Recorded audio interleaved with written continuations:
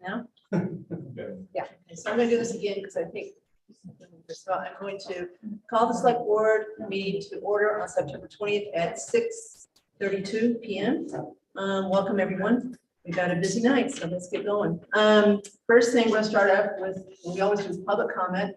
This public comment session is for items anyone here in the public wants us to be aware of that is not on the agenda for tonight. If we've got something that relates to an agenda item, wait till we get to that and you can speak to that specifically. So with that, do we have any public comment to start out with?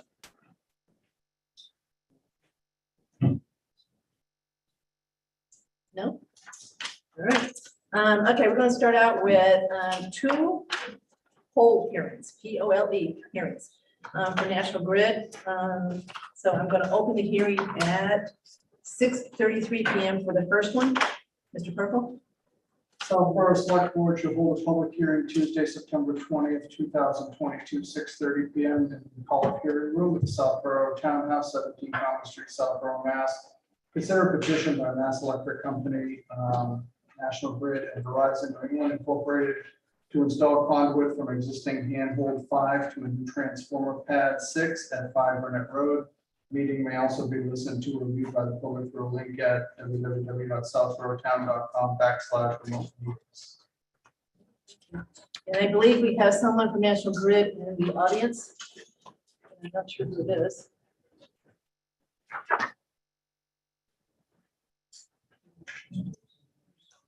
I believe it's one of the two phone numbers, but they'd have to raise their name. So can you raise your hand if you're from National Grid so we can bring you over? Not sure if they can raise their hand. Right, so. Katie, can you just bring the two phone numbers over and then if we're wrong, we can put the other one, put one in the back. If not both National Grid. I can't see the names. Does everybody recognize the other names? We know it's not. Yep. So, Yep. Just a lot.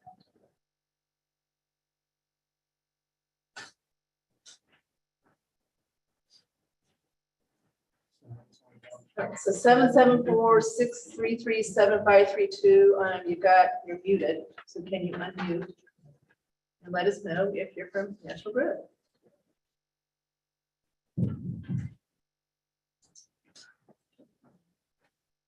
Hello, hello.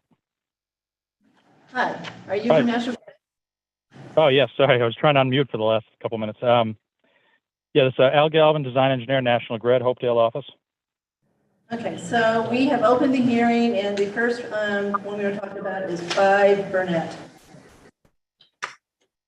Okay, yeah, it's a new residence, and I believe it's down at 17 Granule Road is the new home that needed service. So in order to bring them cable to serve their home, we had to make that installation in front of 5 Burnett. There is some disturbance of the very edge of the yard there, but the on site, the neighbor at 5 agreed to the work and was okay with it.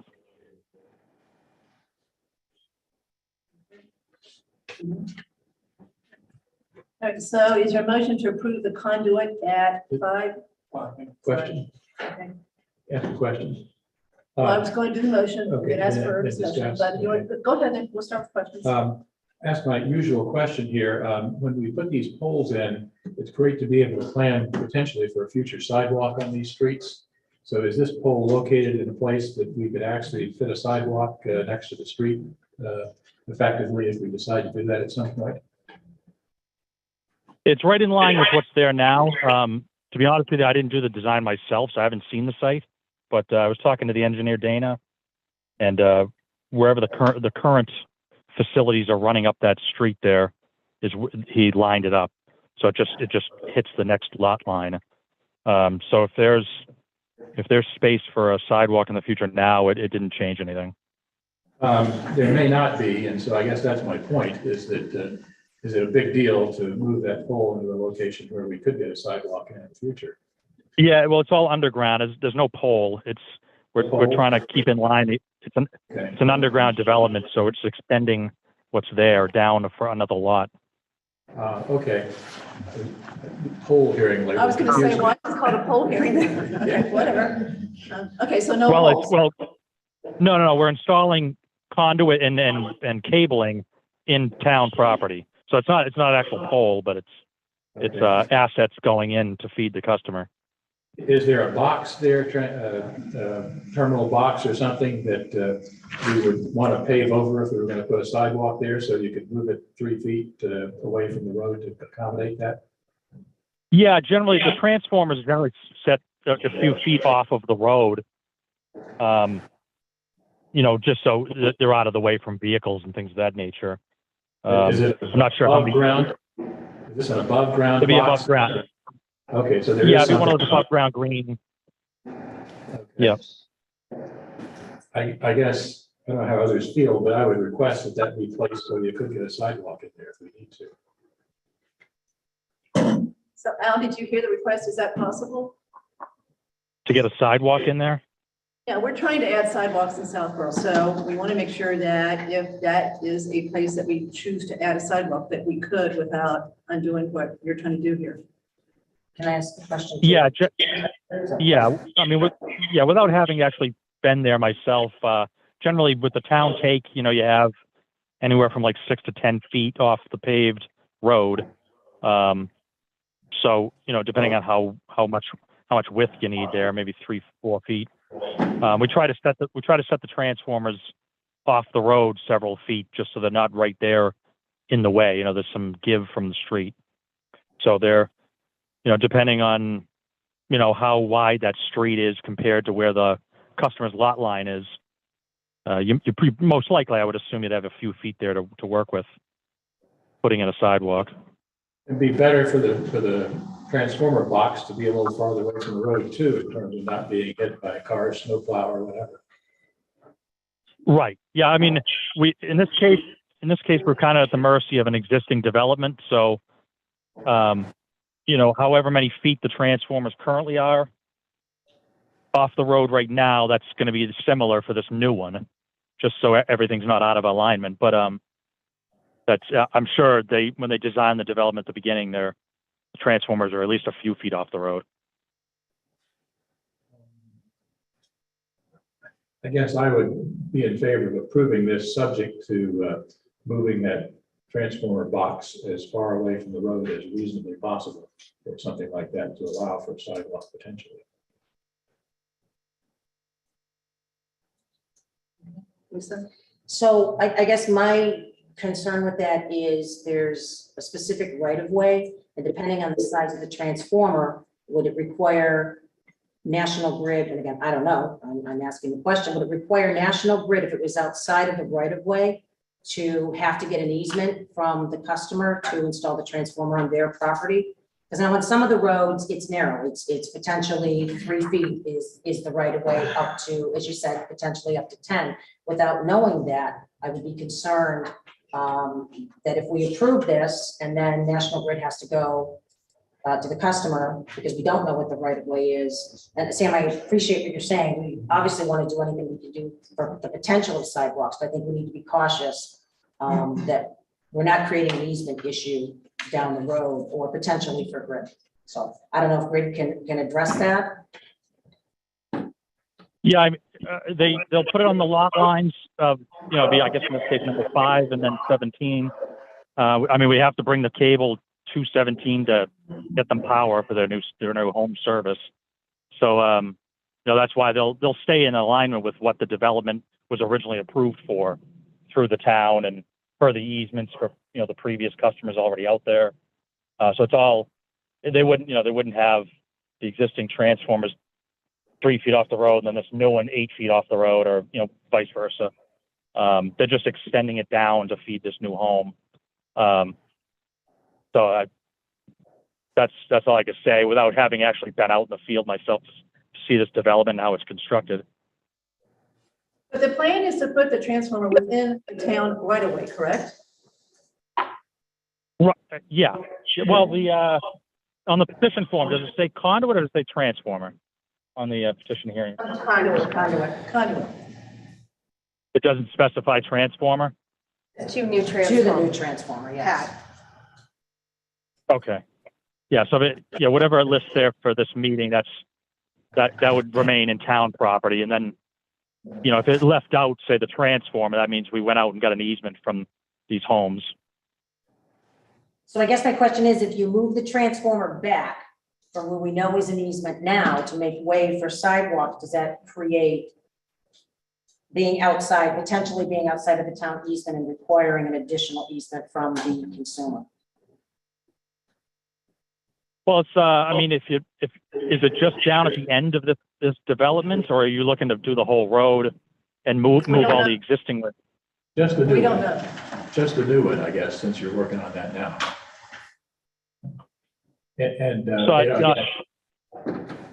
What I'm asking, I guess, is to move it as far over on town property as you can to allow for sidewalks there.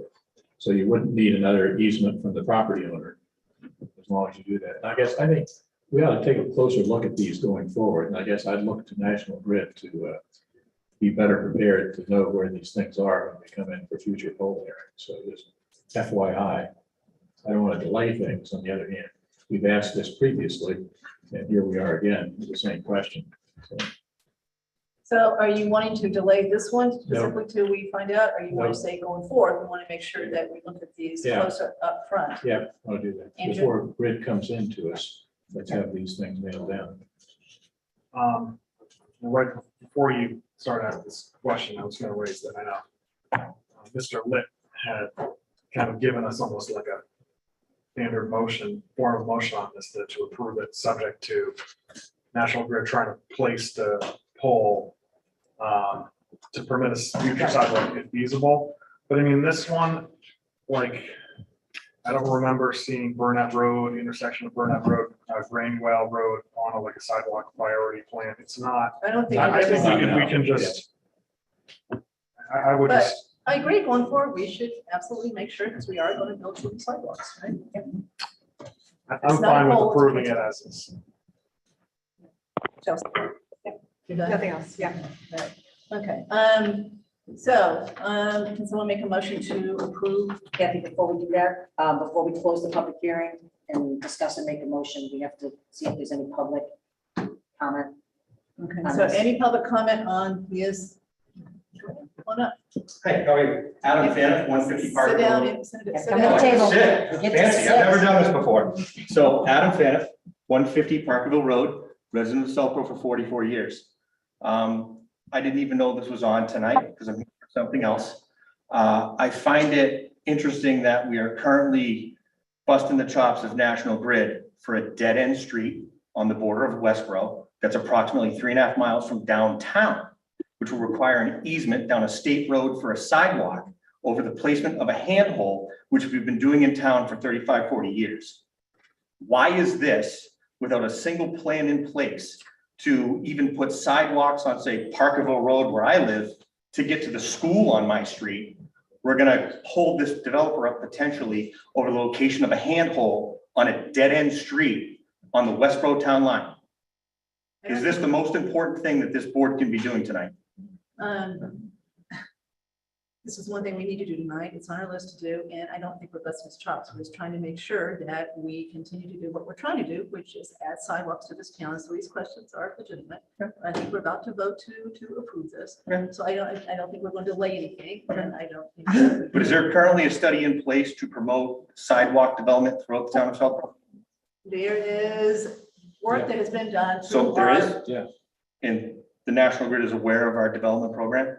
So they already know this before they spend all their time and money engineering? There's not a specific plan for sidewalks. Okay, so they don't have one. They don't have one. Okay, so we're gonna try and enforce the potential for being one. No, we're going to ask them to be considerate of this as they put these. Okay, I'm make just these changes. making sure we're consistent. Yeah. Very good, thank you. Okay, any more? Yeah, going forward,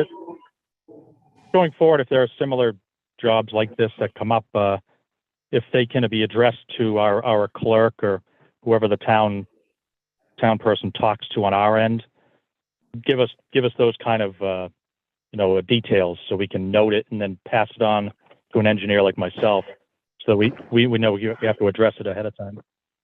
All right, noted. Any other further comment from the public as far as this whole hearing subject? Okay, so I'm going to officially close the public hearing. Yep. So a motion to close the public hearing for 5 Burnett Road. Second. All in favor? Now, we're going to vote to approve the request here for the work they have to do at 5 Burnett Road, the conduit and the transformers. So motion to approve the request by National Grid and Verizon. So moved. Okay, all in favor? So 5 Second. second. Okay, that was done. Okay, now, Al, we're going to the second one now. So I'm going to open the public hearing for the second one, which is 35 Boston Road to again install, this one is to install new poles. Okay. Al, Yep. First, sorry.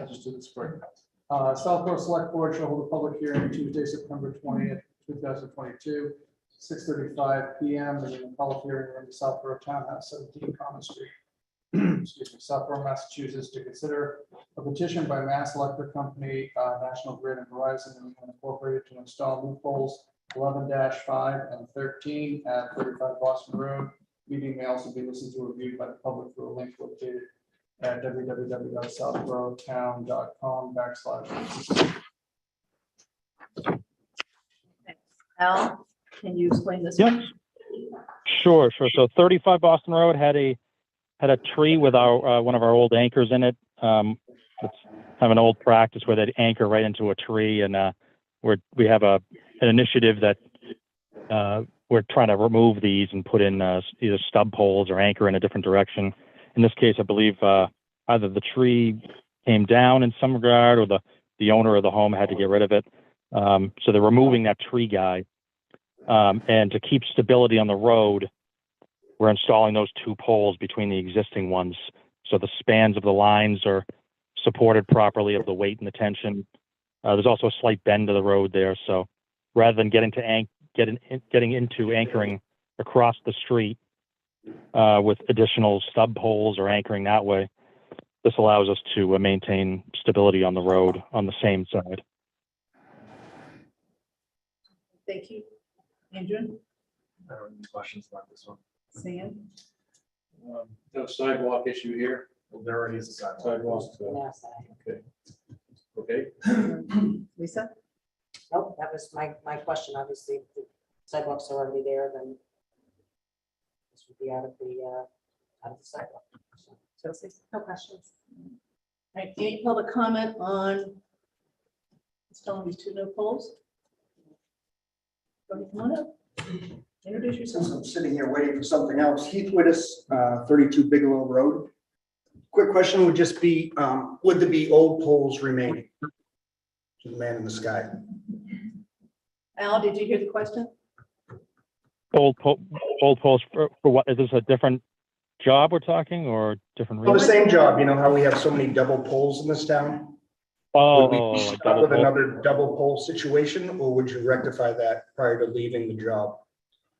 Well, this is just installing new ones, but the double poles that are out there for previously replaced poles, that's Yeah. something that's an agreement that Verizon does the removals.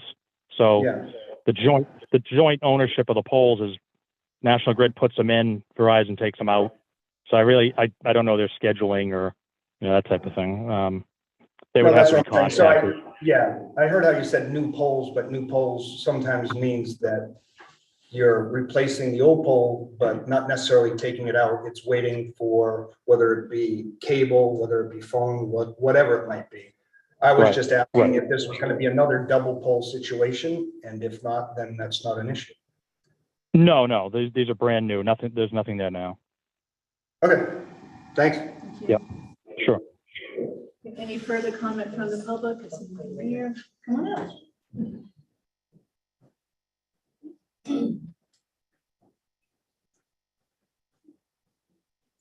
Jean Bannon, I'm at 37 Boston Road. So I'm right next door. I just have one question, because I work from home. I just want to know if I'm going to lose my internet or power Al, did you hear the question? when they do this. Yeah, no, they're able to transfer everything over. There's no need for like taking an outage or anything like that. Great, thank you. Any further comment from the public on adding these 2 new poles? Seeing none, can I have a motion to close the public hearing? So, second. Okay. Can I have a vote on closing the public hearing? So 5-0. Okay, now can I have a motion to actually approve the installation of these 2 new poles at 35 Boston Road? So, second. Second, all in favor? 5-0. All right, we're done with those 2. Thank you, Al. Thank you for coming in. All right, thank you. Sure, appreciate it. Nice to see you. Thank you for coming. Mr. Valentine, Ms. McCullough.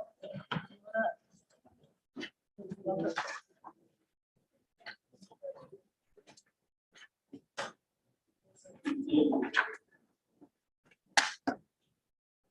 guys doing? Good. All right, so Q4 2022 financial report.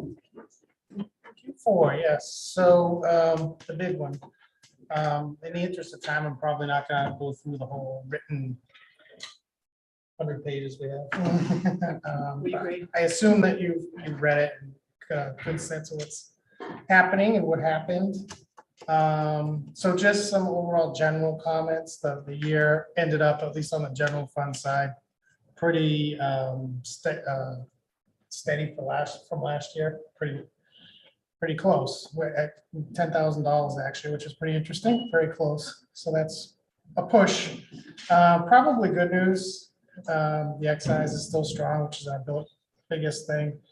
In the ambulance fund, although that's another fund, it was up a good amount this past year. So that's really good for looking ahead for capital and next year for when we start putting together what's going to come out of there. So that's good. Just other things, the water fund, as you know, is still a little bit icky. Although we're just doing the new billing, and the billing after that will include the summer. So you know how the summer was. I expect there's going to be a big revenue source there, I would think, but we'll see. And we're also looking into redoing the rates again. I know everyone loves doing that. So we're going to be coming forward with some options on that again. So, you know, make it a healthy fund into the future. So restructuring. That's good. And how are we going to go about doing that specifically? We have Matt Abrams involved, who we had before. So he's using some of his prior data, and we've asked him to do a few little exercises to show us what tweaks would do to tiers and things like that. So we'll bring that forward when it's. Where did we end up with retained earnings at 6/30/22 with the enterprise fund? I'm sorry, where did retained earnings end up at 6/30/22 At this year. June 30th for. for water enterprise fund? You don't know, or you're half low? I can get that to you tomorrow. No worries.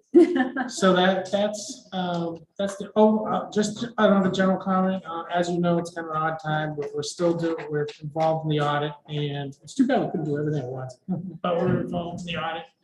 And so that, and the OPEB audit gets updated, short update this year. So those are going on, and the DOR will soon be looking at our financials to close the year. Not quite yet, but we're pretty close. Yeah, the gateway is pretty populated with our data now, but Paul still has a few lingering items as well as Carla. So we're getting very close on that. Other than that, that's all I have to really say. If you want to add anything, take any questions here. For expense. Well, Brian gets the better end of the stick. I get the shorter part. Yeah. Shorter end of the stick. I get the Less shorter part. paper, yeah, Less the paper. shorter part. In the memo that we had done for general fund expenses, a lot of meat there, a lot of numbers. I didn't know if you had any specific questions before I went ahead and I want to address things that you've already. you know. Of course, I'm waiting for Betty Beth on free cash, as you know. Yeah, So, soon. you won't tell me tonight, you're Soon, telling me so. soon. Yep, yep, once the DOR certifies it, yep, it'll go right out for sure, yeah. Kathy, can I ask a question on the Everyone general else? fund? Yeah. I'm just ad-libbing over here. Okay, so continue. Anything else? I, there was a lot of, bullet points in the memo. I didn't know if you wanted me to read it in the interest of time, or if you just wanted to ask questions. I wasn't sure. Does anybody want this read? Yeah, We've got a lot to do tonight. we've read it, so I have a this question- specific Okay, we're gonna ask questions, Yeah, but as far as just reading what we were given, I think we're okay, right? Okay, so thank you anyway. okay. There is one thing that I wanna speak about. It's the FEMA. Actually, we are finally coming to wrap that up at the end of the month. Everything is due to the FEMA claims by 10/1. We do have some exposure on the FEMA vaccine claim. It's the time for the Board of Health Director and the nurse. I'm hoping that FEMA sees it favorably because we're, it's vaccine time and it's the only avenue we had to get this type of vaccine time reimbursed. So What do you think the exposure is? exposure is 42,000 out of 107 is the claim. Why are you worried about this one? Just because of how we funded the positions, how that was structured. Well, I understand that piece, but why are you specifically worried that FEMA is going to reject this one? Oh, because they have in the past so there's FEMA vaccine and there's FEMA PA. The hours for those positions were denied from FEMA on the FEMA PA claims. To us. Yes, so I just wanted everyone to be aware that there could be some exposure on that. Hopefully it's a worst case scenario and that's not the case. Takes usually about 6 to 8 months for FEMA to work through everything. It's a lengthy process and a lot of back and forth, but I just wanted everyone to be aware that that could be something that we could be stuck with. Okay, so this is 6/30/22, it's $42,000, right? The city come back and they reject it, what do we do? We have to fund that somehow. We would have to cover, like for the past 2 years with FEMA and CARES, and CARES is over now, but we have not had to cover any deficits in the funds because they know that these claims were taking a long time to get, resolved and. So you'd have to appropriate it. Exactly, yeah. So That's we'd have to cover it one way or another, so, yeah, but like I said, hopefully the, worst case scenario, but I just wanted to be aware that there was some exposure. So, forewarned. Lisa, you want to start? Yeah, just a quick, that was kind of somewhat of what my question was. I saw that the 59,000 that was denied went through a reserve fund transfer. So there is no other avenue to try and get, and again, you're very good at what you do, but I have to ask the question. Yes, There is no other avenue on that, and that was basically trying to find how we could do it, and the reserve fund transfer was the appropriate way. right, yep, for So the time frame that we were. Okay, so the 42 may fall under that same window of being asked for through a reserve fund transfer at the end of fiscal year. A portion of that time due to when it was worked, because, Yeah. the vaccine clinic started actually, in the prior fiscal year.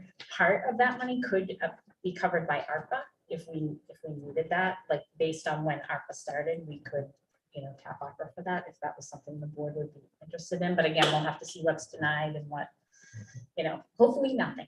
But Okay, so I now just- I'm confused with what Brian just said, what you just said. Yeah, So 6/30/22 is going to be long closed by the time they come back and say yay or nay, right? right, So right, free cash is certified, we're done, DOR is done. Yeah. So what you just said didn't sound like what Carla said as far as what we do. We get it back, we got $42,000 that they're not going to give us, we've got it covered. So how are we going to cover that in 6/30/22? Well, she just added that you could use ARPA money. for I got that. So I Based got on it. for a Okay, certain but what- Or you could do an appropriation or transfer. You have multiple options. In 6/30/23, we're not going back to 6. Oh, Exactly, right, right, exactly. right. All All of right, that's these- what I thought you were going back to. Yeah, no, no. all of these FEMA expenses are living in a separate fund. So they instructed us to move them out of the general fund. So they happened, the dates that they happened, but they're in that special revenue fund separate. So, yeah, good question. That's it for me. Thank you. I just wanted to make sure there was no other avenue. Sam? Thank you. That was my main question on the FEMA thing. In fact, very good summary. I found that very helpful. Answer. a lot of questions that I might have had. I would suggest maybe we ought to think about not having all the financial detail in the packet. I'm not sure all that detail is available if somebody wants it, so that it's slimmed down the packet, and just the summary memo that would sort of suffice. On the FEMA thing, we appealed that. Apparently, they denied it, and we appealed it. Is that the way that works? We have, Neil and I did file a subsequent claim to kind of, Okay. kind of try to reword, and he's very good at wordsmithing, knows all those FEMA terms that they really like, and yeah. But have you officially, because I thought it hasn't been denied yet, you're waiting for it to be possibly denied and then you would appeal it, or it's, or. Oh, no, the ones, the FEMA denials that we have. All right, so the correct. other, so that, we're not talking about 42, we're talking about other denials. You go Right. back and reword it and Yeah. file, okay. Yeah, yeah. Is Good. that something that's with the CSS? Is this what They they're more ass- applying for things? they helped more on the care side. Okay. all right. Neil and I kind of tackled the FEMA because he actually has experience. They have experience as well, but he has experience in Southborough working with the rep that we had. We're very fortunate. We had the same rep throughout the whole disaster. Other places have not had that. So he has a former relationship with that representative. So, and he's very responsive actually, despite that it takes 6 to 8 months to get the claim back. It's everybody above him, but yeah, so CSS did a little work on FEMA, just like questions, things like that, but yeah, we're not currently using them much right now. Okay.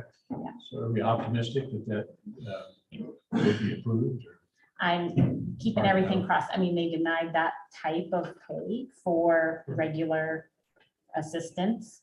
This is vaccine, so I'm hoping that the fact that it's for vaccine, will trump that, because we didn't have a plan in place. No one had a plan in place, for vaccine costs. So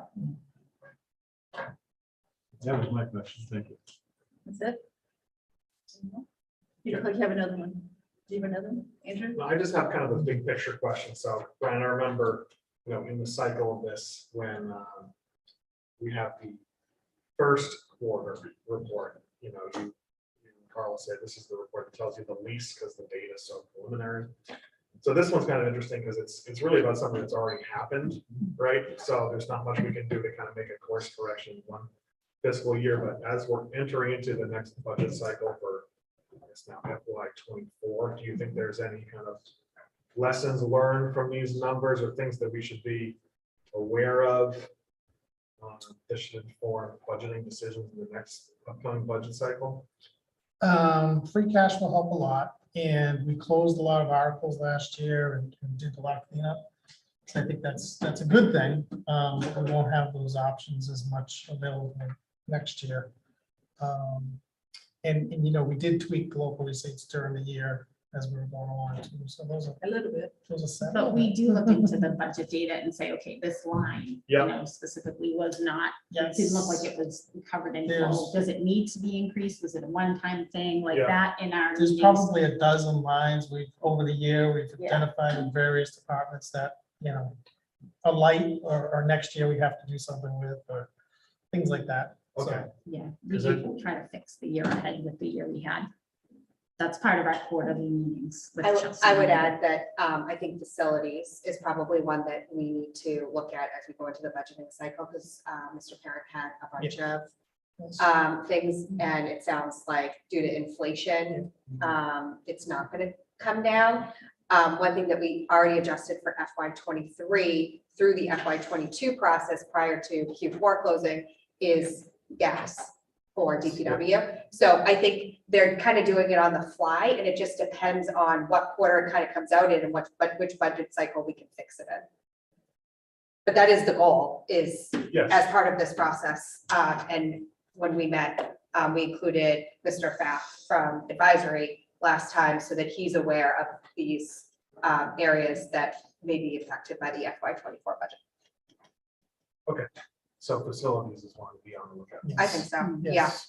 Yeah, he's already given us a heads up. Okay, so I'm assuming you have no questions because you were part of this together. Correct. I just have a comment. Okay, go ahead. I think, so this is my second full year doing this process, and I have to say the department heads have done a fantastic job with Carla and Ryan, being proactive with letting the board know. And the Q4 used to be the hardest quarter to do because you're trying to figure out what happened in Q1.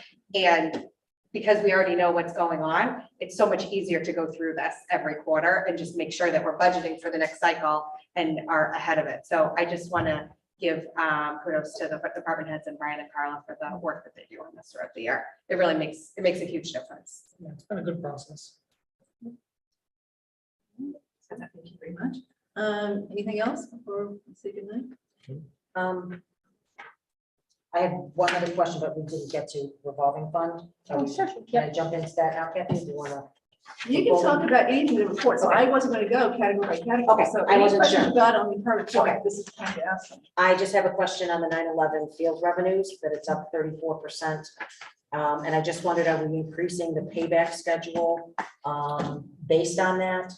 I think recreation's meeting tonight. They are. Okay, Yeah, so I think that's on their agenda tonight. We had a conversation with Tim and.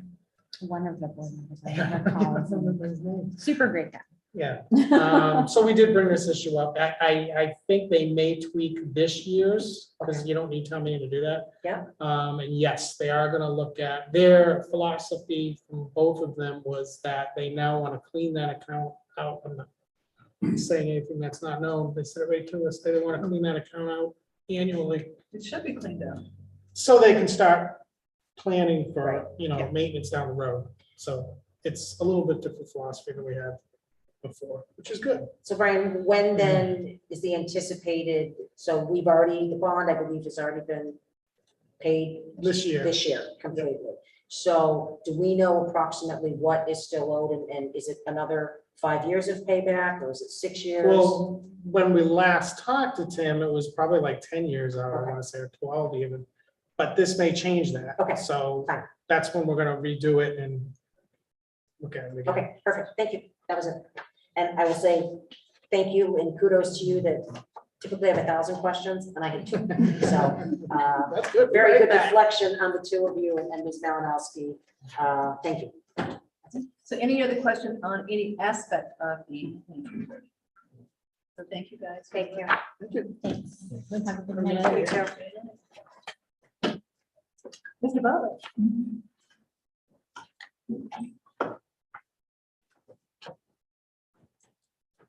Evening. I was told that I had been planning on doing this remotely. I was told that it could be managed with the copies, the black and white copies you were sent. So I'm sorry, I meant to call you today and just say, you are coming down, aren't you? But I didn't. So I apologize. So how am I going to, Well, let me introduce you first. Okay, officially, fine. Okay, All right, and then we'll decide we're gonna do this. Okay. There. Okay, so thank you for being here tonight to present your first draft of the report on the request by Hopkinton to access the MWRA water supply through Southborough's water system. I think most people know Mr. Butler and his well of work for the town over the years. But for those who don't, I want to provide just a brief background. Mr. Butler was on the advisory committee for about 30 years. Okay. During his tenure, he authored many research studies and reports to aid the town in making major decisions such as our current cash stabilization policy, whether to build our own high school, and most relevantly, work on water issues such as the tiered water rate system that we have today. He also recently advised the town on whether we should replace the hopper at the transfer station, and that work resulted in saving $3 million. We concluded we did not have to, even though we thought we did. His work is always extremely scholarly and interesting. One of the goals that I was assigned for fiscal year 23 by the select board is to provide support to our DPW head in making major decisions. Obviously, allowing Hopkinton to connect to our water system would fall in that category. Mr. Butler knew about the Penny decision and called to see if we wanted him to take a deep dive into the project. Mr. Purple and I met with Ms. Galligan to confirm her agreement that John's involvement would be helpful. Here's Karen. There she is. Okay. Karen, you come on up too if you want to. John has reviewed his work to date with Ms. Galligan, and it's my understanding that they are in general agreement as to his conclusions. So tonight, John will present his initial report to us, and afterwards we can ask questions, take any public comment, and then decide what our next steps are as a select board. Thank you, daunting. So this is a review of where we stand today.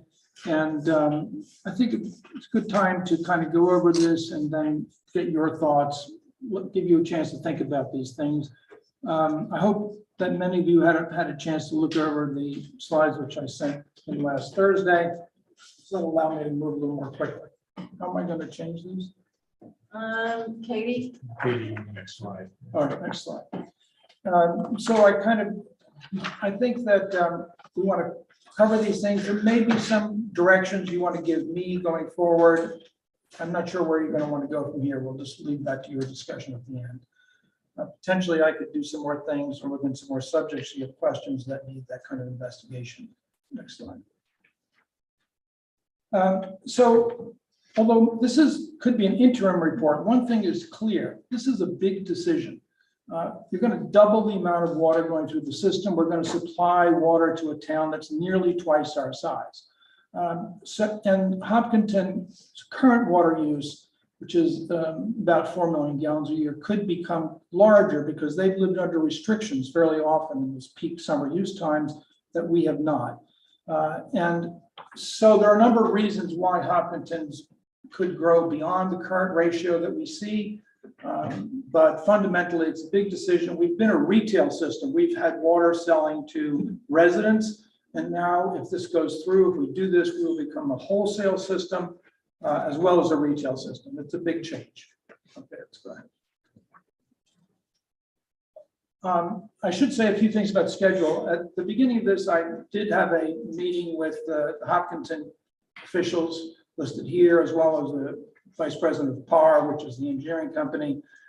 It was an introductory meeting, but one main thing was what kind of schedule and do we need here?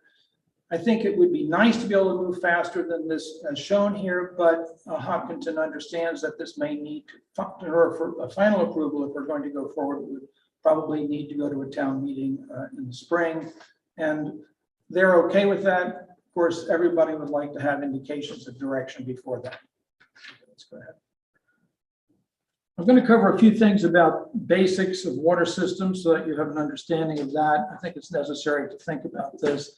Then I'm going to talk about what's been going on in Southborough for the last 20 years. Then I'm going to review the specifics of this connection and some questions that might arise with respect to it, specifically the 3 questions that are listed here. And then the next steps are going to be up to you. Let's go ahead. Okay, so a few very global pictures here. One is that global warming is not expected to affect rainfall in New England. It may make it less predictable, but we're not expecting drought. So that's not an issue that can be forecast for being part of this large global problem here. The big issue potentially affecting the system is the discovery of unexpected toxicities in groundwater. This could put more demand on the MWA water system in the future, just as Hopkinton wants to get on the system. But for right now, that's not our problem. Right now, MWRA has extra water. That's the good news. And Hopkinton is seeking their permission to obtain some of that extra water by getting it through us. But I thought it'd be a good idea for you all to have this sort of a global picture here. Next slide. So water has a peculiar characteristic. It's essential. We all know that you have to drink water, you have to cook with it, you have to flush the toilets. But the discretionary use of water drives the whole size of the system that we own. And that discretionary use is primarily water for irrigation of lawns and gardens. The usage doubles during the summer, a little bit more than doubles. And that peak demand drives the size of the whole system. And that drives the whole capital investment picture. So the peculiarity of this is that the system is scaled to meet the peak summer days. And that's twice as big as it is the rest of the year. And that governs the size of the investment in pipes and storage and pumping that you need. So it's not exactly what you might think, but that's the way it is here. And about a third of our use is discretionary through the whole year, and about 2/3 is what you consider essential uses. Let's go ahead. This discretionary use varies enormously. from one house to another, from one community to another, and from one decade to another. Many municipal systems, not ours so much, limit that discretionary use because they don't have adequate water supplies. We've had very few limits on our discretionary use of water because MWRA has had ample water through most years. They've had plenty of water in the system. And so we have not had much in the way of water usage limits in this town. Let's go ahead. Okay, now that's the basics. Now let's take a look at what's been going on in Southborough for the last 20 years. And if you want more years, I can probably talk to that too. But let's go ahead. So the peculiar fact is that our water usage in town peaked in the year 2004. And it has been slowly declining for 18 years. During that time, the population of the town has grown significantly. And therefore, what you see is that usage per capita and per connection into the water system itself has dropped sharply. And there are all kinds of fine-grained measurements one can use of this. DEP has their own standards they want to look at, usage per residential connection. But if you just take the total gallons pumped in 2000 and in 2019, and you divide it by the number of connections, you get it's dropped dramatically, 124 gallons per capita per day in 2000, down to 75 in 2019. Residential, if you take only residential, which is an important category for DEP, it's lower than that, it's about in the 65 range. However, an important point is that these numbers are still slightly above DEP usage norms. So it doesn't ring a bell as, oh, wait a minute, this is crazy low numbers, there's something wrong here. Not the case. We're in a good range right now as far as Mass DEP is concerned, as far as our usage in this town right now. Okay, let's go ahead. So here are some charts, and total annual demand, total peak usage. The data is very noisy, as you can see, because rainfall varies, causes tremendous changes in usage. So it's always going to be noisy data. But you can't, no matter where you look in this system, no matter what piece of data you look at, it's down over the last 18 years. Okay, let's go ahead. So then we can also say, well, what have our forecasts been? Well, the forecasts have been pretty uniformly too high, and in some cases, quite a lot too high. So we've had forecasts of 144 million gallons per day as an average from the engineering company we used previously called H2O Incorporated. We had 152 forecast by FAR. The actual, a few years after their forecast target, which was 2016, was about half those numbers. Okay, so now that sounds harsh, but honestly, so I did a deep dive on the water system in 2008 that resulted in a change of pricing.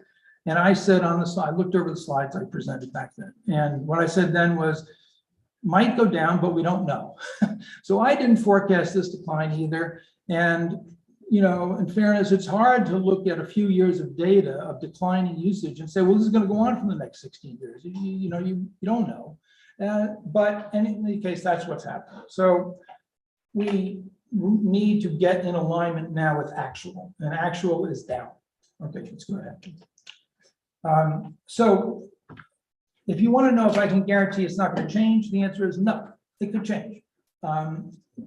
Probably the decline is due to price sensitivity. Prices were about tripled here in town in some categories of usage, doubled in others, and the lowest usage category went up by a smaller amount. But that's probably the main cause. I think it may have triggered an awareness, the prices may have triggered an awareness about conservation. There may be other factors at play, but in any case, it could change. And so we're going to try to be a little conservative in doing the forecasting of water usage coming up here in a few minutes. Okay, let's go ahead. Okay, then it's instructive here to also look at population forecasts. A company called RLS was paid by the town of Southborough, to do a forecast of the population in town for the schools. And I looked at the report, and, well, I just decided I couldn't improve on their methods. So I just took their 2030 forecast. For water, 2030 isn't, I mean, you'd be kind of have to be terribly optimistic to think you could forecast school children beyond 2030, but, because that's pretty much impossible. But for a water system, you really, 2030 is just getting started. These systems go 50 years. Two of our towers, I think it's two, Karen, were built in 1930, okay? So long amounts of time for water systems is different from long amounts of time for school systems. So as a means of projecting beyond 2030, I looked at two communities that might be thought to have been built out in 1980. Specifically, I looked at Lexington and Needham. And Lexington had a 40% population increase in over 40 years, total over 40 years, not per year or anything like that, but over 40 years. So build out is a bit of a fiction. Every community can always increase in population by increasing density somewhat. So I took the Lexington growth rate to extend the RLS forecast beyond 2030. And then I applied a connections per capita data, last 5 years of connections per capita. In other words, if we get a population increase of X, how many new connections do we get? So to forecast the number of connections. Okay, let's go ahead. And so here is that. The 10,946 is the RLS forecast. The others are extrapolated by the means I described. And the connections are forecast by using the ratio of connections to population growth that we've been seeing over the last 5 to 10 years. So that's population chart. Let's go ahead. Okay, so what does that mean if you want? So the purpose of doing, we're not really here to move people. We're here to move water. So we have to make a connection between people and water. What it comes down to is that it's pretty clear that the usage change is bigger than population change, potentially. So if you want to know which might affect the water consumption more, it could be affected to a larger degree by usage change than by population change, plausibly. So I had to make some assumptions, and I decided to assume that usage per capita holds constant at the current level.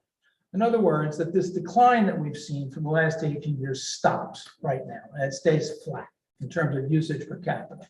That's more conservative with respect to the demand of the size of the water system than assuming that we have continued decline, this continued downward trajectory. So when you do that, then what? Well, the outcome is that we were higher 18 years ago, and we're not going to go above that number anytime soon, is what it looks like. Take the population, you say constant usage per capita, therefore it's going to go up. The usage, how long does it take to get bigger than what it was in 2000 to 2005? Well, it takes a lot longer than your building cycle for water equipment. So let's go ahead to the next chart here. So here is the left side of this chart is, you saw that a couple of slides back. That was the bouncing around water usage aggregate. And here's the projected, those are those dots. I didn't connect them with a straight line because it would look silly, because it's always going to be noisy, and my making up noise for you is not to any point. So, but as you can see, somewhere in the, this shows that somewhere in the 2040 to 2050 range, you might be pushing, if these forecasts are correct, you might be pushing up against where you were in the 2000 to 2005 time period, okay? But that's 18 years out, you got time here is the point. We're not about to overrun the capacity of this system, even as it was 18 years ago. So let's go ahead now, and then we'll get to the supply side. On the supply side, well, we haven't been standing still. We've increased the distribution capacity a lot. Distribution basically means pumping and transmission. And in that time, while we've increased it a lot, usage has declined. Okay, so we're going to see you're in better shape than we've ever been. But one thing we haven't done, and that's important, is we have not increased the storage tanks here in town. And the water business works by rules of thumb about, how much storage is nice to have, and we're a little on the low side.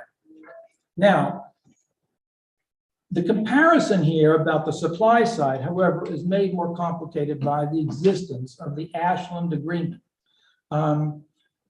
Because Ashland, we signed a deal with Ashland in 2017. They have yet to take a drop of water under that agreement, okay? So the only thing we really know about usage, about the response of our actual pipes to demand is based on the simulation that's run by the engineering companies. Ashland has never drawn any, well, did they get any water out in the last week or two? No. No, okay, they're a little broken. It was supposed to work, but it didn't, I guess, when they went to turn it on 2 weeks ago. And drip. Anyway, so we don't have any. Did you just say that they tried to access our water and they couldn't? I am not the expert on this. Karen could, I don't, yeah. We can ask that, okay, Lindsay, we'll ask you later. Yeah, I tried to stay focused on Hopkinton, but they were going to take it and then it didn't happen for some reason, but later on we can follow up with that. So the point is though that we have a lot more capacity, but we don't have any real world experience with the potential full peak demand of Ashland. We have a little bit more information about Ashland coming up here. Let's go ahead. So here's, now let's summarize this 20-year trend. It's always possible to make a big system like this better. You got 87 miles of pipe. You can't have perfect 87 miles of pipe. It just doesn't exist. So, and we have a couple of things. We don't have a lot of storage capacity. We could use some more.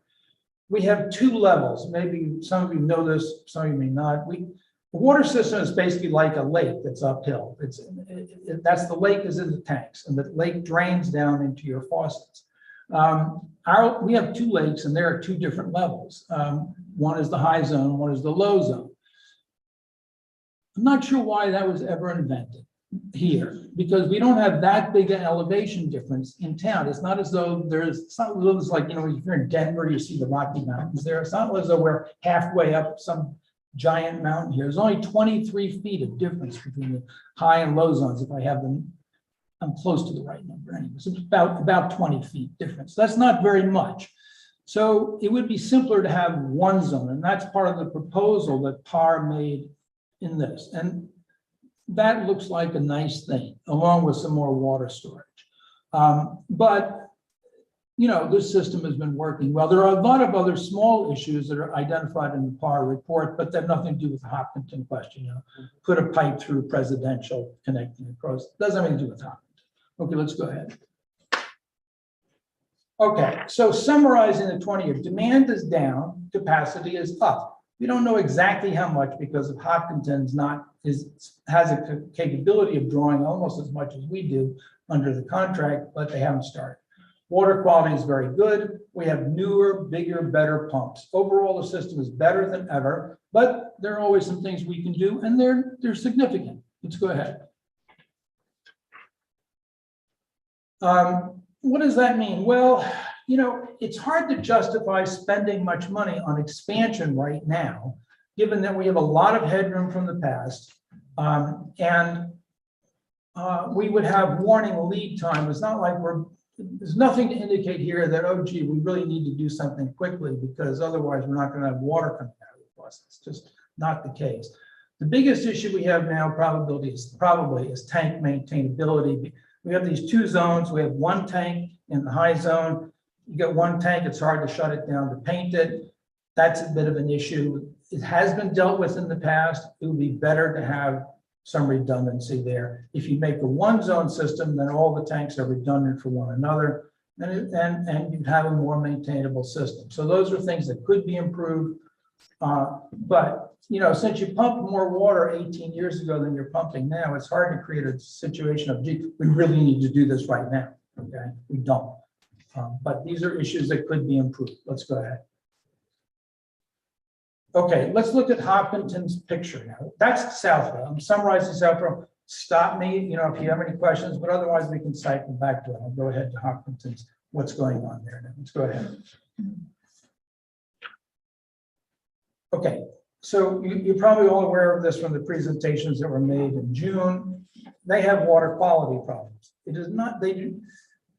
Water quality is the crisis issue driving them to need MWRA water because PFAs are in their largest well This is an example of previously undiscovered toxicities in water. That is the nature of sort of technical progress in our modern era. The problem is unacceptable. Some solution must be found, and I'm sure that some solution will be found.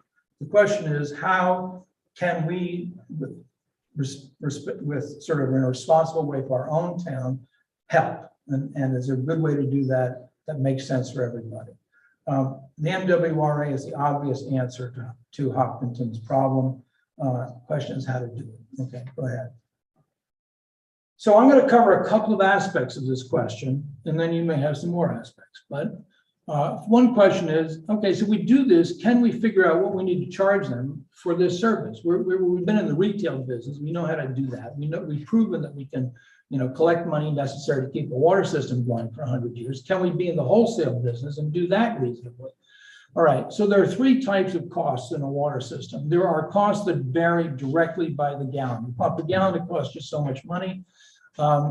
And those are direct variable. Nextly, there are ones that are intermediate in terms of their variability. Those are maintenance and overhead costs. They tend to vary not so much by the gallons, but by how long has those pipes been sitting in the ground and how many miles of those pipes do you have. And then there's the cost of making the system bigger to handle more capacity. Let's go ahead and we'll take a look at each one of those in more detail. The first type, I don't see any allocation problems for directly variable costs. Basically, MWRA will probably bill Hopkinton directly. We will bill Hopkinton for the electricity needed to pump the water out of the aqueduct and into the tanks. And we will also probably charge for the actual depreciation of the pumps themselves on a usage time gallons pumped basis. There's no big problem with allocating any of these. There's a minor issue which I haven't talked to Par or Karen about in detail yet, but it probably will cost us a little more for every gallon that we use to pump it if we pump it to a greater height. That's called a pump efficiency curve. We'll have to look at that, but in the bottom line is there's no real problem figuring out a fair way to charge Hopkinton for this part of the cost. Let's go to the next one. The next type of cost doesn't vary by gallon. In fact, it pretty much doesn't matter how many gallons you pump through it. It's the cost of maintaining the distribution system. It doesn't care how much water flows through it. Maybe it's better if more does. But our system divides, if we do this, our system can be thought of logically as dividing into retail pipes and wholesale pipes, or heavily wholesale pipes. Pipes that when Hopkinton is on, a huge amount of water flows through those pipes that if Hopkinton is off, they don't carry. But on the other hand, probably the pipe that serves my house, and probably the pipes that serve most of your houses are retail pipes. I don't know what street you live on, but let's assume that. What that means is basically if Hopkinton's on or Hopkinton's off, it doesn't matter because the amount of water that's going on your street isn't going to change. So we need to be able to divide the system into mostly wholesale pipes or largely wholesale pipes and mostly retail pipes, and then allocate maintenance and overhead costs based on division of the pipe miles for each type. It turns out that the water system engineering these days is done largely by a software simulator of water flows that PAR has built up over the years, built up over quite a few years. The software ultimately comes from the Environmental Protection Agency, the federal government, gets updated by some private firm, and then that simulates our system. And it can tell us what fraction of the pipes, what miles of the pipes are wholesale and what miles of the pipes are retail. And there's precedent. PAR does this for the city of Providence, Rhode Island, in charging their 10 towns. They divide the pipe miles up this way so it can be done. We'll not be pioneering anything. So we can figure out what pipes Hopkinton owes us for the maintenance of. So I think these costs can be fairly allocated between the towns. Next slide. The third cost is capital expansion. You're going to double the amount of water going through. You have to put in a lot bigger pumps, a few bigger mains, and you probably need some more storage. That's all in the proposal that you received from PAR. And here it's going to be a judgment call that's going to be your august authority to decide about. But there's some benefit to Southborough of this proposed system, but it's somewhat offset by the management attention and some engineering risk compared to a local only solution. So it's hard to justify our putting a lot of money into expanding the system when we've had 18 years of declining demand and we've had a big system expansion anyway. Okay, so as it was first presented, the fact is that on balance, we probably wouldn't be doing any of these things right now. I don't, see that while they're nice, we probably wouldn't be digging into our pockets at the moment to do these, because look at the picture we've got here. 18 years of it going down. We've built a lot of extra capacity. Would we spend this money now? Probably not. So that's a factor to think about in how we approach Hopkinton on the cost sharing of expanding the system to serve their needs. Okay, next. Then there's the question of later on. Now, this is the beginning of a subject which I'm going to have to take you through in some detail, which is it could be that even though PAR has assumed that Hopkinton's usage increases by about 50%, and that gives us some headroom, but still it could outstrip that down the road, or it could be that it was not as conservative as they thought. We're going to have to be able to answer the question of what happens if the system gets put in, it works, the payments are agreed upon between the towns for those initial changes, and then 4 or 5 years down the road, another expansion is needed. We don't want to be thinking about that for the first time 4 or 5 years down the road when that happens. So that's the point here. We have to be able to figure out how to cover that. We'll have more to say about that in a minute. Let's go ahead. So just wrapping up on costs. The variable and maintenance costs, I think it's easy to fairly allocate those, and probably therefore easy to reach agreement with any other wholesale customer about what those costs should be. The capital expansion costs, the initial ones, I just posed the question, are we going to be able to agree on that? I don't know. It's going to be depend on what position you guys want to take and what position Hopkinton wants to take. And then we need to be sure that the contract doesn't walk us into a blind alley if there are later costs of expansion. Okay, let's go ahead.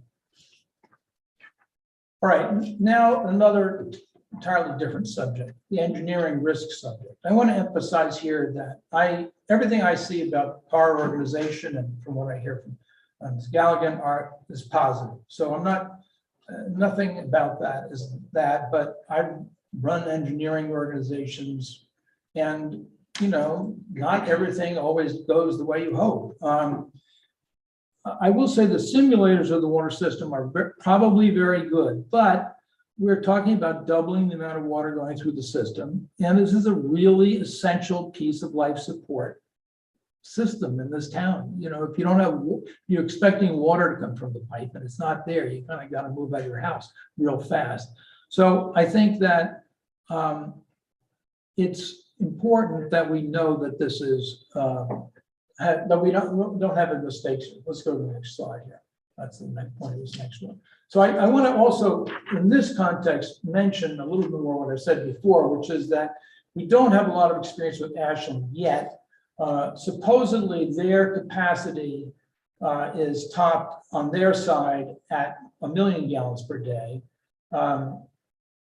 When they're taking that, that would probably be about half of, typically when they're taking that would probably be about half of our own demand.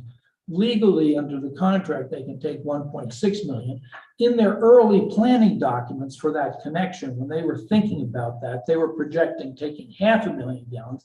And the answer right now is we don't know, because they haven't taken anything yet. So that is another piece of uncertainty from an engineering viewpoint, entering this now, in which creates an increased dependence on the accuracy of those simulations. So we got a lot of balls in the air concurrently, which emphasizes to me, let's go to the next slide here, that you could require in the contract that there be an independent engineering review. There are multiple firms qualified to do water engineering in this region. It could be seen as a benefit to both parties. I mean, if the water system that's put together here doesn't work for Hopkinton, they're going to be almost as unhappy as we are. So it also is a question as to whether, if you're going to have an independent engineering review, and I don't have the answer to this right now, whether you need an independent engineering review that independently parameterizes the simulation system. In other words, you don't want garbage in, garbage out in the old classic computer industry expression. So and I think that's to be determined. The first question is, do you want an independent engineering review? I think I have to raise it to you as a question. Okay, let's go ahead. All right, the last topic is management considerations of this system. And I should emphasize here that I don't think I would serve you well if it turned out that I de-emphasized some things that turned out to be important.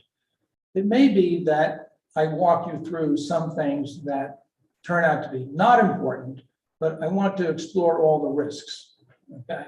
So one of them is, let's talk about the management system. I would say that the management system here that's proposed for this is not something anyone would ever cook up for this water system. The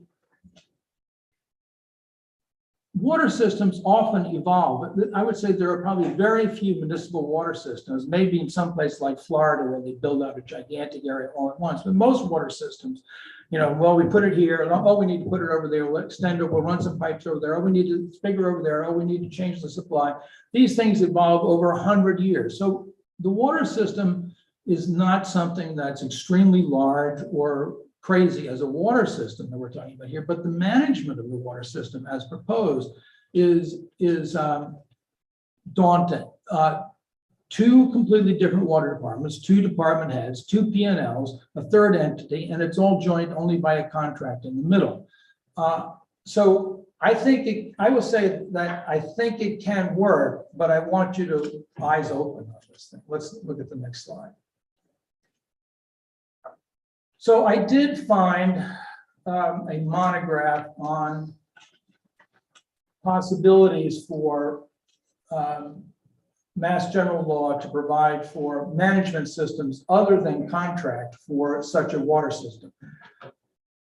It may not be the last word, but basically DEP put out a document. I can send it to you if you want. And basically it says, you got no other choice. There's no other provision in mass law for setting up some governance management system for a combined system. And this is overstatement, I'll admit, but imagine trying to run Algonquin High School without a regional school system, school committee, or without a regional administration. You know, we got a water system here that would basically be more or less as a water flows single system. It's not a fair comparison, but I do think you need to take seriously the management questions. Let's go ahead, next slide. So the point here is that you can, if we encounter problems down the road, we need unambiguous ways to solve those problems without having a lot of finger pointing. So these next few slides take you through the risk of finger pointing in intermunicipal agreements. Let's go to the next slide. So I'm not going to read this. You had a chance to read it, but basically it says, you know, you have some problem that some retail customers in Southborough aren't getting water, and their possible solutions are to make the main that serves Hopkinton and Southborough bigger, or to make retail pipes bigger, and potentially have everybody blaming everybody. We have to have a contract that makes it clear, if we do this, we have to have a contract that makes it clear as we can make it, that is not, we're not going to get into arguments about this. Okay, let's go to the next slide.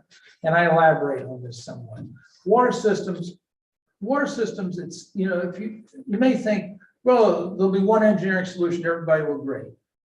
Probably not. There's a fair chance that water systems, the nature of them is such that they often have multiple solutions to one problem. You can do it this way, you can do it this way, you can do it that way. And so that point is that, again, the contract's gonna have to be carefully put together so that problems of a particular type, like problems delivering water in Southborough, there's a single authority to decide how that problem is solved. Can't have, arguments about this going on in the middle of the problem. Let's go ahead. Contracts, I would just point out that I think contracts are brittle and have risks. I won't elaborate on that much more, but really, I would say that, with the regional school system, we had one gigantic lawsuit in 50 years. That rate is probably acceptable. If you have one gigantic lawsuit every 10 to 15 years, you're all going to want to get out of the contract. And so the key is to have it not be operating under a judge's decision about how the engineering should go. That's just not what you want. If you get into that, it's not working. Okay, let's go ahead. So thinking about this problem a few weeks ago, I started looking for who's been living with something like this. I don't have anything much to report to you yet. I tried putting a call into the Lexington DPW chief. We've been trading voicemails. I haven't gotten through there. Sewer systems are more commonly shared. I may be able to get some information that's useful to us on this front. It's going to be an unusual aspect of this one that we have a smaller system serving two larger systems. That is a little bit uncomfortable, but I'm going to try to find some more comparables and talk to people who live with this. Let's go ahead. Can I get the next slide? Katie?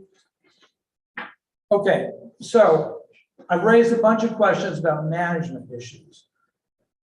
The one idea which I've presented in terms of a way of limiting the risk is what I call contract stipulations. The contract says the parties acknowledge something like the parties acknowledge it's going to be hard to figure this out, therefore this person decides. That's a stipulation of the contract that can go a long way. The other approach is you say, look, we have two towns here, we have two DPWs, we have two water departments, make the design match, make the design of the system match the management structure, because Massachusetts has given us 367 towns and we can't change that. So make the system match the management structure. So that I've talked with Par a little bit about that. Let's go ahead. But those are two options. Let's go ahead. All right, so the first one basically is stipulations. I drafted something here to give you a for example. It's not I didn't pretend to be final language, but basically it's a way of causing the parties to say, look, we know the types of things that can crop up. We all agree right now that in these sorts of situations, here's who's going to decide about it. It definitely can reduce the temptation to sue the other party. Okay, let's go ahead to the next slide. And then the other concept, which I'll just take you through my conversations a little bit about this. So, okay, there's no good way to make nor maybe would Southborough want to make a new management structure. I mean, one isn't provided for. So maybe make the system match the management structure. This would involve something like Hopkinton running its own pumping stations at the aqueduct. We give them an easement through town, make some big pipes. The two problems with that are, number one, the engineering professionals consider that to be too risky not to have a backup. The pipe is too long, but they don't like the idea, and I have to trust their expertise on that.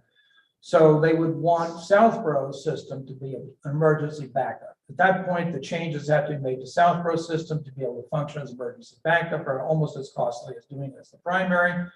So the current answer is it costs too much to go down this path. But there it is. So but I think, at this stage, I think we have to look, look at all the ugly crawlies under all the rocks, and think about all the potential things that might be done to fix those. This is one of them. Maybe it's not a path we go down, but let's go ahead to the next slide. All right, so I'm going to summarize now. Hopkinton has a severe problem. Nobody could have anticipated it. In Southborough, our demand is down, our capacity is up, therefore, we're not facing an immediate need for any major expansion now, and that ramifies into how we would think about sharing costs for this. The proposed system could have some benefits, assuming that the design passes muster. It needs that careful engineering review, just because of the magnitude of the change. The management, there's just this misalignment of the structure. It's really one system with two managements and a contract. And you're gonna need to think about how big you think that problem is. I think let's go to the next slide. I will tell you. So we're at the next steps phase here. My sense is that water systems are pretty stable.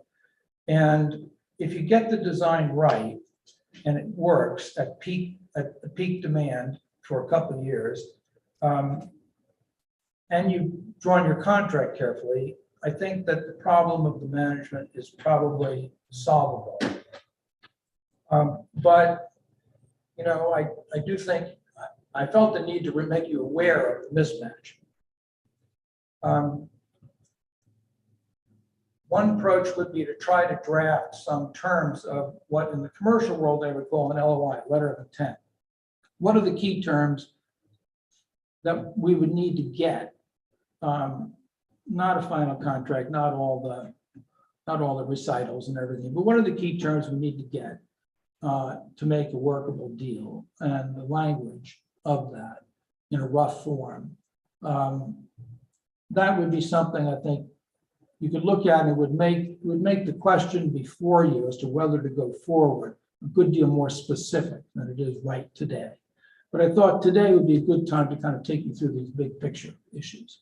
But we could take the next step of trying to say, okay, let's suppose we want to go down this path. What are the 8, 10, 15 key terms we need in an agreement to be able to, and need to have Hopkinton feeling as though they could swallow those, that that's okay with them to be able to move forward. That's one thing we can do. And we can also do some more research on what communities that are tied together by either water or sewer, how do they handle these management issues, because they probably have.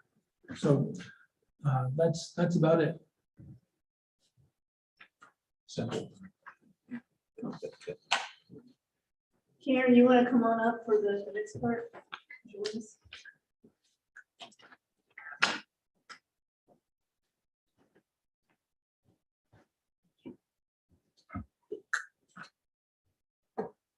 So, I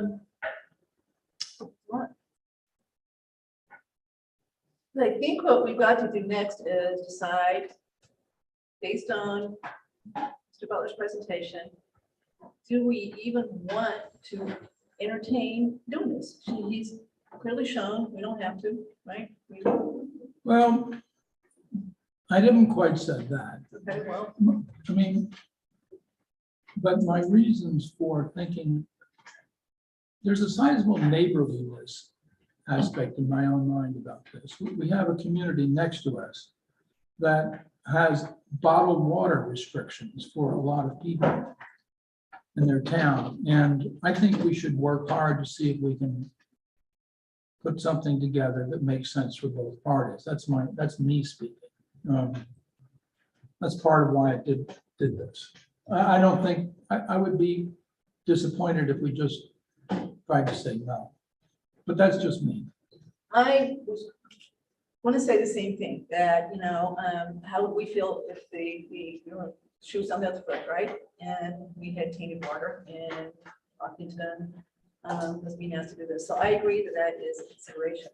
But if you go back to Carr's report that Select Board heard on June 14th, I think you get from that, or you conclude from that, doing this is something that we need to do because of what we do to our system. And I think you have dispelled that. And Karen, I want you to chime in here too. I know you two have worked together and you've seen this report, but it still looks like that, the reasons we would do this is, number one, to be a good neighbor. We know someone who's in trouble and need help, right? And somehow, some way, they've got to figure out how to do this. Number two, we could get some benefit capital wise, to be honest, there is, we do have, that issue, it's the tank issue, which I truly have been talking about the tank as long as I've been on advisory. That tank has been out there from a long, long time. So we've talked about tanks for forever. So we've got that out there. So we could do that. That'd be an incremental improvement, right?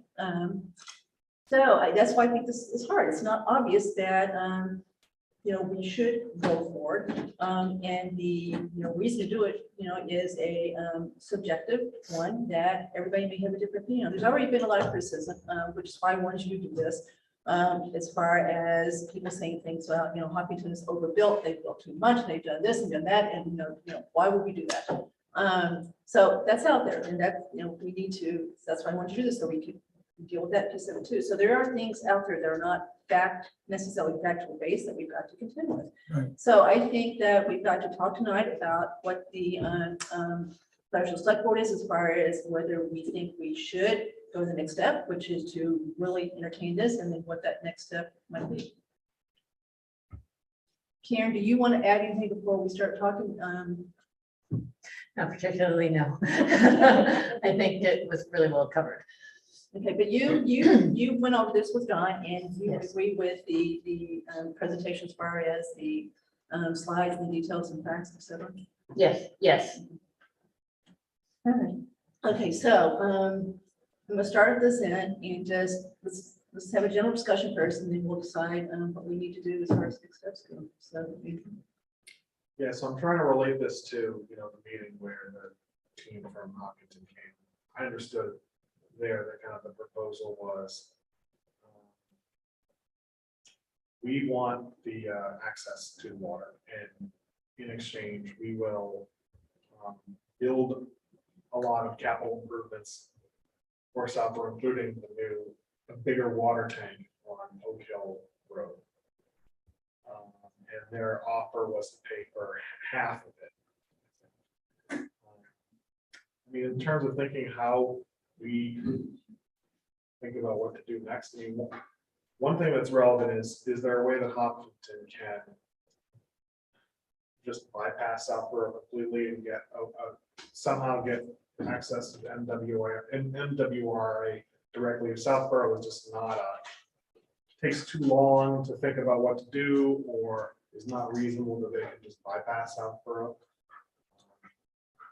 Well, there, there might be through Ashland, there might be another route through Framingham to connect, but I can't speak authoritatively on that. I haven't explored that. My guess is that would be that if we were to say no, look, we just don't want to play ball, that the state, some authority is going to get involved and make the solution. And whether it might be better to try hard to think about how we work with them rather than throw the ball to Beacon Hill or something. So, I mean, that the way I was thinking about it is it's an opportunity that the time frame that we were dealing with before us, thought that was thinking about it by the spring of 2023 to kind of make a decision on this. And I think maybe one of the takeaways from what you're saying is it's not yet, it's correct that we don't need Southborough doesn't need a massive increase in capacity because the gradual decrease in usage, but there's a way that you could structure this that would be fair to everyone, so that the cost of the additional burden on the Southborough system is allocated to Hopkinton. But I mean, definitely, if we were interested in this, the town should take advantage of the opportunity if Hopkinton is going to pay for some capital improvements to Southborough system to do that. So what are your thoughts about that? Well, in terms of next steps? I think that you could emerge from this with a better system. I think Karen can weigh in this, but you could emerge from this with a better system, one that works well, that has some specific improvements. And if you didn't have to pay for them, great. Yeah. But on the other hand, I can't tell you that look, if you don't do this, you're gonna need to spend you're gonna need to spend $3 million tomorrow or next year, because that's just not the case, okay? There are things that could be improved. This is, the system as proposed, assuming that it began to work, built, began to work smoothly, would be a nicer, better system than we have today here with one level, right? Don't you think so? Yes, so the benefit of having one pressure zone. Yeah. Is great for our town. Also, increasing the capacity, which, of the storage tank, because I feel like we do this tank thing all the time, right? But you've got your usable storage is really what the daily, right? Then you have sort of your fire, and then you have the stuff that's just there to keep everyone's pressure high enough. And that's the reason that if we go to a one tank, one pressure zone, it actually helps a lot of people near the Oak Hill tank. And it also gives us better fire protection throughout town. But one of the biggest benefits of this is instead of now on our system focusing on capital improvements, we're actually doing capital maintenance. Or we could start bringing that to the forefront, and that becomes water quality for us, which is a great thing. So some of these bigger things that kind of just been hanging out there that we know are there, they get taken care of elsewhere. And in the same time, we get to help a town that really is desperately in need. And I think a lot of the details of the negotiation can be worked out but you don't need to work it out before you decide you want to help, right? If we want to help, it's a great benefit to them to not have to wait, and that they can get started on their engineering design. So I guess the one, because I know you want to leave with other people, ask questions, but do you think that if we connected with Hopkinton and there's additional, maybe strain's not the right word, but pressure on the Southborough system to feed Hopkinton, do we need to build bigger tanks? I have no reason to doubt the proposal that Parr laid out to serve Hopkinton. I have no reason to doubt that that is necessary. That involves bigger pumps, bigger main pipes running in that direction towards, and also, and bigger storage. I don't think you would plausibly want to entertain more than doubling this without those changes that they've laid out. And it's their expertise, not mine that's speaking there. And a lot of the storage, and I think it gets mistaken, it's not for Hopkinton, because the storage, they have their own tanks. So there's a little bit in our system so that we can keep our level more level while we're still pumping to them and feeding them. But the reality is the storage is mostly ours, just a very small piece of it is that of what we're adding would go to them, because they have their own storage tanks, which we all. It's not, we wouldn't be their main storage. They have their own storage. But on the other hand, I think you wouldn't want to try to run the drain at the level that they have with the Oak Hill tank the way it is right now. It wouldn't make sense. You would have no water in Oak Hill tank. Okay, thanks. So can we just clarify, Sam, and come to you next. So Karen, but for the fact that Hopkinton has asked us to do this, we would not be, you would not be proposing now to make the changes that would be necessary to add on Hopkinton. We wouldn't be adding a fourth tank, for example. We wouldn't be going to a one pressure system that you're talking about. It's the fact that Hopkinton has asked us that has caused Parr to say, okay, if you're going to do it, you would then maybe want to consider doing all these things yourself. Or this was not something we were going to do, except for trying to make this work with Hopkinton, correct? No, that's not correct. Okay, so clarify. So our master plans for the water system have been asking for or calling for another tank in the high pressure zone. The reason in the high pressure zone is that we have pressure relief valves that will take the high pressure and they'll open so that you can feed to the low. We need storage on both sides. And as we were working out a way, when we were talking to Parr,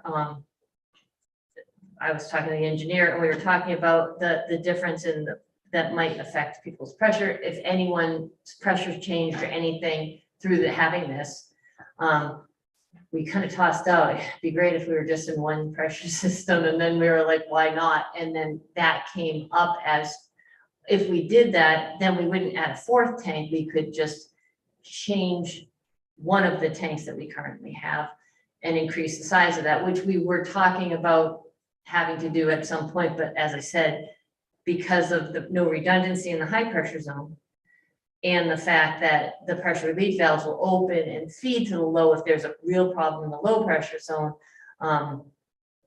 We were always talking tank in the high, but we needed one in the low. So this universally helps our storage in the whole town and pressure throughout town. I think that I would add, by the way, that description is obviously fair in the sense that we've been hearing about the need for more storage for more than a decade. And how to do that has varied. On the other hand, I think that if I put myself into the shoes that I walked around in so long here, and I'm looking at these things from a financial viewpoint, from an advisory committee viewpoint, it wasn't an easy sell, okay? It's true that we could use some more storage, but on the other hand, it hasn't been easy all the time to justify either the expense or the disruption to the neighborhood associated with that based on the overall picture, even though I think that absolutely correct for those who manage the water system to say we could use some more storage. On the other hand, the financial side of this might say, it's just not a crisis, it's not something, if there's enough money in the system being generated right now to pay for that, and there's agreement on the part of citizens to do something in a neighborhood, either with a bigger tank or a new tank, fine. But on the other hand, it's given the overall picture, that request is always met. It's met with 12 years or 14 years of certain amount of skepticism about the urgency of it. So I agree that the system would be, this proposal is a better system. It's a single level system and we have more storage. That's clearly better. But on the other hand, I think that the reason why it hasn't happened, and even though it's been proposed on and off since 2007, is that if the direction of demand had been up and not down, we would have built the tower by now. The fact that direction of demand has been down has allowed us to say, well, maybe we don't need it right now because look at direction, the demand's going down. So it's a balance here. So just to clarify something you were about to get to, I thought, Andrew, but you didn't, but I think it's important. So John did talk to Hawkinson about their timing. They approved at the last town meeting about $1 million as far as design. Like something. Yeah. Okay, so they've got that money set aside, approved. They don't intend to spend it though until we decide that we're going to do this. So they're waiting to hear from us. So the ball's in our court to basically decide what we're going to do before they spend money that they throw down the drain because we decided not to do it. Then I guess, it's kind of chicken and egg. So we approve it at town meeting. If that's what we do, they start spending money and then they probably have to go back to their town meeting to actually get the actual, for sure. right? So there's a lot of approvals. They have a lot of approvals to get through. They have to get MWRA approval. They have to get DEP approval. Oddly enough, both to take water out of the MWRA system requires both MWRA and DEP approvals. So they have a lot of approvals to get. I think they would like to get started sooner, but they know municipal processes and they know probably to sign a 25-year contract to make it formal. We would need a town meeting or want a town meeting vote. Well, technically, we don't. You don't need a town meeting vote. Right. Correct. It doesn't mean you shouldn't. That's a decision. That's a decision of the board. Right.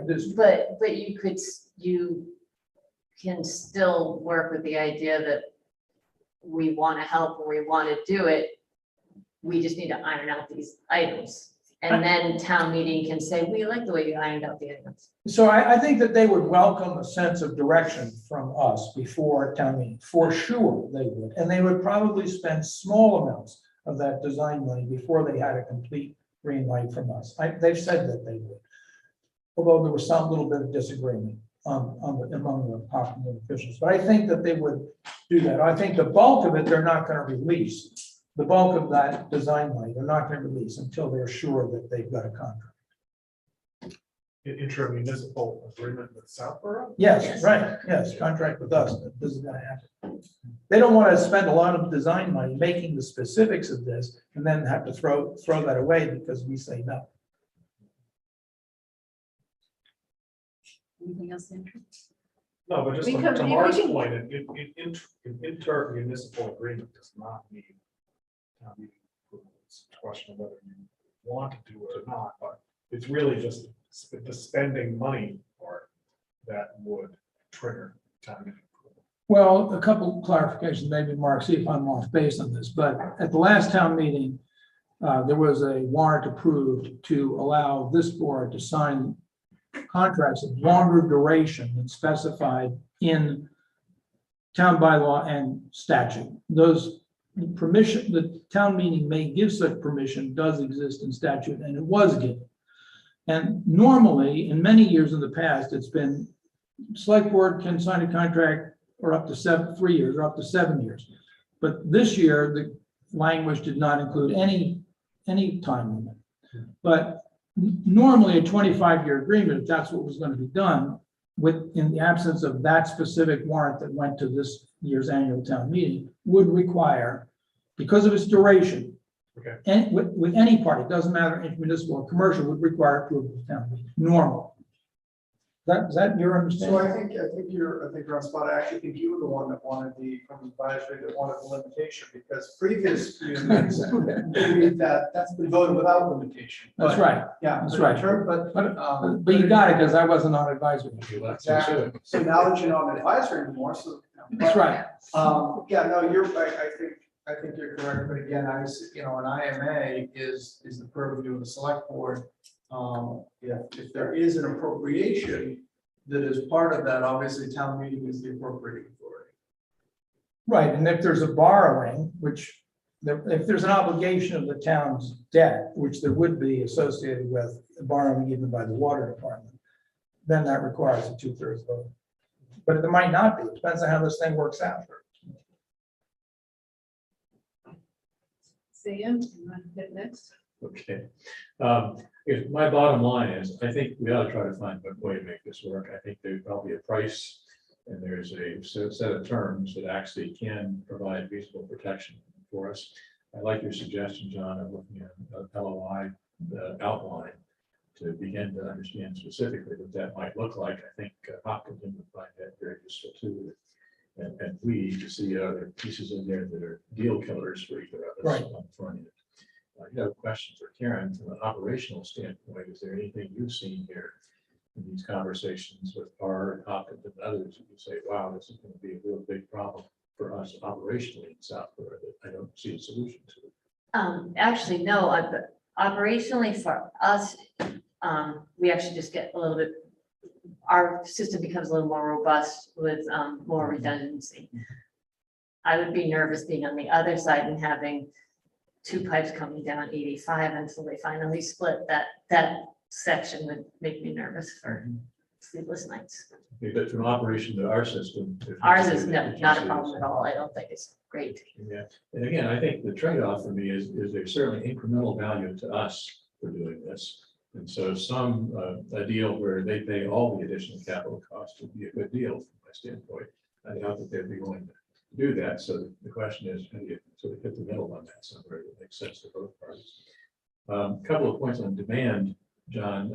Interesting, the MWRA overall demand has gone from 300 million gallons a day 25 years ago to a little under 200 now. So substantial drop, and I think they anticipate that's going to stay flat or declining going forward. So I think your numbers to flat or decline are consistent certainly with what we've seen from other sort of region generally here. So I would not be expecting a substantial bump in demand for us at least going forward. No, I found no basis to Yeah. forecast an increase in demand. So I feel pretty confident about that. From a simulation standpoint, has PAR actually looked at a model that says Ashland takes 1.6 million, we take a high level of drain from our, let's say, summer use or whatever, and then Hopkinton pulls the maximum that they might look for, what does that do to the system? Does that actually hold up under the current design standard? Yes, so they ran the model with all the different, like everybody at peak. Yeah. We are planning, or they're planning on basically running a hydrant and doing some location pressure testing to see actually if it reacts the way they anticipate. But it has to be based on the model being separated, obviously, at this point still, two zones. But again, as they look at that peak demand scenario, from their standpoint, all the assumptions work, and everybody gets enough water. That's, I think, where That's they designed based on that. They're designed based on that. I mean, you know, I've had engineers tell me all kinds of things about work. I ended up spending more money on it. But again, they. Yes, absolutely. That's what they believe say. that's pretty robust. That's what they say. And again, I think that's prudent. It's all you can do at this point. And again, it seems to me you move forward with the assumption that we'd like to find a way to make it work. And dive into more of the details to make sure everybody's still on board with what the specific contract. I think the contract is pretty much what you have to do.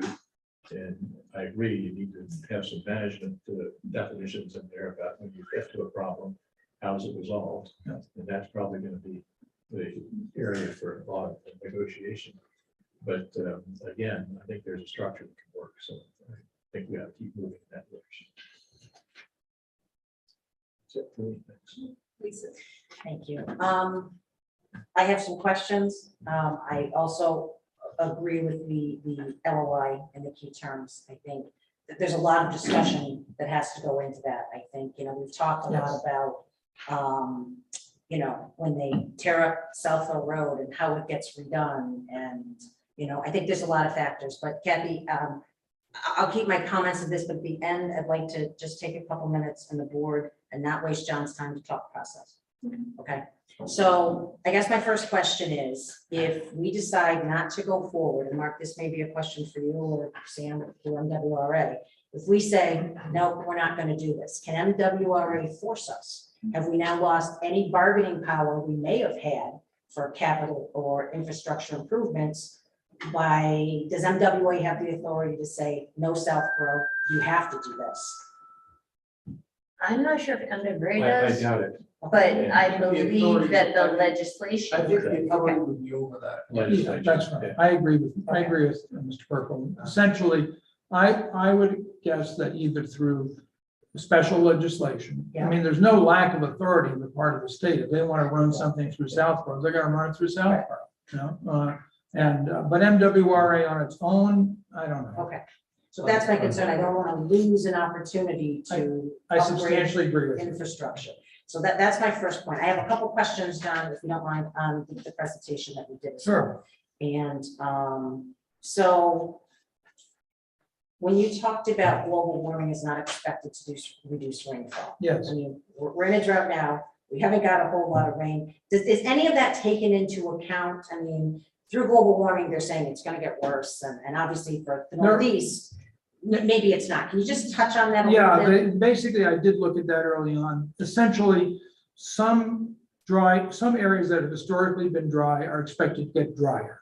Okay. This particular region, the great Northeast kind of a corner of the US, is expected that weather will be less predictable, but less total rainfall on average is not expected. So that's basically. And Lisa, just to add that, MWRA has like 550 billion gallons in the reservoirs now, 90% full. 5 years of supply if we don't get another drop of rain. And they've got backup plans for getting more into the reservoir if some crisis hits with it. So I think supply from MWRA is not an issue. And MWRA actually has gotten great results in terms of PFAS issue as well. So it looks like Zero ongoing, PFAS. good solid supply there. So I think we're extremely fortunate to be in that position with that source. That's one of the questions that somebody had asked me as well, so I just wanted to follow up on that. We talked about the 20-year history. What does it mean? We talked about the high and low of the tanks. and Karen, correct me if I'm wrong, at one point there was talk through PAR, it's one of the presentations I've sat through for this, whether the capital or here, that we talked about adding a pump on, off of Deerfoot. On Sarson Stone. Yes. Yes. So- Or actually, tip of Skylar. Right, instead of the tower, potentially. So would that pump, just so, again, I'm 100% clear on that, would that pump help with the high and low? I thought that was one of the things we as Southborough could do. So that's something that either way, it's a high spot in town that, just based on the fact that it's high and it's a neighborhood. Yeah. So it's it's not a full carrying pipe at this point. Yeah. An inline pump station would actually, it will keep that group, no matter what happens with our usage. Okay. It'll keep them at the level they should be at. And that way because that's right on Fairview Hill, so we wouldn't necessarily have to have the tank on Fairview Hill anymore, because we have so many constrictions between Route 9 and the reservoir, and then 90 to our traffic, to our network of pipes and to our road network, that creates that's why we were trying to get something south of 9, but that would keep the spot that's the least robust. It would help it. Okay, thank you. John, you talked about as well the fair distribution of costs under the first type, that Yes. pump depreciation and maintenance. Yes. Would we or could we not include tank maintenance in that as well? Tank maintenance would be along with pipe maintenance. That's right. So tank maintenance doesn't vary by gallon, it varies by time. So it's in the second category, not the first, but it belongs in that list. Okay. Yeah. But they're not gonna use our tanks. No, they are if we run this simulation to know the difference between wholesale and retail, I'm quite sure we will see sizable amounts of greater water flow through the Oak Hill tank. Right, so this amount stored isn't for them, but it's gonna move more water through there. Yeah, they will use those storage resources. Karen, this might be for you, and I don't remember this coming up, and maybe it did and I missed it. So, we've talked about the aging of our infrastructure and our pipes themselves. If we take our pipes to full capacity, is there any concern of creating unexpected issues of water main breaks or, just based on the age? When you look at Newton Street, how old were those pipes? They went. Those from 1931, yeah. So they're old. So are we gonna potentially create an issue by expanding the usage and fully using our pipes that we may not be now? So part of what's getting changed or is the improvements proposed for this, consider the fact of what pipes are most used. But yes, unexpected consequences 100% are gonna happen, right? No matter what. When we had those 3 breaks right in a row, right on that same length of Mount Vickery over the 3 weekends, that just the last month, that we were, why did that happen? And we don't actually still have an answer for that. We don't know why that happened, but I kind of know what the second one did. But the problem is that you have, you are going to increase pressure, and we have older, and it's actually the cast iron is really, that's problematic, but it's the AC pipes tends to be a little bit more sensitive to the pressure. And I understand that the connection, a lot would flow through Oak Hill and, there's a specific path already. But do you think there would be increased pressure potentially on other piping in other parts of town? Or just, do you anticipate the main pressure increase being on a specific line that we're looking to upgrade through the Hopkinton agreement process? So, if I'm understanding the question right, so the anticipation is that what they will be upgrading is basically the path of least resistance for the water. Okay, so. to the connection. I think obviously I would be in support of helping a neighbor because you just never know. That could have been us, So I'm obviously in support of continuing these discussions. I think the LOI, and I agree, John, that the terms of the stipulations are going to be key to how we move forward with this. And I think great discussion. And I think it is going to be required with this with a lot of input from the public as well. I think this is a pretty hot topic. So thank you for putting all this together, and I'll leave it at that. Thank you. So, thank you both for presenting. I do have a few questions and a few comments. Do you know how many miles of pipe would be anticipated with this project for Hopkinton? Do you mean how many, some pipe is being upgraded in diameter, and how many miles, if you're asking how many miles of pipe will be implicated as wholesale pipe when we run the simulation with two? Yeah. I had used a number, I just pulled it out of the air, 12 miles. What do you think? I don't know. Yeah, we don't know. Okay. It's not 87 miles total. It'll be a small fraction of that, but what the number is. Okay. And I'm all about helping a neighbor as well, but I think in order for me to move forward, I need to understand the disruption to our residents.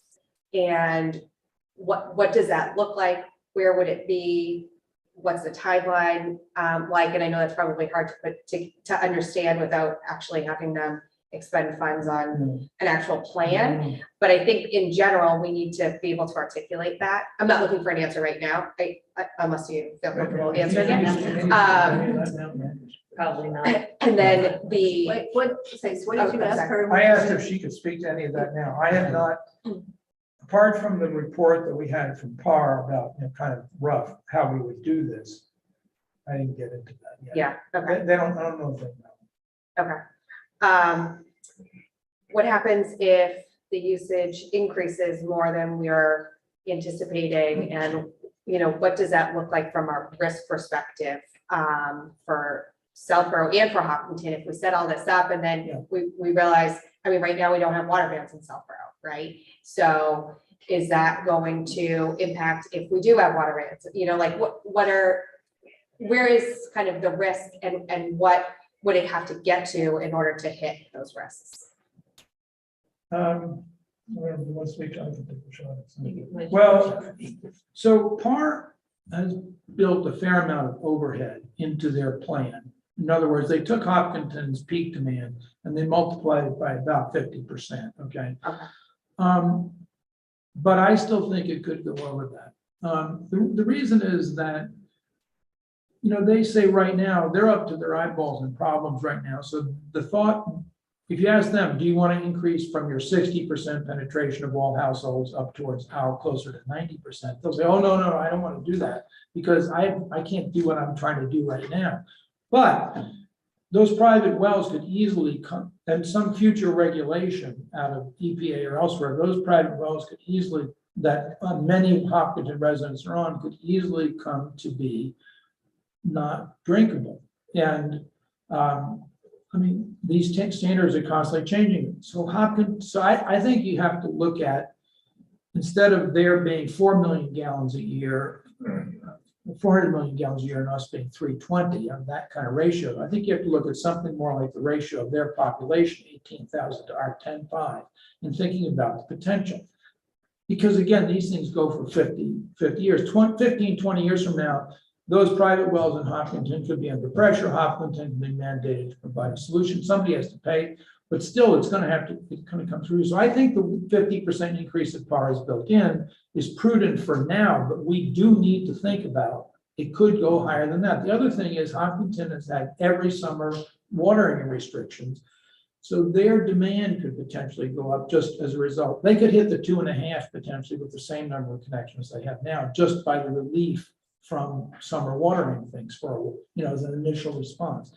So I think that the contract has to anticipate that we might need to increase the capacity to the kind of ratio of their population to ours, which is almost 2 to 1.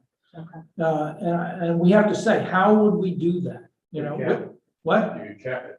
Well, you can, caps might be necessary in the short term, but people aren't gonna wanna live with that. I think, the contract should say, should anticipate, maybe it won't be a clause we ever use, but it should anticipate how we would allocate costs if we need to increase the capacity by another 50%. I mean, if you don't, you solve that in a court, and that's just bad. No, I'm working on that. Thank you. Sure. And the last one, I'm not looking for an answer on, but I'd like to see a capital plan over the next 15 years and show where we would benefit from this project, doing it earlier, and where that lies in the next 15 years. Sure. Reasonable. So that's it for me. Thank you. Should it be 15? Or whatever it is, I mean, whatever it is. I'm open to that. So can we start with Ashland for a moment, given what I think you alluded to a minute ago? So they've used no water, right? Not this year, they haven't. Ever. No, they've used emergency, right? We've had the emergency 2016. agreement. Beyond the emergency agreement, they've used no water with the contract that we have in place with them. Right, that's All right, correct. so that's that, right? Okay, and do we know why? Is it the same reason we got, that they thought they were going to need more water than we did, and theirs has gone down to like ours has? Why? So have they they're not- very strict, and that's one of the reasons why Hopkinton kind of can't go through there, and we couldn't like do anything with that connection. They have the reservoir has to get to a certain elevation for them to open it. They anticipated it coming to that, and so they were testing everything, and they have an injection that they have to do because we have chloramines and they actually have total chloride. So with that difference, the DEP required them to add something into it, and that pump wasn't working right. So while they're getting that fixed, we had the downpours. The elevation went back up, and so now they can't take it right now. So maybe I could just elaborate on that a little bit. Up until this year, didn't have all their ducks in a row to possibly turn it on. Correct. Right? Right. Then, on top of that, the restriction by DEP is that the Hopkinton Reservoir, if it's above 293 feet above sea level, they can't take any water from us. That's the rule that DEP imposed.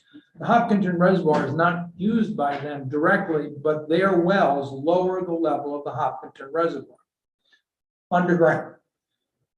And therefore, the rule that they live under is that if the reservoir drops to 293, they have to shut off those wells or restrict their flow so that and under those conditions, they can take water from us. Those conditions sometimes go for years without being, that's good, doesn't it? No, Yeah. for years, it often happens that the reservoir doesn't get below 293, so they don't have the right to take any water from us. This year, it was just about to hit that in third week of August. Yeah. And then, like I said, they got rain, rain came and it brought the level up high enough. But as they were, like I said, they were anticipating using it, and they actually found a problem in the operation, so. Okay, so the difference, at least one difference between Ashland and Hopkinton would be, we are Ashland's last resort for Right. water. Fair. And we're going to be Hopkinton's obviously first resort. for water. Only resort. Only. Okay. Now, the numbers you've used to determine what Hopkinton might need from us as far as this connection goes, assume that today about 65% of Hopkinton people are on the town well and 35% are on private wells. Is that? Well, town wells is more accurate. It's not one well. There's So one. town wells, and then Right, 35% have their own private well. That's right. And the 35% on the private wells haven't experienced the same problem with the PFAS that Well, the thing about private wells, and maybe Karen can speak to this, but private wells don't have the same testing requirements that public water supplies do. Generally speaking, they have to be tested. They have to be tested at the beginning, but I don't know whether, our Department of Health governs well permits here in town.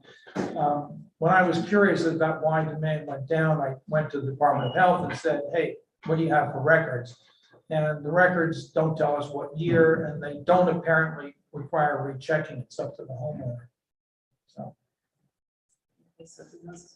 Yeah, but Okay. generally, we live in a world in which these types of requirements get tighter and tighter all the time. And, because we make new discoveries and that put them into laws, so.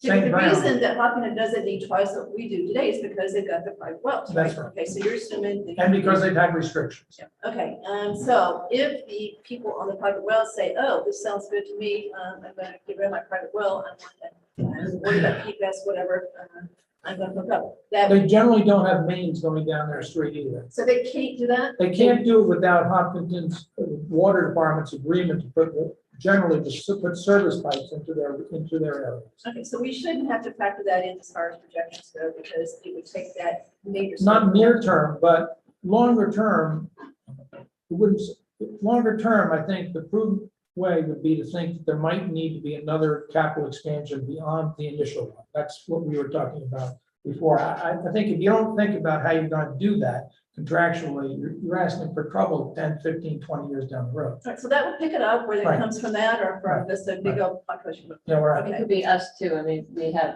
could areas, be. obviously, you guys know, that are on wells, so we could have the same problem with private wells all of a sudden. Yes, we could. Good. Okay, so, I'm still trying to stay on the big picture here, because there, I still think we've got to decide tonight, I hope, that we do want to go to the next step or not, that we really do think that this is something we should consider doing, and then decide what that process might be to take the next step. So I don't want to get into too more details. Like, this was a great presentation. I think between what Par did and this, I think we've got a pretty good idea of what the changes would be to our system if we decide to do it. Oak Hill people maybe have to be satisfied with that collar tank, but that's in detail. So I don't have any more questions other than just to confirm that you, doing what you've done all these years with advisory, et cetera, you believe we really should consider doing this. I think that what we should do is take the next step, which is, if the board concurs, to try to write down key terms of an agreement, and then run those by the board here, see what you folks think of it. And then somewhere along the way, without too much delay, see where Hopkinton's, they look at it and say, well, if that's your requirement, we're gonna go try to find some other solution, or yes, we can live with that. Let's keep working on it. I mean, that would be my suggestion. If you, that we try to put our key terms together as an ask in this, in this world. And this has already been said, but I think it's worth restating. As far as we know, Hopkinton does not have a plan B, that they've got a plan A and that's it, Yes, that's correct. right? Okay, so unless, the state did come in and force us, we're in. That's not gonna happen unless we say no. Okay, so we're in. I have a question that relates to the next step. So I am interested in taking to the next step and thinking about what terms, we would propose. John, one of the things I think you mentioned, or was alluded to in your PowerPoint, is, do we need kind of our own, is PAR on kind of both sides of this? Yes. Also, okay, So can we flesh that out a little? yeah, bit? so that's where, because some of the terms that we might have in mind are some kind of stipulations or formulas, if there is this unexpected increase in this, then this is how we want to agree. I would feel more comfort if we had our own expert and Hopkinton had their own expert, but I'm also sensitive to the fact that PAR has done the town master plan and has deep knowledge of Southborough. So do you feel like we should or need our own independent? That slows down the process. So my feeling on it, but there's plenty of room for people to have different views on this one, but my feeling on it is that a second engineering review, I would not be in your shoes voting to do this without someone else, some other independent party. Now, I don't mean independent in terms of conflict of interest, of, they're both sides. I mean, just in terms of, hey, you made a mistake, you put the wrong number, what? Like a peer review. A peer review, exactly, yeah. I wouldn't personally, I would vote for this if without of putting, of digging in the ground to get going on this without some other engineering review of this thing by an independent. Now, the other issue which you raised, which is, well, PAR is advising both parties, is that a conflict? I'm less concerned about that, frankly. I think it's been very useful to have their expertise on looking at both pieces of this. They came into Hopkinton, by the way, only at our invitation, more or less. All right. I think we said to Hopkinton, if you want to do this a year and a half ago or something, get Hire PAR. our guy. What? Hire our guy. Hire our guy, and I think that's very useful because you really need intimate knowledge. But on the other hand, that's different from just have somebody else sanity check this thing, please. All right. But weren't you a little surprised that, number one, that maybe CAR didn't think they had a conflict, that they did it, okay, so they did it. That they then thought that they should recommend the financial deal between the two towns? Well, and they might have gotten that from from. I was gonna say, I don't think they did. that. Right, I think Hopkinton was like, well, geez, if you think they needed the tank, Southborough already needs a tank, and that's. Do you think it was Hopkins that put that into, said, this is what we want you to put in as far as what we think this should be? Yeah, I think, honestly, PAR had commented after, they're like, we don't want to be part of this negotiation or anything, we just want to do the design, but something had to be out there as like the initial.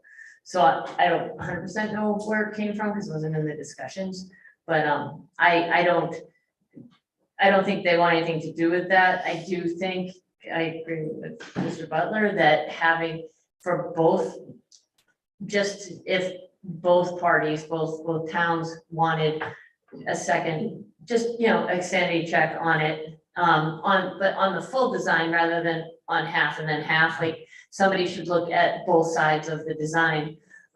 Just again, peer review, but as a whole, not peer review of Southborough's and then someone else does a peer review of Hopkinton's. That doesn't really make sense for me. But as far as negotiating, I don't think any of the engineering firms should be involved at all. And I don't think they want to be. Yeah, I agree. All right, any other comments before we truly formally decide whether we want to go forward with this as far as to the next step? So I still have some questions that maybe they'll get answered in the next step. I guess what exactly are we committing to by going to step 2? Well, that we haven't said no tonight, Okay. that we're saying yes so far. It's not a no, it's a yes. And then we decide what those next steps are. Is it, we hire the independent peer reviewer? Is that next step? At the same time, start trying to negotiate an LOI in parallel. So that's where I think we've got to go next. I would suggest that we put together, that Ms. Gallagher and I put together a document that would be the heart of an LOI draft. And that you're deciding not to say no tonight basically means that in a couple of weeks, you're going to look at that, and we're going to get together again and talk about that as here's the guts of a potential intermunicipal agreement. And somewhere along the way, probably after that, we formally float that to Hopkinton and say, is this still go with, if you're looking at these terms, are these still go with you? And by the way, I think we should answer your question, about, well, what might we spend as a capital plan over the next 10 to 15 years? The difference between the two. Yeah. And Ms. Gallagher and I might not agree on that.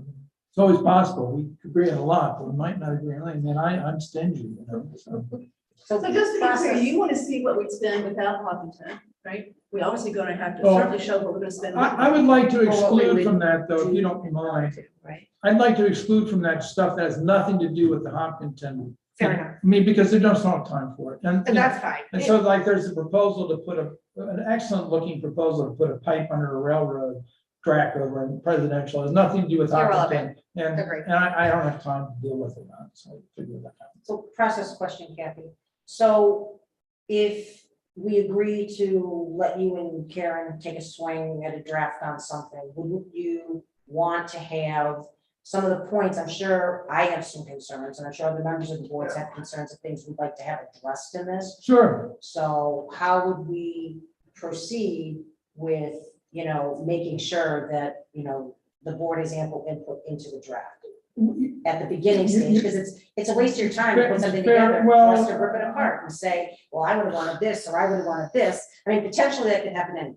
But I think if the board is willing to go this route, I think you should. How have would an you like idea to provide of what we're that? How would looking you, fine. for. I have no idea. It's a process question. I'm open Is to it- it. So that, I think there is value in seeing a rough draft of memos, because I don't know where to start. I agree with that. Given again, that Mr. Burt was capable of doing, I would like to suggest that we go forward with Karen and John taking a stab at this. And then that's our next step. You come back and we review it, and we then edit it, add to it, delete to it. But I think it's, it's like putting that letter together with, that we try to put together for minutes. How hard to do that? Same here. So I think that if we charge. Some of it, by the way, is gonna come out with blanks in it. That is, how much are you willing to spend? How much you're gonna ask them to spend? I mean, I'm gonna sort of create the structure. I would sort of create the structure of text that specifies that, but some of that's gonna be your call as to what you want, what position you want to take on it. So there's gonna be that back and forth anyway. I think it'd also be interesting if you hear back from, was it Lexington? Yeah. Lexington, Bedford? Yeah, I might, there might be something, I think it's more, recently, when we were talking the other day, the idea of talking about sewer connections might be more informative, because there aren't too many. The problem was that if you go look at MWRA communities that are wholesaling to others, not too many. All right. But didn't you say earlier on, or did I not hear that Providence, there's 10 towns around Providence that are all hooked up? Rhode Island, may as well be Kazakhstan, right? Well, I mean, Framingham sells Sorry. to, like, basically on the fringes, a lot of towns have other, but it's not full supply, right? And I think that's really what we're having trouble finding is someone who's really fully supplying through their system. Right, and particularly a smaller community supplying to a larger one. That may seem like it's nothing, but if the stuff ever gets to the special legislation or courts, they tend to look at that stuff. I can refer you to somebody who has a long history with MWA communities who knows a lot about that stuff. Great. Yes. Great. I just started to stretch. So I mean, basically got done most of what you saw there and said, well, I ought to review it with you. And I've just started in this area. So Karen, we haven't asked you point blank, do you think that we should consider this? We should go for the next step? Oh, absolutely. Okay, so back to Lisa. Lisa would like for us to take the lead on the LOI possibly. Andrew, he said, I think John and Karen should take the lead. on Well, draft. no, don't get me wrong. I think they should take the lead, but I think they should have some input. I'm happy from to the take board input, by the way. If they're crafting something. Yeah, great. How do we That's do my it? only point. I Right. think, How do we I'm do it? looking for some specific things. I think other members of the board maybe as well, and it'd be good for you to have it as Terrific. you're crafting. I So that was agree. my only Well, point. I don't think anything precludes that. I think absolutely, to the extent you've got things you want to make sure that are in there. Yeah, if you run it through the chair, that would be great. Just if you have thoughts about it and you'd like to have Mr. Purple or Yeah. Ms. Brooks send it to me. That's fine. Karen, you agree with this as far as you and John working on the Yeah, oh, yeah, draft LOI? I think it'd be great. Yeah. Sam? Yeah.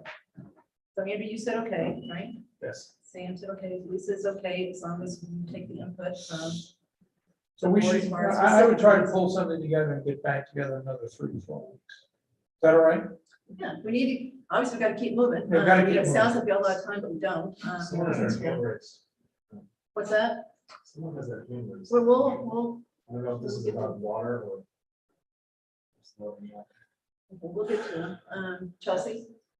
I'm fine with the draft LOI. If that's what you're asking.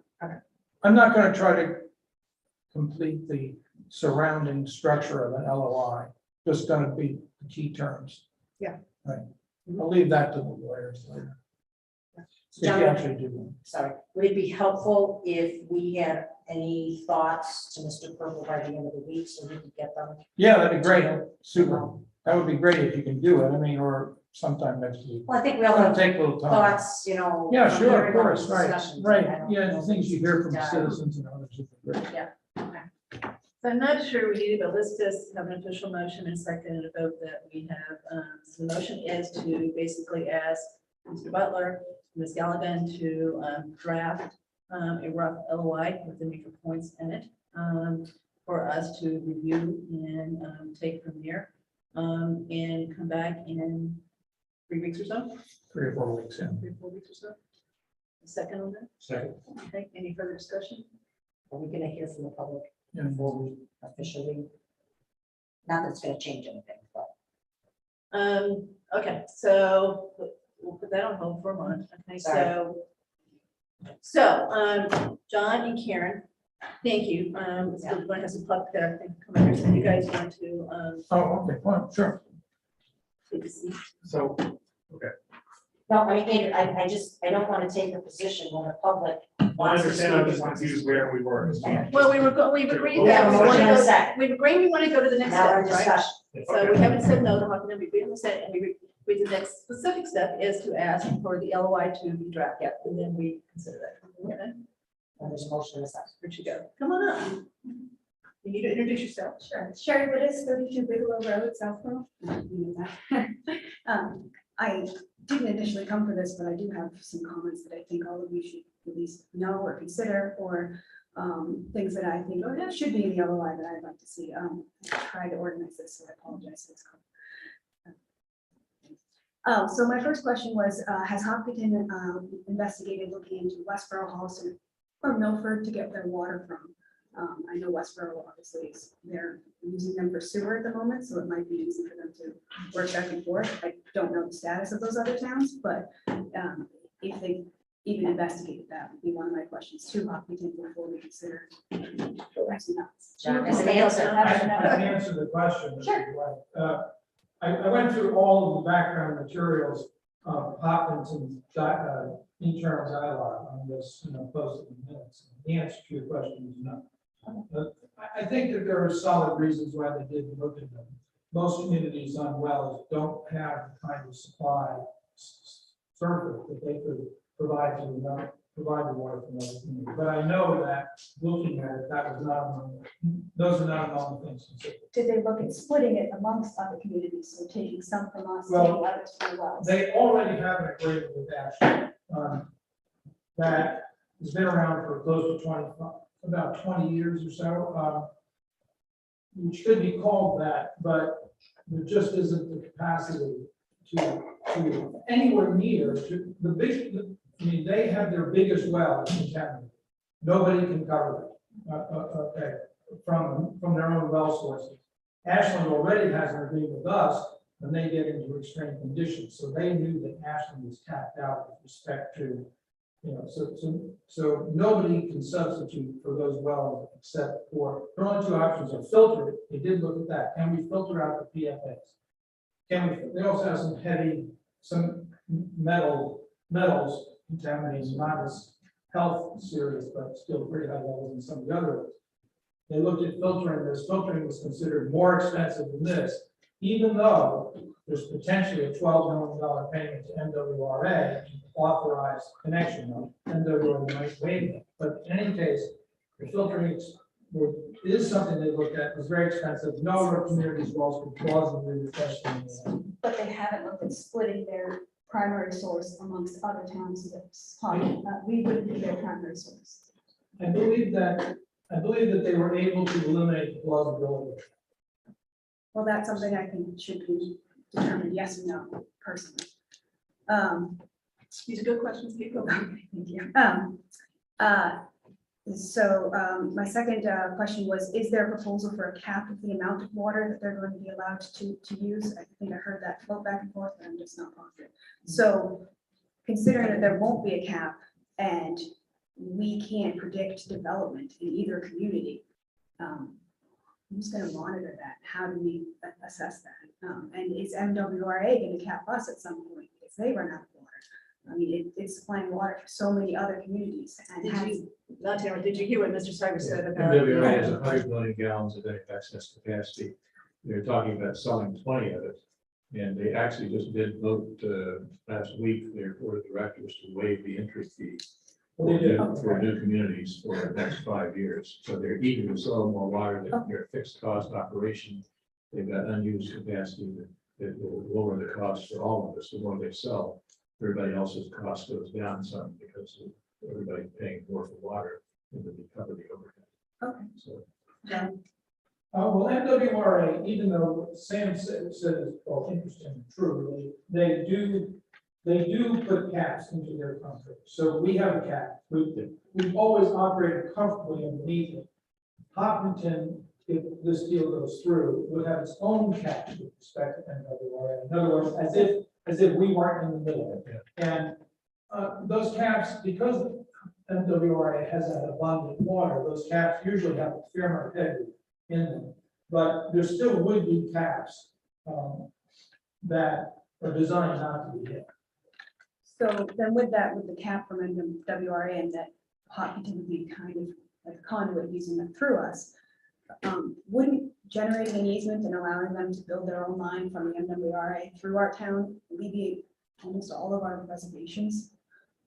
They can build their own line, have an easement, maintain that easement, upgrade that easement as needed, and work directly with MWRA and not have to put any cost on the residents, especially considering, you know, where we're going right now. I mean, how much money have we spent today looking into this period? So, if I'm wrong, I have essentially the same question I asked the head of engineering for farm.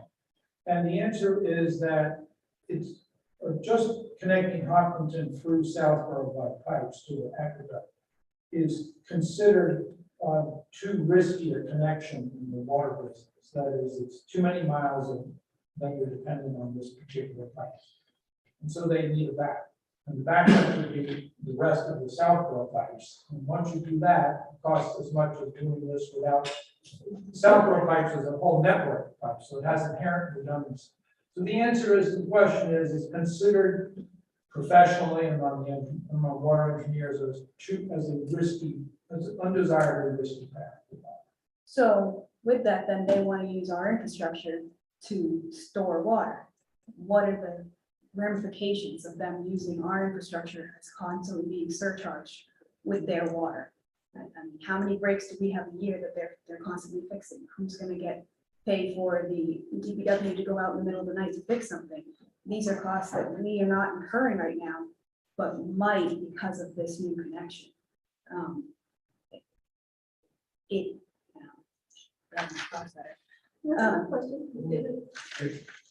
So then, my other question was, so we already have an agreement with Ashland. How was that drafted? What are the parameters of that? And can we use that as our example to draft Hopkinton's, or is that so antiquated we wouldn't want to? Would be something I think we should look at. And then where is the connection proposed to go into Hopkinton? Is it at multiple connections or is it at a singular connection, and what residents might be affected by that connection? And then if you all vote to move on and accept this agreement and then come up with some language between Hopkinton and ourselves, but it doesn't have to go to town meeting until we have to appropriate funds, aren't we kind of bound by appropriating those funds because we're already in an agreement with Hopkinton? We said we're going to give you water, and then now we have to go to town meeting. The residents almost have to vote yes because we've already agreed to share the water. And then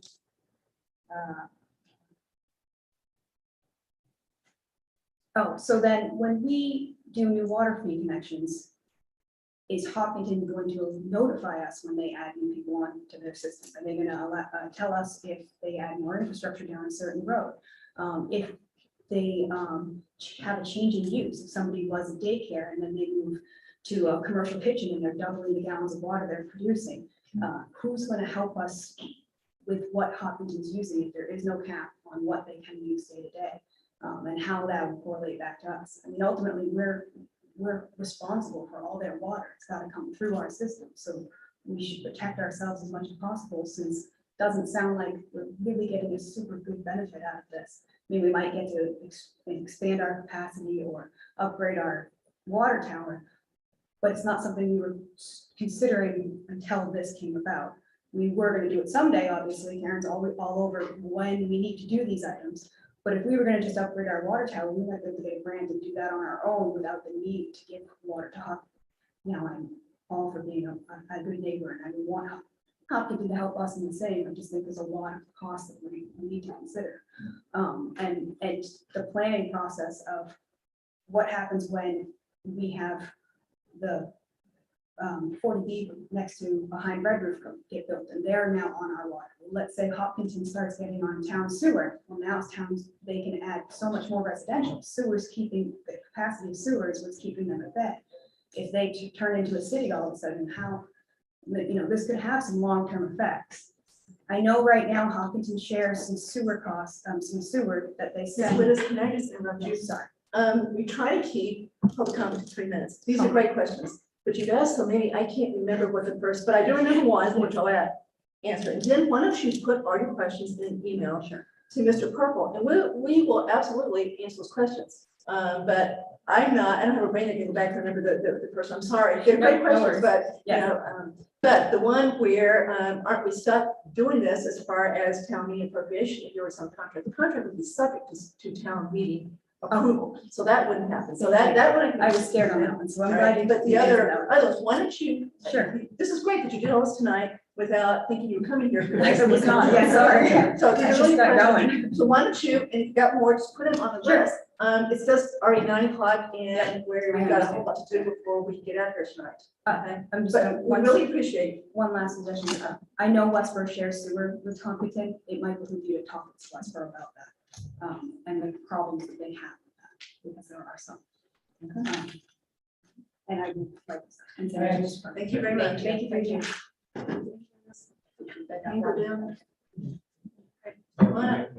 Very quick. But it is 3 minutes. That's fine, I don't need 3 minutes. Adam Fair, 150 Parkville Road. Once again, first time in a long time I've been to one of these meetings. I didn't even know that this was on the agenda tonight because I'm here for something else that we have not gotten to yet.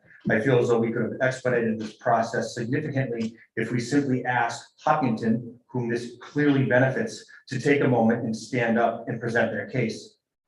However, there's no one from Hopkinton here advocating their side of this. We're just talking about giving away 100% more water than we already use to a town who's not here in this room asking for it. In their defense, they didn't know the meeting and they had already been at the meeting They've been with here. Capitol and. Why wouldn't they know about the meeting? Because they only just found out today. So similar to my case later tonight. Thank you.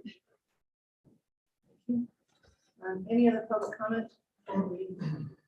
So now we're back to, Okay, you ready? yes, so I'm gonna make these comments brief because again, I know we're on a schedule. I just, I want to clarify by saying first off, that my concern is not with the path that was chosen and the work that Mr. Butler has done. Because again, kudos to you. I think you have taken a lot off of a lot of people's plate in doing this, and I very much appreciate it.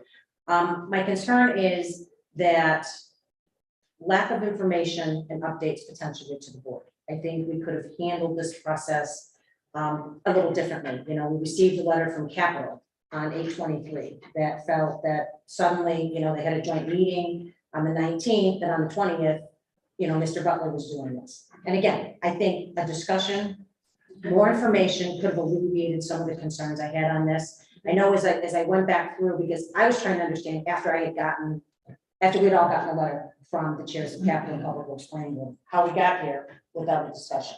So I had asked for some records on how we got here.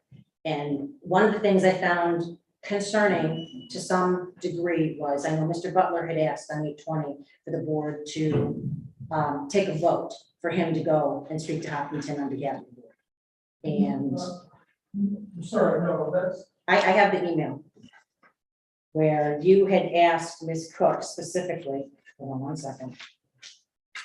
You said, I will probably want to talk to Hopkinton officials at some point. I want to be able to say that I'm working on behalf of the select board, which as I see it means I need a select board vote sometime soon. And Ms. Cook responded that it would be on the agenda on 8/9. So again, none of this is to you, John. This is process with the board that the only reason I found out these discussions took place, or there were no updates. So I would hope going forward that we could have a better flow of communication with the board. I felt to some degree that work was being done in a silo versus, and again, simple updates could have alleviated all of these issues. I think, the concern that Capital had. So again, I'm not going to go on and on. We had a ton of meetings in between all these discussions taking place. Capital met on 7/18. The board met 10 times between them. So at any point in time, there could have been a discussion. And again, Mr. Butler, this is not reflective of you, and I am not trying to drag you into this. I think the dissemination of information on this board, it's something we need to work on. And, we're a board of 5, we're all elected officials, and we all should feel that we're getting all the information that we need. So I will leave it at that at this point. Kathy, I had offered to talk offline with you. That offer is still certainly open. Thank you, Lisa. But again, I just wanted to bring my concern up on the process, so I'll leave it at that. Can I comment on that? Yeah, Lisa, I guess I feel that the communication along the board about things that are going on is far better than it has been historically. Much happier in terms of how that's going. So there it is. Absolutely, Sam. I mean, I can tell you in the past, there would have been updates to the board. That's my point. The dissemination of information. I had to go and do a request to find out about all of this. That should not be the case. We as a board should have access and updates to all, to the information that's going on. Again, I completely agree with the path that we chose, and I agree with Mr. Butler doing this, and that's great, but I just think a better flow of information would have left me as a board member not getting a letter from Capital saying we were asked to do this and you didn't discuss it in a public meeting. Again, it's all about transparency, and I'm not bashing anybody. I'm just saying, I hope as we move forward that, we can have these discussions via updates or whatnot, so that the public, Public Works Planning Board and Capital met for 2.5 hours. Sam, you're on Public Works Planning Board. We met and we talked about this project. So again, a simple update of information, I think, would have alleviated the letter that we got from Public Works Planning Board and Capital feeling a little left out of the process, that, they were tasked to do something. So again, I don't want to get into a big discussion.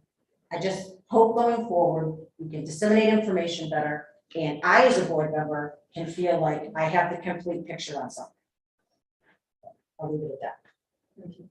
Anybody else? The only comment that I'll make is I did not realize that Mr. Butler was meeting with Hopkinton without any other Southborough officials until I saw Pat. Okay, So so I it's truly 9:10. I just would ask. Bring this up on. I would just ask that going forward, that we have representation on both sides. Okay, all right. All I'm gonna say is I actually disagree with some of the facts as far as what's saying on it. We can go back to move on. I heard things, well, Capital's asked us, and Capital's never asked to do anything. So anyway, I think enough's been said. What's been made. Let's go back to the motion, which is to ask to basically agree that we do want to move forward to the next step. That's what the motion was, right? Yeah. Okay. Well, this one should make the motion. The motion's been made second. Yeah. So we just need to all vote. So the motion is, just to repeat, that we're going to agree, we're going to go forward to the next step. We're going to ask Mr. Butler and Ms. Galligan to prepare a draft LOI in the next 3 to 4 weeks, bring it back to us. In the meantime, we will submit comments to either one of them through Mr. Purple as far as things that we want to make sure that is included in the LOI. Fair enough? Okay. Adrian? Are you asking? Well, you look like you're about to say something. No, it's just gonna make, we're ready to vote, right? Okay, all right, all in favor of that long motion, 5-0. Okay, thank you. Thank you, Mr. Butler. Sure.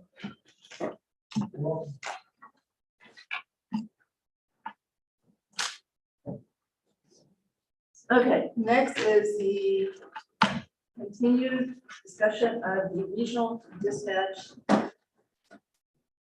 services. So, even Chief Newell, over. please.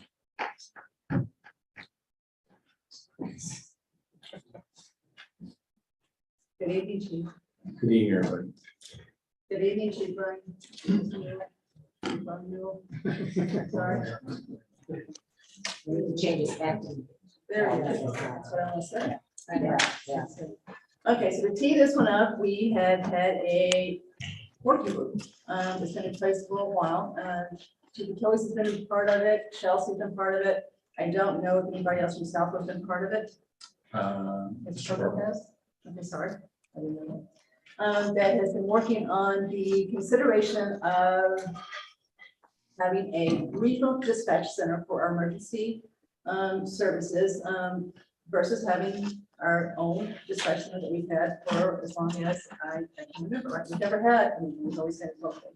So with that, I'm going to turn this over to Chelsea. Sure. And Okay, great.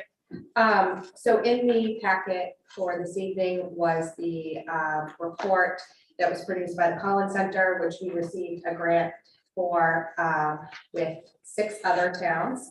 And each town has been, or the representatives from each town have been tasked with bringing it back to their authorities to give an indication whether we're looking to continue with exploring the options in the report, or whether we're not interested in continuing with this investigation period at this time.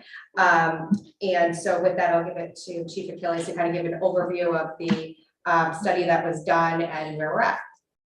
All right, good evening, everybody. And you received the Regional Emergency Communication Center feasibility study, and I'll highlight some parts. It's not my intention to read the whole thing.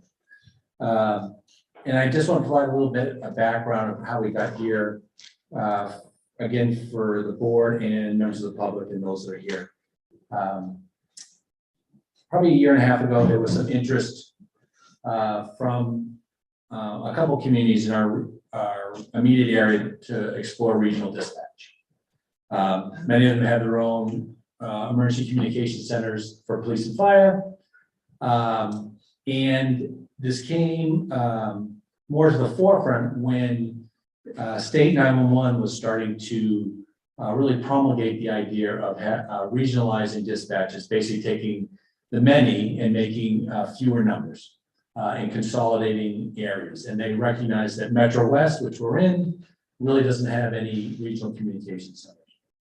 So as Southborough was involved, and myself and the previous chief of police, and now Chief Newell, consideration is whatever system we have, whether it's within our own community or regional, is how do you improve capacity, resiliency, process, mutual aid response, and this is an option.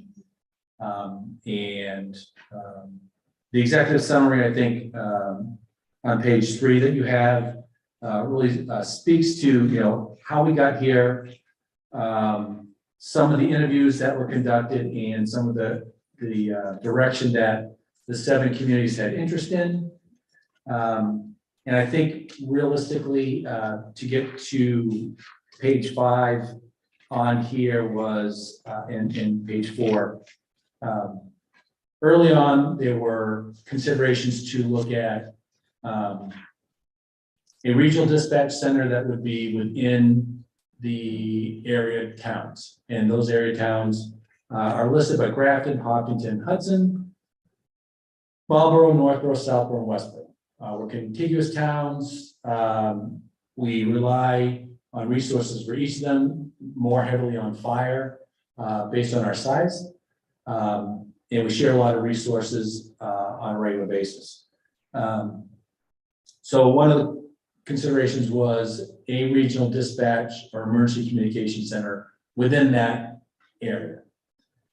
The other option that was explored and vetted out was partnering up with state 911 if they were going to put a site within this area. And not starting on our own, but going into that site. So you dovetail into their process. Early on, much as many of you had done, we were encouraged to visit regional dispatch centers. One of them would be in Foxborough. I can tell you that I know there was some interest from members of this board after we visited there. That is not an option that was presented in this study. Early on, these communities looked at it, and at no time did any of the representatives say, hey, we're here, how would we join them? I think there was some, as this evolved, it was important that we try to keep it within the contiguous communities.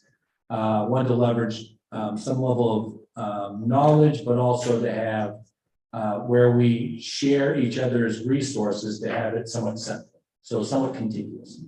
So the presentation and the study really looked at partnering up with 911 center that would be in this area, or a regional dispatch center in our own area. Of course, the other option is to do nothing. My recommendation is that at some point, Southborough has to do something. If it's not this, then I think it's important that we make a significant investment in our current dispatch that meets or addresses a number of the gaps that were identified in this study. And I think that's an important consideration. If this is not a policy decision by this board to move forward, we have to do something. And I think both Police Chief Newell and myself would be presenting something sooner than later on how to move towards meeting the recommendations in the areas of improvement that were identified in the study. I also provided a update that we had a meeting on August 17th, and it's in your package. I'm just going to pull it up myself so I can read. And really, it kind of sets the stage of, oh, thank you, much easier to read. That really sets the stage of where we're at just prior to this meeting. And on August 17th, we brought all the stakeholders together at a meeting here in Southborough, and really review and discuss each community's commitment to where they headed, specific to the regionalization into the State 911 Department Wireless Center, or regionalizing into a site within the region. State 911 representatives were present and provided an overview of the 911 wireless regional communication that was proposed in the region. And through discussion, basically, we received that would be in Milford, that would be up and running in 2024 is their best guess. And towns would be eligible to enter into that site on a 1 or 2 at a time basis, phased in starting in 2025 or 2026. Therefore, it would be 2029 or 2030 before all towns could enter into it if they wanted to. I think much of that discussion afterwards was that really is not an option that is preferred, because it just keeps on pushing it out. And again, it almost diminishes the opportunity of regional dispatch if you're going to do it 1s and 2s over a course of time. Each committee was also asked what their position, if they're prepared to move forward in one of the recommendations. And basically, it was determined that through discussion, Southborough, Hopkinton, Westboro, and Grafton are very interested in moving forward. The remaining 3 communities could not formally commit or are very hesitant in moving forward. And I can't speak to why each town or committee would be for or against it. I think each one has something that they would either want to gain or feel they won't gain by doing this. So it was determined at that meeting that all communities would state and share their official position and level of commitment to the Collins Center and the rest of the group. We are waiting for an addendum that would readjust the costing and staffing model if it were to go from 7 to 4, or any version of that 4 or less. And also communities would start to investigate. One of the bigger concerns is, okay, what do you do at the police or fire station that has dispatch in each community, if there were no dispatchers, what would that entail? I also want to just address funding. It's in this study. Grants are available, and I think some of the members of this board heard that grants would not be available. That is not the case. Metro West still is an area without it. State One is very interested in supporting getting a dispatch, a regional dispatch in the area. There is funding source, and this is really why it's before you today is the grant funding opens up in January of 2023. And it closes in the spring of 2023 with the idea that it would start being awarded. If we do nothing or the decision of this board is not to move forward and we miss that window, that opportunity does not exist for another year.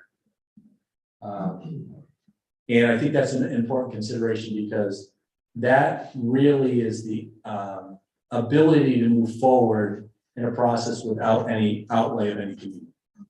And again, specific on the grants or in the document, it says what kind of grants are available, how does it move forward, what are you eligible for, and so forth. So I think it's important that this board takes some position. If it's determined that it's not willing to move forward at the recommendation or from both myself and Chief Newell, then we need to know that. And we need, I think the communities need to know that we're kind of partnered with. But I also think as a board, you have to be prepared that both Chief Newell and I will have to come up with something to present in the upcoming budgets to address this. So I'll leave it at that. Thank you, as always. So I'm gonna start this one, and you probably know where I'm gonna go. Right off the bat, that's what I alluded to. So, but a couple questions as far as timing goes. I didn't realize that, I thought Ms. Malinowski said that what we're going to do tonight is just give basically a soft approval of stating this, that we weren't to the point that we need to make sure we're ready by January 23. So just so you know that, so I'm not totally prepared with questions I might have asked otherwise, I still have quite a few. Okay, the 7 communities, it looks like 3 have dropped out. That's correct. Yes, okay, now, remember when we went down to Foxborough, and we had a long conversation afterwards, and you said, Kathy, I need to take you down to the fall of Foxborough. But I kind of did, you know, the bunker and the redundancy, and, you know, it was pretty impressive, right? So you explained to me that your major concern with even considering Foxborough as a standalone connection would be the fact that you want to be able to basically be on the same radio frequencies with your mutual aid partners. You gave the example of the fire on Sears Road that just occurred, and you said, and on the way down, I mean, it was great we rode with you because you explained why it's so important to do something about what we have now, that it's just not sustainable, that when multiple calls come in, it's really hard for what we have now to work effectively, right? So we got that, that was easy. But you did say that you wanted to around the same frequency, so when that call goes out to mutual aid, it goes out to everyone, and it's not the phone calling everybody one at a time, which I guess is what we do right now. But if 3 people drop out, does that change what your premise is for wanting to do this? Plus, don't we rely a lot on Framingham and Marlboro as mutual aid partners? Are they not our main 2? No? Okay, They're so, not our main. all right, so if the 3 drop out, that doesn't change your premise that one of the major reasons to do this is we have everything on the same frequency. So in other words, you can still put all the mutual aid people on the same frequency, even if they haven't joined us in the regional dispatch. So there may be a time where right now the interested communities are on the same radio frequencies, I guess you will, as you say. And there are other advantages I think we spoke about. Because we rely on these communities a lot, it would be close by, that you could build it out, you could use the infrastructure within the communities. I think another important factor is, as we progress in this, moving to a wireless 911 center or Foxborough, I don't think that is a good option for a transition for our existing dispatchers. You know, if we are, let's say it's Westboro, Hopkinton, Grafton, and ourselves, then I think there's more options and more support to use the existing dispatchers and put them within a combined dispatch center. So I think my position on, I will let Chief Newell in, is that I don't think there's any distinct advantage, nor did the other communities see a distinct advantage in moving to Foxborough. Okay, so if we, this is already almost October, if you're saying January 1st is the date the grant needs to be submitted by? No, they'll have, it opens in January. I'm sorry if I misled. Okay, so you got to March or something? I think it was, I wrote 1 to 3, but I thought.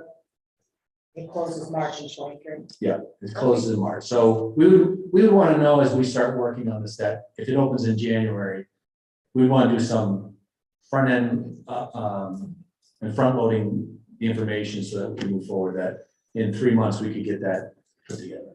So is what we're looking for tonight a firm commitment that we're in this? Because you said soft, but it doesn't sound like it's going to be soft if we have to have this done. I think we still, I think once you make the commitment to enter into the grant, that's your, we're in, right? So you have to do the work leading up to it in order, so we have to know whether Southborough is interested in moving forward with the other towns or not tonight. That's really what we're committing to. The 3 have said they're out.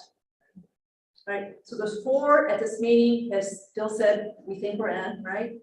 And then the 4 have been asked to make a formal commitment that they're in. Yeah, so that's the same thing. We were all tasked to go to their oversight board and say, okay, because individually, I can't say we're in independently. So I think they're all doing that.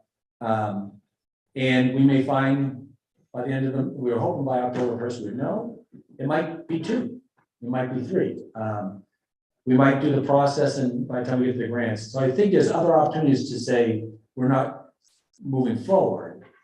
But I would hate to do it now before we enter into this process. I don't think that's gonna happen, but, you know, 7 is better than 6, is better, 7 is better than 6, 5, 4, as far as cost goes, right? So you get down to a point where I'm not sure there's, an ability to even do it. We've got a capital plan that's got some big projects, possibly on the horizon, really big. And so therefore, the cost of this is important. And, and he did say, when we were down there, the guy at Parksboro, he did clearly say, because that's the question we asked, because we were asking questions about how we would do this, how we really hook up. And we got the cost, we understood that, we understood how to do that piece of it. But he did say very clearly that the state is not encouraging new regional dispatch emergency centers. They're encouraging instead to hook on to something that already exists, right? He said that point blank, and maybe he's wrong, but he said it. And Sam brought up something that might be the caveat, which is when you look at that, remember that map, there was a big hole in Metro West as far as not, so that might be the reason that we would still be able to get grant money. So maybe both are right. Well, I would respectfully take the word of the state 911. I on that agree. position. I'm not trying to say, Right. 911 guys, right, but he did say that to us, right? So maybe things have changed. So of course that helped too, to hear that we wouldn't get any grant money, as far as, building our, going around with this one. Okay, so again, as far as what we have to do before January 1st, and then, it's gonna be pretty fast. What does that grant proposal require us to do? Is it just a theoretical grant? We'd like to do this. Do we have to include specific plans? What all has to be done before January or when it's? Well, I think we would know after, if there's a commitment, then those communities that are still interested will have to look at, okay, what do we need to do? What grant is the most appropriate to start with? And then we would start working on that. So I don't want to commit that we'll, what are we going to do first or second? We need to, without knowing we're all committed, we won't know where we're going to go. Okay, so you're expecting the other 4 to take a similar, have a Other similar 3. conversation that we're doing tonight, and then you guys are going to get back together soon to say, okay, we've at least got approval to go to the next step. Well, and we need to rerun the numbers too, Yeah, I right? agree. Because It's we're, two. If we get right. two, but the other thing that we need to keep in mind is, and correct me if I'm wrong, the grant cycles generally pay for the operations for the first 3 to 4 years. That's correct. So if we adopt earlier than later, then we're gonna hopefully benefit from going in earlier and having, you know, being able to put money towards capital in the first 3 to 4 years. So we're not gonna not pay anything into dispatch. I mean, that's all up to how we set up the regional dispatch center. But there's financial components to this that will change, which is why we're probably not gonna talk about that specifically tonight, based on 4. And then we also have to keep in mind the grants that are for our individual PSAP, that the state will phase out over time because they're gonna be only funding the regional grant. So but do we have an idea tonight what that grant truly looks like? It's, So that it really doesn't matter if it's 4 or 3, if it pays for the whole thing, for example. Because Foxborough's got paid for completely by that grant. right, 100%. well, that's what we would be going for. But we don't know that, because to me, that's, you know, until you really know what your costs are gonna be, I don't see how you say yay or nay. Okay, so let's go back to do nothing, right? So we have one person, 24 hours, and that's what we've got right now, right? We've got to that point. So what do you and Chief Newell, what would you recommend we do if we decide not to do this? What would be the proposal as far as what has to be done to truly get to the point we don't have this risk we have where multiple calls are coming in and we've got one person that simply can't be expected to handle that kind of situation? I think that there are standards out there that are listed in the study, whether it's the NFPA standards for communication centers, the APCO standards, which is for communications. And it really is, you need 2 people in there, and you need a supervisor that is well versed at being a dispatcher, knows how to run the dispatch center. So you would have, we'd look for a commitment to have fully staffed or appropriately staffed emergency communication center. And then you also have to realize that there's infrastructure that goes along with that.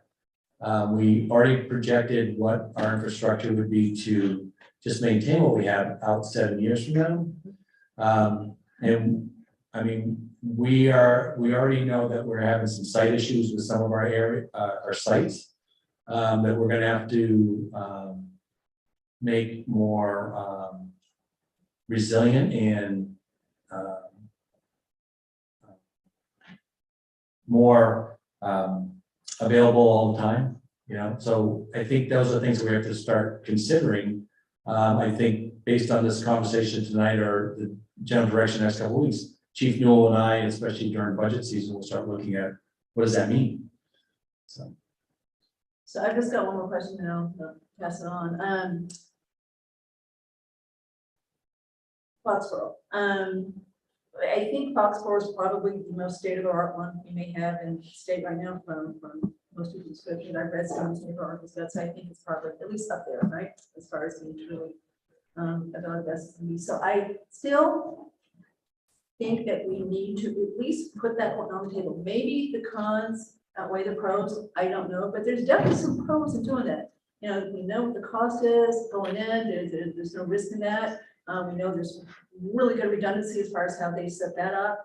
I'm not sure if we're talking about redundancy with ours or not, but they've got it for sure with the Dexter piece of it.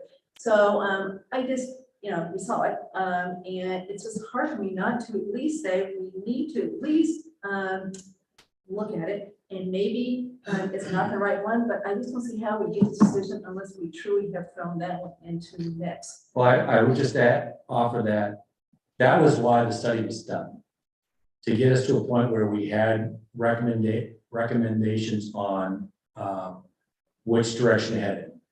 I think that if early on, after visiting any regional dispatch center, Foxborough being one of them, that the group said that we got to stop and change direction, please.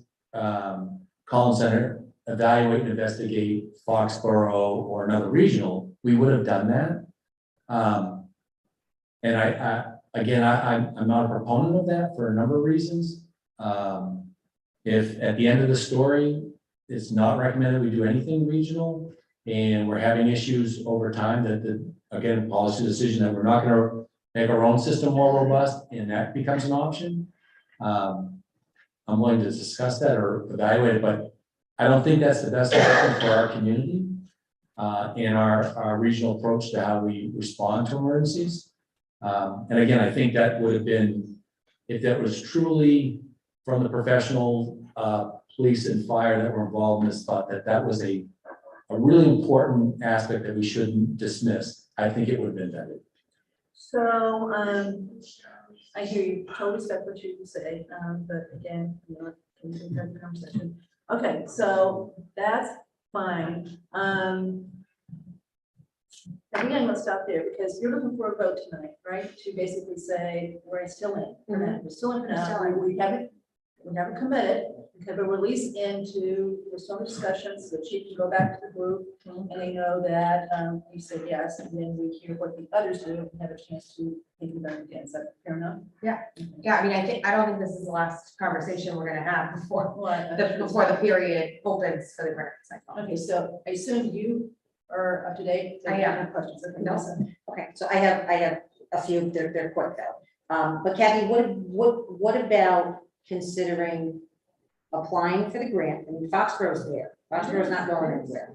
Applying for the grant, and if we get denied, then I think Foxborough is something that it really ups the level of consideration. So I'll just toss that out there. That's a good toss. Okay. Okay, so Chief, I just have some hopefully really quick questions. There's a couple, I think typo issues. Yes. So on page 11, it talked about the town of Hopkinton. Mhm. And it talked about that the 9/11 department through the support and incentive grant provides X amount. Southborough didn't include that we have that, so I'm assuming we have a grant and potentially they should be updating, because that's my first question was, we don't have a grant, we have a grant we don't have. Again, some of this information, well, actually, all this information is predicated on the fact that people submitted information. Got it. There's no like central location that it all got built from, so I think the way that people sent it was probably. Okay, so just to clarify for any citizens Yep. that may have taken the time to go through this like we did, Southborough does indeed have a support and incentive. And I think Chief Newell might be able to answer that. Just to confirm Just to it. confirm, I mean, Yes, we do. okay, so that's good to know. Thank you. That makes me feel better. On page 13, on the town of Hudson, underneath the first table that talks about Medfield dispatch, it's condition. Mhm. So obviously we need to adjust that. So, okay, so most of these are fairly quick. Under Southborough, page 19, it says there's a minimum of 2 dispatchers on duty for the day and evening. And that's. I believe that's not correct. I think Chief Newell can confirm that. Yes, that's not, there's only one dispatcher on per shift. Okay, so we probably want to update that as well. So going to page 24. Would we be, it talks about the strengths and or potential benefits. Mhm. Would we be an equal partner? Or would it be based on a percentage for the partnership? Because obviously our call volume is well below the other towns. Would we have an equal voice at the table as far as how to move forward, management decisions and whatnot? I think as it moves forward, each town will have whoever's involved. Depends how you design it, but there would be some oversight board. My best analogy would be, it'd be like the fire department and the select board.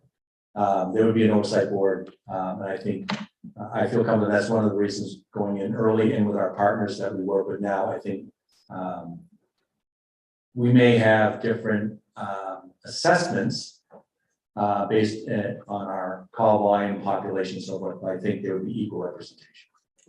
And then will we maintain in a regional the same level of communication with dispatch, such as recalls, such as, I believe dispatch now monitors the cells, if there happens to be somebody in them. How would we potentially look at those? Like, I can't speak to specifically who's gonna monitor the cells. Okay. That is not a good practice, in general. Emergency communications personnel should be committed to emergency communications. But I know, talking to Chief Newell, that there are options of, one of the bigger concerns is a station going what they call dark. Yeah. I think if we know we'll move forward, then we can actually start vetting out further, what does that mean for Southborough? It could be something as simple as a clerk during business hours, all the way to somebody 24 hours a day. I think that would be a policy decision based on what the community wants and when you arrive to the public safety bill. Okay, so these things are being considered. Yes. Okay. You took care of the going dark, not having anyone at the window. Okay, so page on 26, can you just take 2 seconds and under the leadership, can you take 2 seconds and explain what additional requirements there may be of you and your time?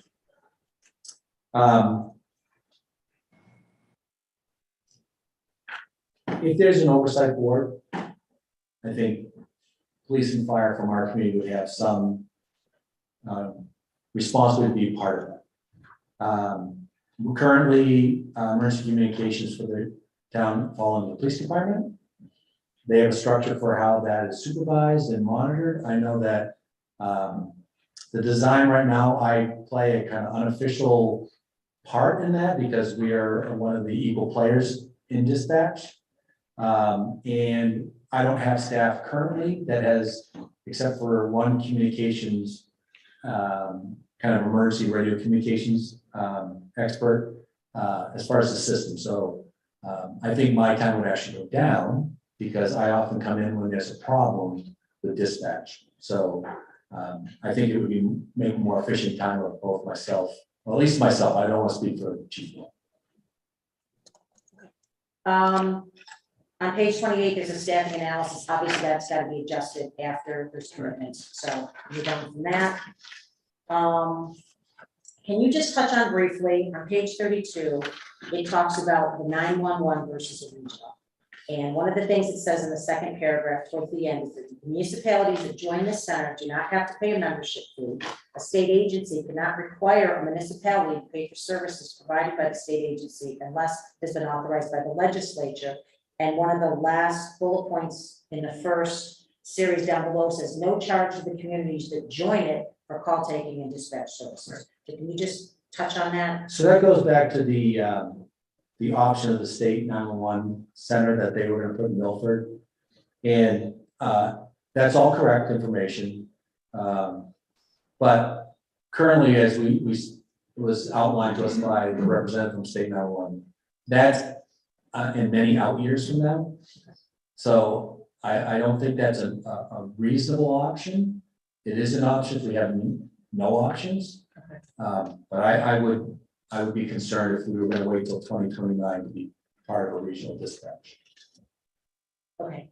I'm going to skip over my next one because it was just budget, and obviously until we know the commitment, we don't know what the budget would be.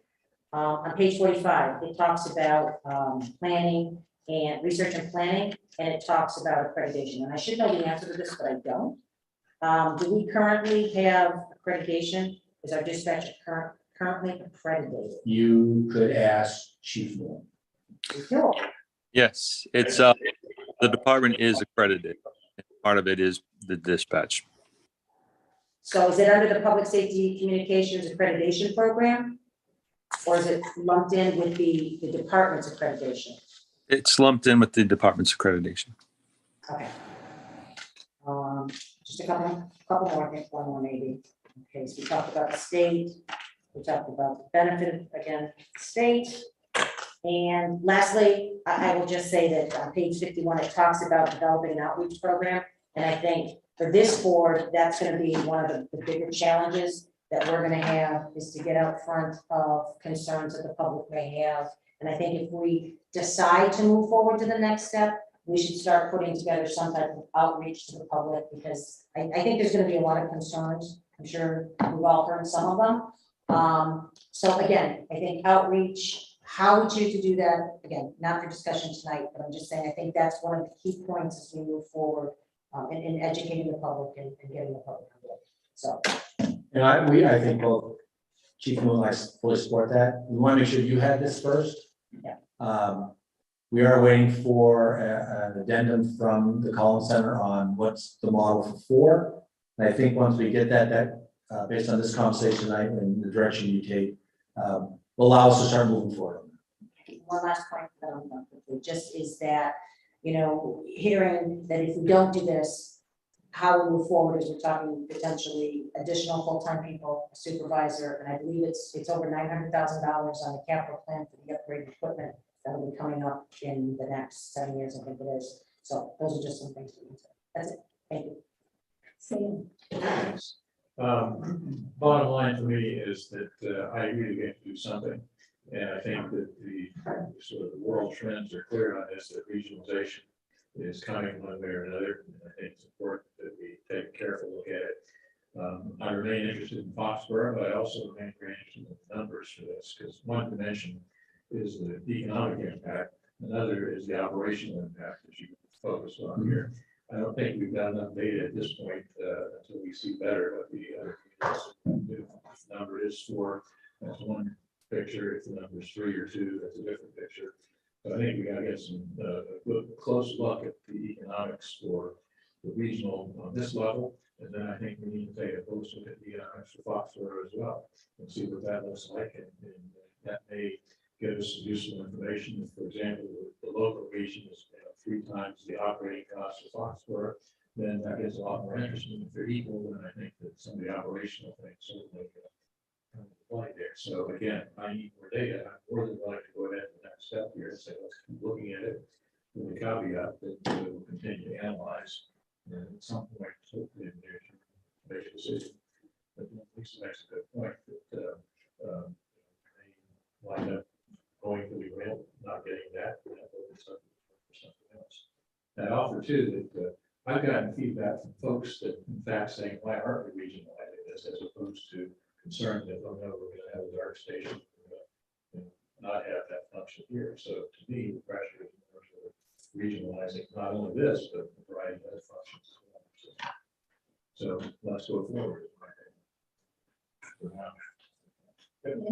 Yeah, so I had the opportunity to talk to Chief Achilles a little bit about this before this meeting, and I am also prepared to move to the next level to indicate that we are interested, even if it is it's a little disappointing that the number is 4 towns rather than 7. But I think another way of looking at this is there's all sorts of detailed questions about the exact format of a regional dispatch, but another way of looking at it is, are you prepared tonight to make the commitment to, we are really going to make a serious commitment in terms of staffing capital to fully staff up a dispatch center for a town of 10,000, where there's these opportunities to regionalize. And anecdotally, I mean, since we're in a good position where we've been prepared for this, we know this is coming in with excellence and prep work done to give us an informed decision. But I've just all heard national media accounts about this is a trend that's going around everywhere in the country, that is dispatch centers are having difficulty staffing. There was one of the most interesting data points in this report was about the burnout level of how you can keep people longer by having a dispatch center where you can put a strain on 1 or 2 people. So, and then as to the the Foxborough versus the more Milford, right? That's a 911. Yeah, Okay, right. sorry, not Milford, This one in our region. okay, yeah, but in our local region is, I have to give some weight to Chief Achilles, view that I think we should, our regional dispatch partners should overlap with mutual aid partners, promotes collaboration. And also, I think another benefit of that is opportunities for people that are already working as dispatchers in Southborough to have a better opportunity to work at the new facility. I thought the Foxborough visit was very eye-opening, but it does have this kind of like whiz bang it was kind of cool, but, there's all sorts of practical issues about Southborough having its dispatch through Foxborough. So I think that's what you're looking for, and the draft district agreement, which had the draft at the back of the Collins Center report, that's extremely preliminary, right? This is, It was just to give the yeah, example, there's different ways to structure this. I think Mr. Jennings brought up some good points that with sensitivity to we have really good dispatchers. And just to me, and I won't speak for Chief Newell, this is not a reflection on our dispatchers. I've been here for 3 years, and for what they have and the resources are outstanding. And some of the things that I've experienced as an incident commander or trying to manage multiple resources is a challenge often for dispatch. And it's just the way it's designed. And, it doesn't happen very often.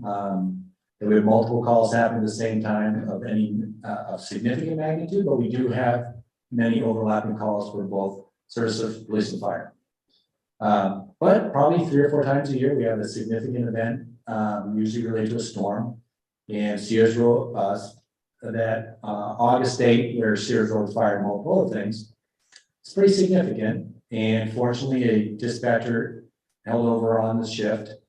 And even they were fully committed to emergency communications and taking 911 calls. And that's all they had the capacity or ability to do. And they did outstanding. And I would hate to lose that option if we go to Foxborough or the state 911.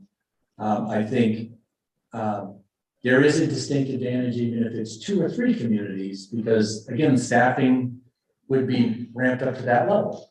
It's a modular scalar, you can scale it up and down. I believe that whatever happens, if it's only 2, that it's worth the opportunity to investigate that and pursue it, because eventually all these other towns are going to be faced with some decision of what they're going to do. And I know if we went to Foxborough tomorrow, we're going to start getting billed. If we do this as a regional, we have 3 or 4 years to build it, and we decide how it's structured and run. We're not a customer of another community that's hosting us. We actually are in the driver's seat. So I think that's important in this area. There's some distinct and unique things for us that I think are important. But again, I would prefer to make ours more robust if that was not an option to regional than to go to somebody else's dispatch. So, a couple more questions and we'll vote. So, Chief, we were told in Foxborough that I think it's 7 years, 9 years to put that, to stand that one up. How long would it take, you guess, and maybe even support it? I felt we were just doing this self-connect test. I didn't get into report like this again. How long would it take to stand up? Let's say 4 people agreed to do it. How long would it take for you to stand up the thing from beginning to end and would be operational? How many years? I think once we know, again, it's predicated on who's going to do it, what existing site, and out of those existing sites, what can you get funding for, and what's the status of those? There's 2 sites that are currently preferred that exist in our district now. One's in Westboro, one's in Hopkinton. I think after tonight or by October 1st, we know who's in and who is interested in pursuing this. That will start laying the groundwork. I think 7 communities would be a lot more unwieldy in trying to manage. I think we can do it in a much shorter time if it's 4 or less. But I'd be misleading if I said, oh, it's 3 years or 2 years. But I know that it's predicated on the grants, and I would want to move as efficiently and as appropriately as possible to do this. So I'm bringing this up for a reason. in the past, we've made decisions that were short-term, that if we really understood where we're going, we wouldn't have made them. So I know that you got, new radio system on the capital plan. So I would definitely want that to be part of this decision, so we don't go by, only radios and then have to, and not use them because we decided to do that. So please keep that in mind. Okay, so if it ends up being two, would you just put it in one of the others? Public safety building, would you, no? No, that's a good question. I would not recommend that. I think you need to build it for growth. Okay. If that's, when you start building it, you're thinking that it needs to expand and have more capacity. So I would think you'd want it independent, plus the best practice model is not have it housed in a current or existing fire police department, because you don't want that to take precedent because it's in the building. You want it to work independently. I think some of the information we had is you would want it to expand. So you wanted to, even if you had a building, you said, oh, we're only using partial of this, but we have room to expand. I think you'd want to do that. Okay, promise last question. So you said you don't know why the three have said we don't want to do it. So it looks like it's Hudson, Marlboro, and Northborough. I have my inclinations, but I think that each one has to make their own decision. What was the initial reason why to do it or consider it? And then what have they found or what information they had since then that changed their mind? And I don't want to speak for the representatives of those communities. I'm just surprised about it. Okay, all right, so. Thank you. So Chief, if, say, so we said no, that's just as a for instance, and the three other towns went forward and did the center and built the center, and then we said a year from now, maybe we should try to get in. Is it detrimental to try to get in after you've got a center, in your opinion? Having an established center already set up, then trying to come back and say like even Marlboro or any of these other towns, if they wanted to come in now, the fact that the center's been up and running and, agreements are in place and. I think a lot of work goes into designing the center based on who's going in.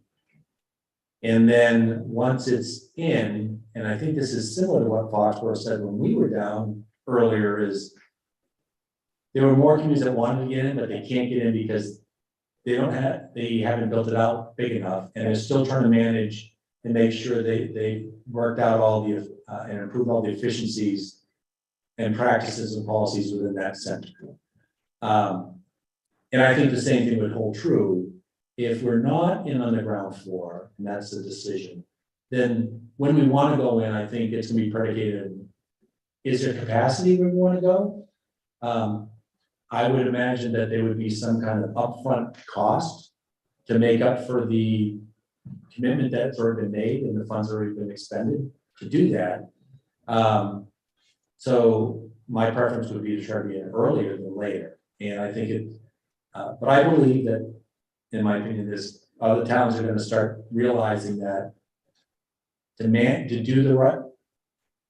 run an emergency communication center properly, they're going to have to start joining with other dispatch centers. Can I just add one thing to that? I also don't know what that means from a governance structure if you go in later.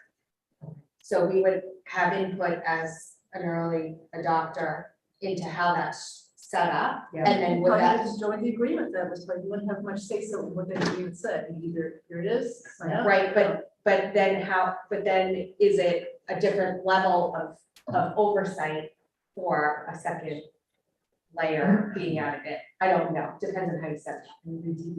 When we were down there, the guy that led us to the tour said that they could cover the whole state down there. That they have that much excess capacity, but I'm gonna stop talking about Foxborough. Okay, all right, so Chelsea, do you want to make the motion, you want us to vote on? Sure. I was gonna say, Excuse me, okay, so, come on up.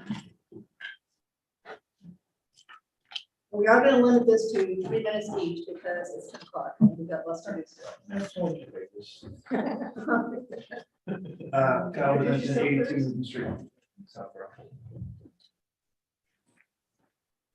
Good evening, select board members. My name is Kyle Vincent. I am speaking speaking to you tonight as a concerned resident as well as the dispatchers union president.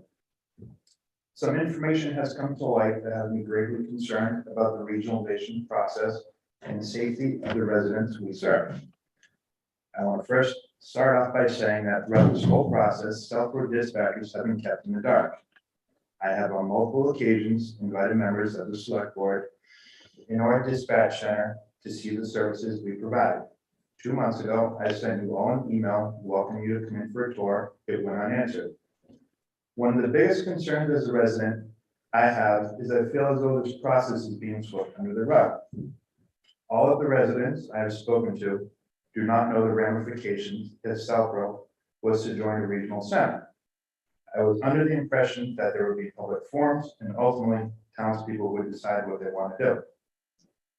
Another concern I have tonight is that there will be a vote taken to start the paperwork process of actually joining the regional center. Some information I think Southborough needs to know. Their police and fire station will become dark, meaning there will be no one staffing the window. Over my career here in Southborough, I have seen the positive impacts of having a station manned 24/7. Speaking for myself personally, I have witnessed and treated a person collapse right in the lobby. I have pulled domestic victims to safety in the dispatch center. I have dealt with people having a heart attack and could barely talk. We've had verbal arguments that needed swift interaction.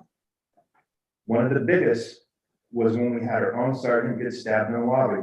And guess who saw it and was able to get immediate assistance to help? The dispatcher. We also provide many more services to the town of Southborough. I want to touch upon what the state won't actually tell you in the process. They've had many failures of a regional dispatch center. Look at Essex Regional, for example. It cost the cities and town that joined a lot of money to ultimately, in the end, fail. Now, state 911 has to staff the center with state employees. I want to quote Police Chief Laurie from Westboro from a recent article. Westboro Police Station is dark. Quote, if you're a citizen and you need help and you need someone in that station to help you, there's no one there after day shift. That's just wrong. This is what Southborough will become if we were to regionalize. Many regional centers face a high turnover rate for employees. Let me ask you this question. A regional center serving 3 to 4 towns would be impossible for the dispatcher to learn every town, the ins and outs, nicknames, or stores. For example, you get a call saying, I'm at 50s and I can't breathe. Click. Me, with my extensive knowledge of Southborough, know exactly where they are and can send help. In the regional center, I'm not so certain it would happen like that. State 911 provides what I call an enticement, providing the first year's 3 covering all wages. What happens if you don't like it? You do realize that once you go regional, there's no coming back. The 911 computers are gone forever. You would then have to pay for the regional 911 services, and on top of that, pay new employees salary and benefits costing more than what you started with. There are towns that have done this because regional did not work for them. In the end, it cost them more money. My recommendation is to expand on your current dispatch center. Thank you. Thank you very much. Anyone else?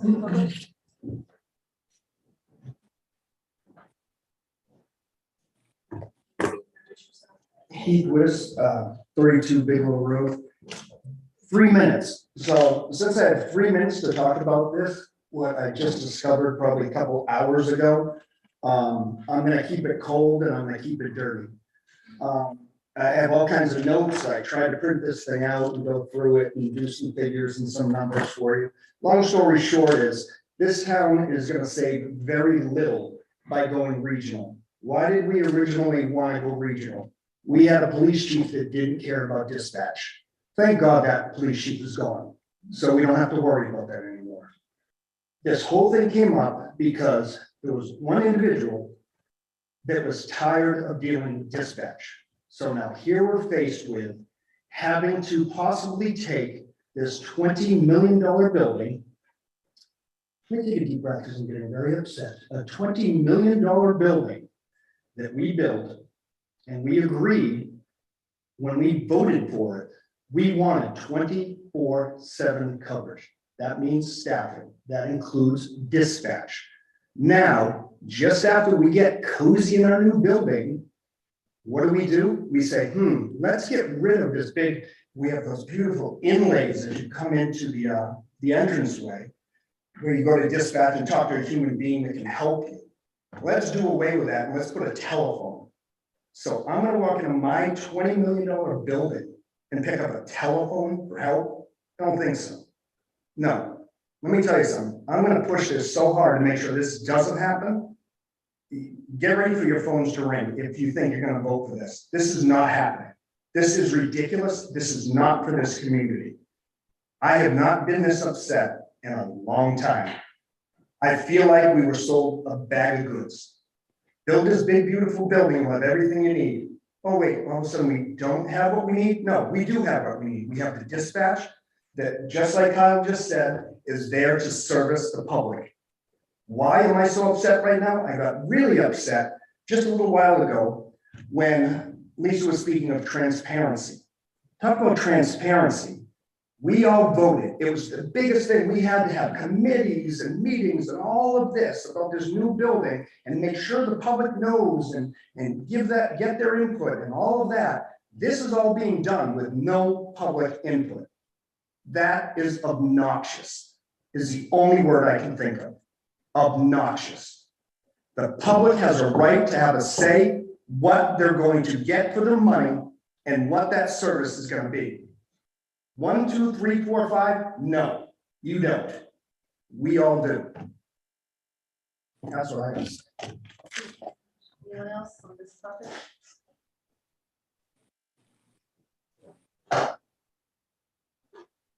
No, Adam Finn, once again, very briefly, I helped build the infrastructure for the Foxborough building. My company did all the structural work in that building, familiar with the facility. It is beautiful. They also have a stadium with 65,000 people in it, 3 or 4 times a month, which we don't have. They're also much larger communities, which we are not. My father was one of the original fire chiefs in this town. I was on the fire department, my brother was on the fire department, both of them was on the fire department. Back when I was a kid in this town, we would hear horns blast in the middle of the night. And a number of beeps told us where to go. What we have now is far more sophisticated than that. Hasn't even been paid for yet it's already outdated. I agree with Heath that it is very important that when you reach for help, there's a physical being there to help you. I am all for increasing the budget of the public safety departments of this town to fully staff that building, however necessary, before we fill a random building in a community that we may or may not abut, full of people who may or may not be from this town, to patrol and keep safe the citizens of this community from a dispatch standpoint. These people know this community. To outsource that to save a few dollars after we apply for a federal grant, which ultimately disappears, which ultimately becomes some type of tax liability for the community anyway, is insane. We need to stop taking money because it's currently available for free with a long-term liability of staffing and everything else. When was the last time this community could not fill a dispatch position where it asked for someone to hire? I don't know, because I've never looked, but I've also never not called that phone number and not have someone representing our community answer the line. I've never seen someone drop off a child for a drop-off out front for whatever type of issues they're required to do so without having someone from that department be available to do so. I've never brought the Cub Scouts there or the Boy Scouts there or any other people in the town through that building to not see a warm face or several at the front desk saying, welcome, how can we help? Why would we want to get away from that over money? We spend money on all sorts of ridiculous things. Why are we going to outsource public safety? There's a lot more investigation that needs to be done before we go down the road of taking currently available funds to change the system that we haven't even paid for yet. And to say that we're outdated and antiquated in 7 years, no one knows what technology is 7 years from now. I get a page when a call's go out. A call's going out, goes right to my phone. Anywhere in the country, it goes right to my phone instantaneously, 5G. So I don't know what we're doing. I don't know why we're rebuilding a building that we just moved into. Support the employees of this community before we start hiring people from other places to do the same job of the people we currently have. That's all. Thank you. Thank you. Anyone else on this one? Thank you. Share this in 32 Road. I know there are some people who are very frustrated and mad about this. I'm not mad, I'm frustrated, I'm actually scared. When I was little, my mom used to always tell me, if something's going wrong, go to the police station, police officer will help. When I was older, my father used to tell me, if someone follows you home, or you leave work, honey, you go to the police station, you lay in the horn, and somebody will help you. It scares me to have that message to my daughters now and my son, that there's no one there if we need help. I work in Westboro, I work late nights, and there's no one downstairs in the police station. It's a safety issue for me, and I'd like you to really consider it, because it's personally scary to have the building be dark. Now, I know there's people maybe working up and down, in the police station in Westboro, there are people upstairs or around, but you go into an empty room, and you pick up a phone, and you talk to somebody in another building. In town, but another building, and you have to wait for someone to come and help you. That's unfair to anybody who really needs help. Thank you. Okay.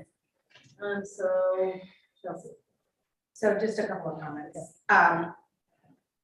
The decision that we're making tonight is not to put our station dark. I still think that the chief's letter explained that that's one of the points that the towns need to figure out. And I think it's going to be a town by town decision on what that looks like. Do you have, an officer, an overnight officer that mans the desk at night? And secondly, this is not a money decision for me. It's money certainly factors into it. We need to be careful in how we plan for it. But this is, as the chief discussed, a resource concern and making sure that our dispatchers have the resources that they need in order to do the best job that they can. I think, and I think it's been stated multiple times tonight, that they do a great job with what they have, and they're only one at a time, right? And I think we heard tonight, we were very fortunate that we had a dispatcher willing to stay over their shift to cover when we had the most recent issue. So those are just some comments. Thank you. Lisa? So this was one of the concerns I had alluded to on public, hearing from the public. Unlike Sam, when you mentioned you've heard people are looking for regionalization, I'm hearing some of what we're hearing tonight. So that is some level of a concern to me. I think that obviously I'm certainly interested in where the public stands on this. Right? I think by moving forward with this vote tonight, it's not a firm commitment in my mind yet. It's still soft. I think we should call it earlier, Kathy. Yeah, I think between now and getting the information on October 1st, we need to find out what the public does think about this. I mean, I share these concerns, and at some point we're going to have a discussion, whether it be a town meeting or otherwise. I agree. I'm surprised to hear what we heard tonight. It certainly gives you pause for sure. And tonight we are not making a firm commitment to anything. All we're saying is we're staying in the game at this point, so that we can continue to assess this and make a informed decision. So Agreed, but I think we should take this time in between and try to really get a feel of where the public stands on this. I think it's one of those areas that's going to be black and white. There is no gray. There is no maybe or maybe not. So I think that's one of quite a few of those. Yeah. Okay, so anybody else before it's 10:15? We got still up to it. Everybody okay with taking the vote on the soft commitment? I think you should put the word soft as far as letting Chief Achilles go forward and tell the group that for now we're still interested in discussing this. Good enough? Chief?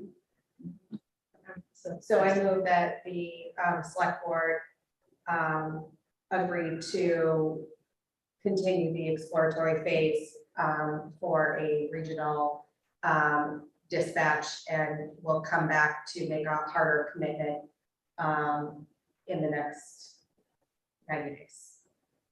Is that okay? Second, Second. any further discussion? Can we add that during those 90 days that we do public outreach before we make the final? And that's my motion. Thank To you. add the amendments. Okay. All right, all in favor of the amended motion, 5-0. Okay, thank you. Thank If you. the public could have more than 3 minutes to speak, might be helpful. We've got a lot to do with these meetings. We are trying to get as much as we can, and we will be happy to talk to you beyond that. But if we don't have some limit, we can't get through this agenda. So there are reasons that we've asked for that. We think that, obviously think it's very important. We have not made a firm decision. We hear you. I was surprised you were the first one. So we will absolutely give you a chance to weigh in further in more detail when we get a little bit further. Okay, I'm going to ask that we take a 5-minute break. We're going to recess for 5 minutes, Katie.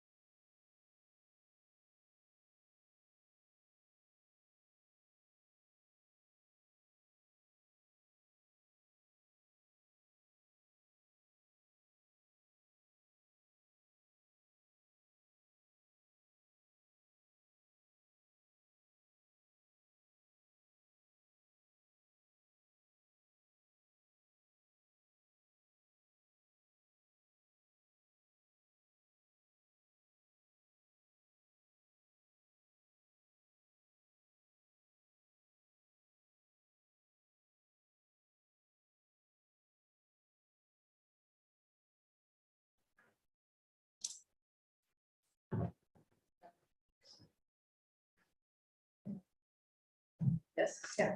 All right, so we're back in session at 10:25. So I'm going to move up one item that I think a lot of people are here for in consideration of the time.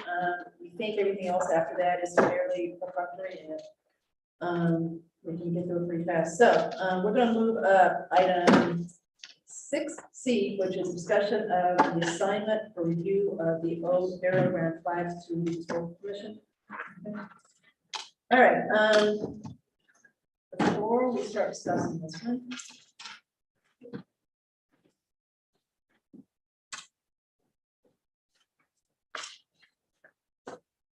This agenda item is here tonight solely because of a citizens petition article that was submitted yesterday. The citizens petition article deals with the flags currently located on the town's old burial ground. And I want to read the article real quick. The article says, to see if the town of Southborough will vote to request that the select board restrict the placement of flags in the old burial ground to the official flag of the United States of America flown on a single existing permanent pole. In accordance with state and federal preservation guidelines and out of respect for those buried within, all additional flags on raised flag posts shall be removed. This policy shall not apply to individual grave markers. So that's the proposed, or that's the citizens petition that's been submitted for the special town meeting that's on October 13th. So it seemed to me as the chair and as the one that is primarily responsible for setting the agenda for the meetings that it might be better if we were to deal with this tonight at our meeting rather than deal with it for the first time at the 10:13 meeting. I have no idea if the other 4 members agree or not. That's what we're about to find out. So just to be clear, the article as proposed is not binding on the town or the select board. It merely asks the select board to take the action outlined in the article. I think it's unfortunate this article was submitted so late. The subject is controversial and needs an advisory committee whose job is to make thoughtful recommendations to town meeting and or select board would have much time to vet this article. We're not going to vet it tonight. We will vet it on October 3rd. As we know, there's an article on the warrant that will prevent the late submission of citizen petition articles going forward for this very reason. The question for us tonight is whether we want to approve a process that would result in the select board setting a prospective policy regarding the flags allowed on the old burial ground and other town property. The select board supports approving a process. What should the process be? One recommendation would be to task the historical commission with researching the issue for us and making a policy recommendation to us that we would then consider and vote on. There may be other processes that other members of the board can recommend. We'll find out shortly. One outcome of approving a process tonight is that doing so might reduce any conflict at special town meeting. If town meeting knows the select board is undertaking a process to resolve this issue, then town meeting might be willing to let the process go forward. That process would include the ability for the public to participate and express their opinions. So with that, again, I have no idea what you guys think about this. So I'm just going to start with Sam. Thanks. Clearly, we've been down this path before. A lot of folks have spoken about this in the past. I've heard, for one, that appreciate the input from the historical commission on that, given that they certainly have had involvement and long association with the old burial ground. And I'd be interested to hear what they have to say. And I think that at some point, we do need a policy for this, and I think this will help me at least understand some of the pros and cons about different ways of approaching this. So I would look forward to having advice from the historical commission. Lisa. So we have been down this road before.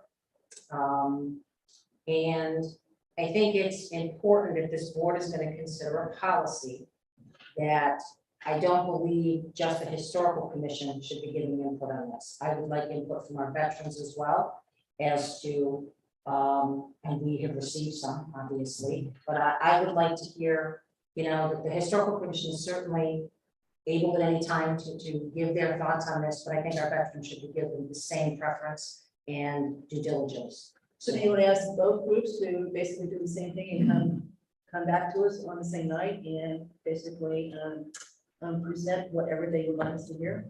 Well, we have our veterans here. There's a bunch of them here. Our 2 commanders are here. Well, they're going to have to, but what do you want to do? Do you want Well, to? if the board is going to consider asking the historical commission to do it, then I would highly recommend that this board also extend the same courtesy to our veterans. Yeah, at least that's part of the process that I see, I guess, the veterans or anybody who has the opportunity to speak with the historical commission. They'll come back to us and we'll have an opportunity to hear from anyone who wants to speak with that. Exclude anything. But if you're asking the historical commission specifically to do this, you're excluding our veterans. If you're gonna ask one, I don't know what harm there is in asking both and being respectful to both, you know? That's all. Or, I don't know if the two of them wanna have a discussion, I don't know, that's outside my purview, but I feel very strongly that you're gonna ask the opinion of one, you also need to have the opinion and respect of others. Andrew. Well, Lisa, I like your suggestion a lot. I had not thought of that. Before. I support that. So it sounds like, just to make sure we're on the same page here, that you would like the select board to pursue a policy as far as the flags go, or, because it's, you know, correct me if I'm wrong, but the last time I was not on the select board, I don't think Andrew was when it was brought. Yeah, I was. I was not. So they were, you know, 60% of you guys were there. So I remember seeing the meeting, but I don't remember a vote as far as a policy he did. So I'm not sure anything took place that night as far as the official vote. So the question is, do you want to set a policy? That is what we're being asked to do by Mr. Moran, as far as her citizen petition. She's asking the select board to basically vote on a specific policy. In her thing, she wants us to vote with what the article says. She says, you know, town meeting can't control this, right? They can only ask us to do this, which is what this article does, so it's worded appropriately. So that's what she's asking to do. So at some point, you know, we're going to have to address this either at town meeting when, you know, we're asked what our opinion is. So it seemed to me like tonight was a better forum to try to do that so that town meeting doesn't end up in a place where you end up with people who have clear opinions on one side or the other are just talking over each other. Could you, so I guess my question would be, so there's a citizen's petition that's very specific. Yeah. If we come up with a policy that isn't in line with that petition, are we gonna end up at the annual town meeting having the same discussion? Possibly. Can I ask a follow-up question, Lisa, about are you thinking that there would be a recommendation for the fall town meeting on 13th, or what is the process? I don't know, you know, I mean, we're talking about the article, the article sponsors here. You know, I don't know if we're having this discussion tonight to try to alleviate a discussion that might take place on town meeting The floor. whole reason for this is that.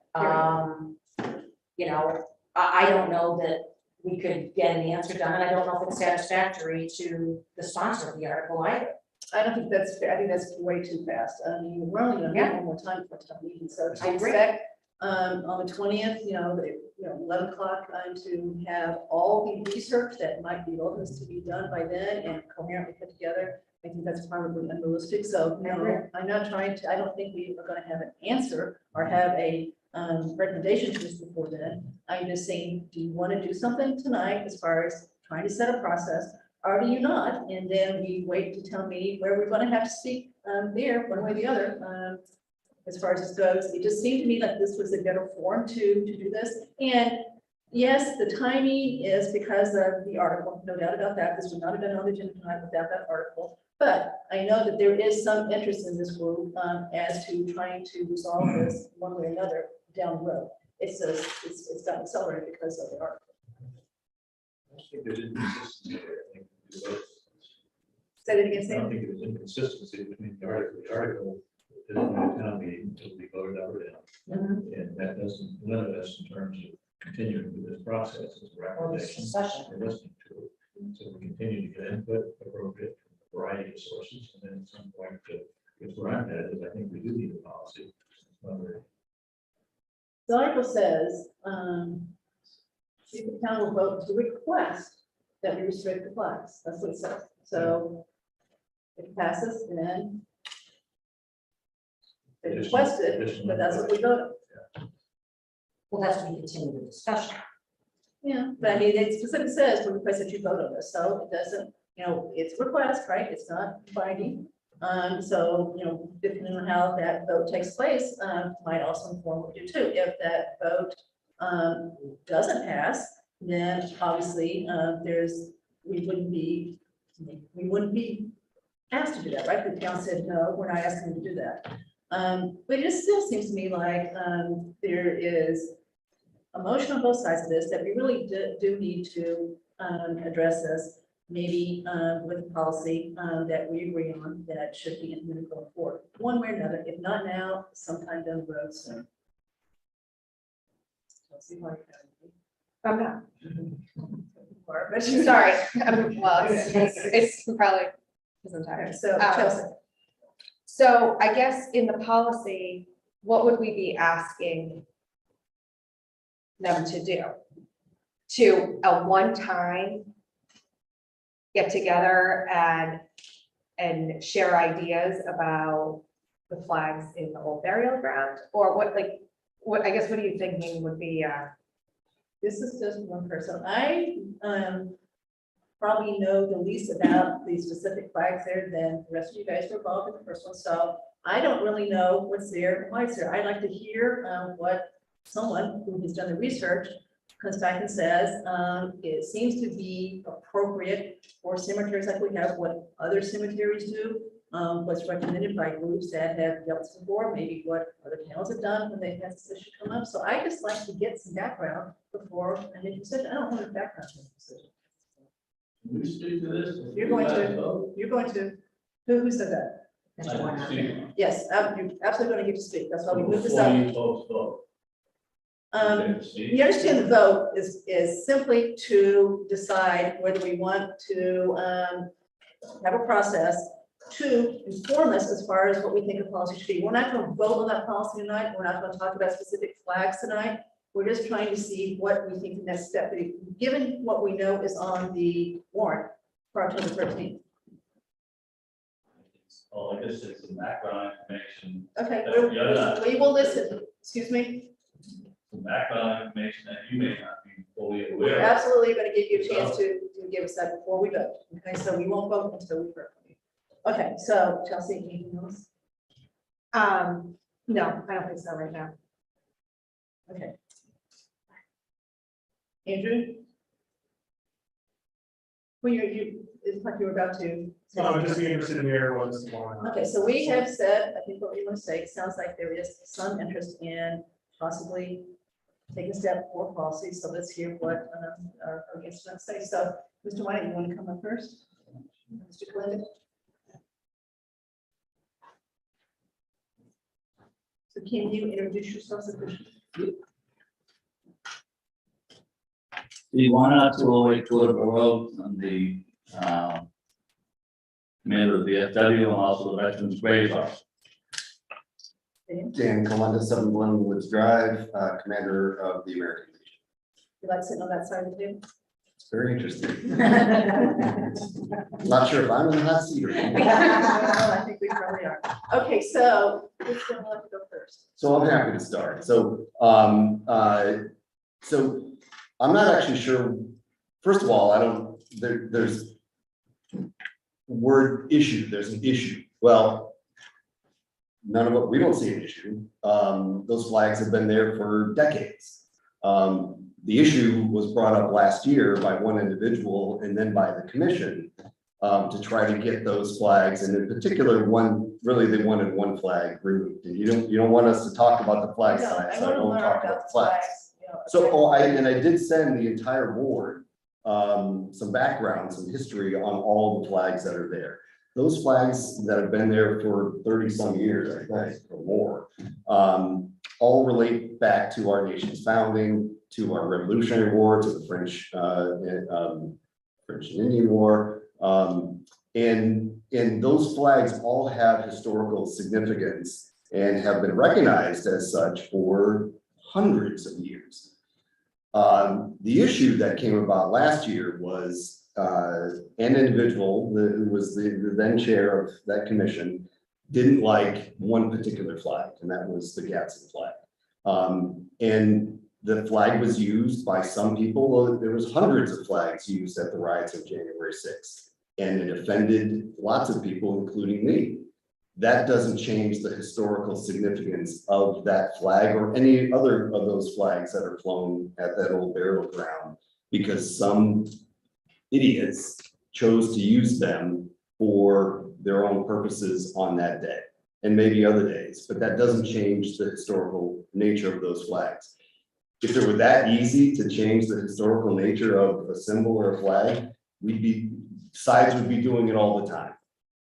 That's not how it works in the US. I don't think that's how it should work in this town. So we don't see an issue with the flags that have been there, prominently displayed, and are representative of those buried there. And you know, the US flag, which I salute and I serve, surely that cannon should be there as well, but not simply one flag. In fact, the current US flag was not even in existence when those people fought and died who are buried at the old burial ground. So that's the issue. And in terms of any policy, I'm not sure why this board needs a policy. You have authority to regulate what goes on town property. And this board and boards before it have done it for decades and have done it well. And there has not been a controversy, except one that I believe, and I think Mr. Wynot and our veterans believe, has been unfortunately ginned up last year, lost in a 5-0 vote, and now is brought forward by a different petitioner but the same result is being requested. And be very careful about the petition, because it's what it didn't say. And I know there's people who want to discuss that tonight when they're given an opportunity, but that petition wasn't represented to people as, you know, this is solely to have the US flag flown there. What wasn't said was that would mean all of the flags that are currently there would be permanently removed. So Dan, you stand there for many years, right? So you Yes. understand the side of the table too. So does everybody agree this really is the first time that this issue has come up starting last year? I mean, I don't remember before, but I was on a. I would agree, in my experience, yes, just So that's last year by Right, one this is individual. That is an absolute fact. All right, so let me just throw it wrap up to, what if someone went up there, because there's no policy about what flags to be there, you know, we just don't read what's been put there, we've left there. What if someone goes up there and puts a flag that everybody except for that person disagrees with, and I'm not going to give you an example because. Yeah, no need, great point. Okay, so if we don't have a policy about what we think is appropriate up there, how do you prevent just something? So first of all, no one can go and just put a flag there. It's town property. That's trespassing. That is, they cannot put a flag there. That is, you know, this board does it. You then maintain them. Right, for the past 30-something years since I got involved with the veterans, those flags have always been the same flags every year, with the exception of maybe one or two that I swap out. They've all been the Gadsden, the Liberty flag, Bedford flag, all those flags. And I sent you all those that I researched. They've been put up there since the days of, I'm not sure how many people remember, George Hubley or the Burt Nazis.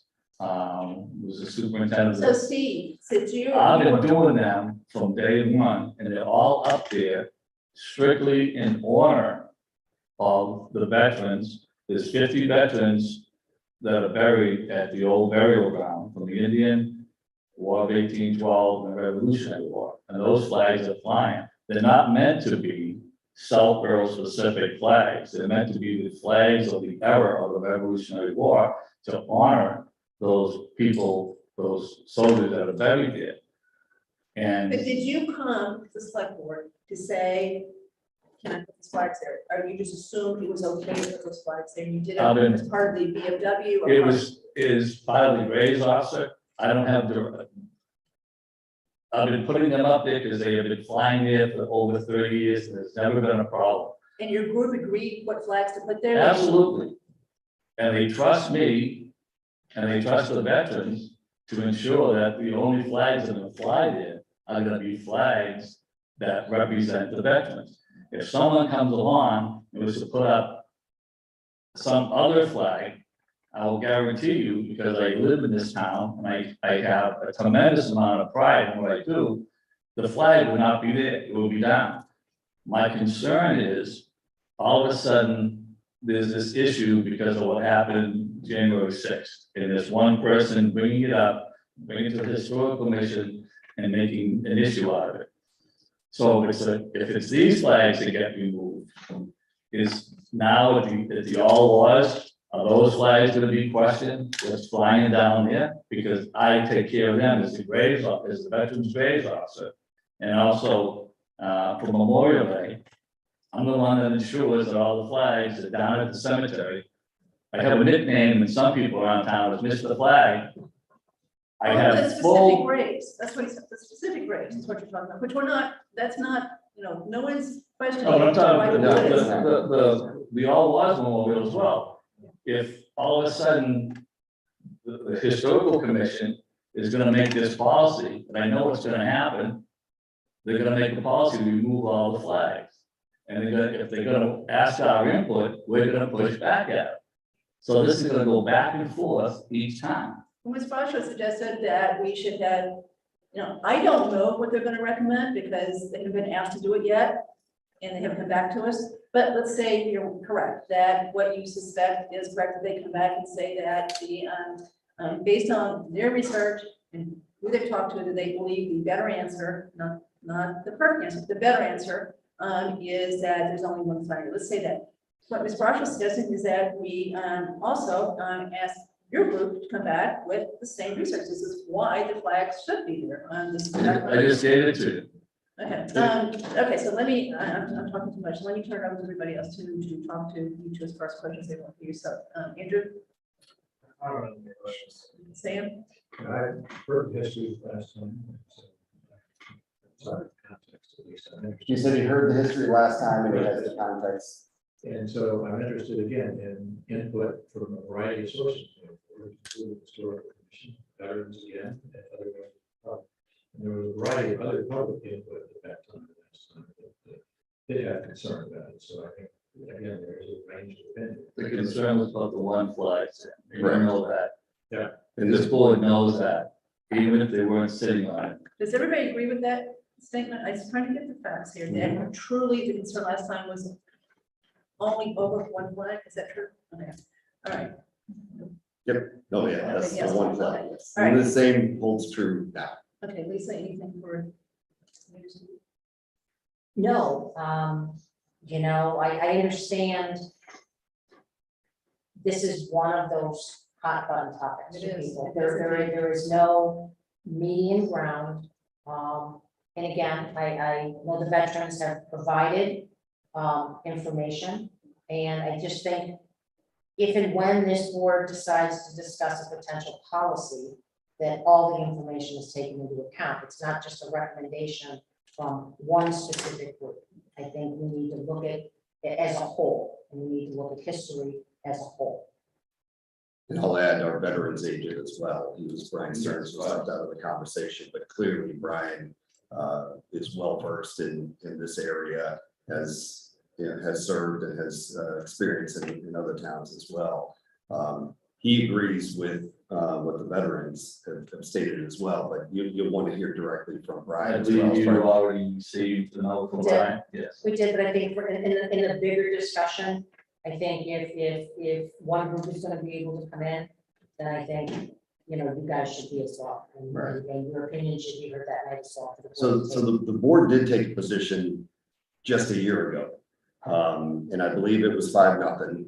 I think it was Sam, Lisa, Chelsea all voted in favor of retaining. Not taking a position, wasn't it? Right, which Yeah. is not removing any of the flags, any of the historic flags that have been there for decades. So you That can sounds take like a that. little bit of a punt to me, but that's. I think you can do it. Volunteer to follow up on that. I'm not sure what happens. There has been no discussion with any of the veterans as to, that any movement to to do this again until this just suddenly popped, and unfortunately, You none of those understand business. the timing. It literally got filed yesterday. Right, Okay, so you gotta understand it was filed yesterday, and so we reacted as quick as we can. Okay, okay, so, thank you both. Is there anyone else here that is going to speak similarly to Mr. Glinda, Mr. Wynot? Chris, okay, so I want to get the other side too before we're done, so, Mr. Marty, do you want to speak next? Do you want to speak at all? No? Later? After, for tonight? Okay. Okay, so, Mr. Robbins?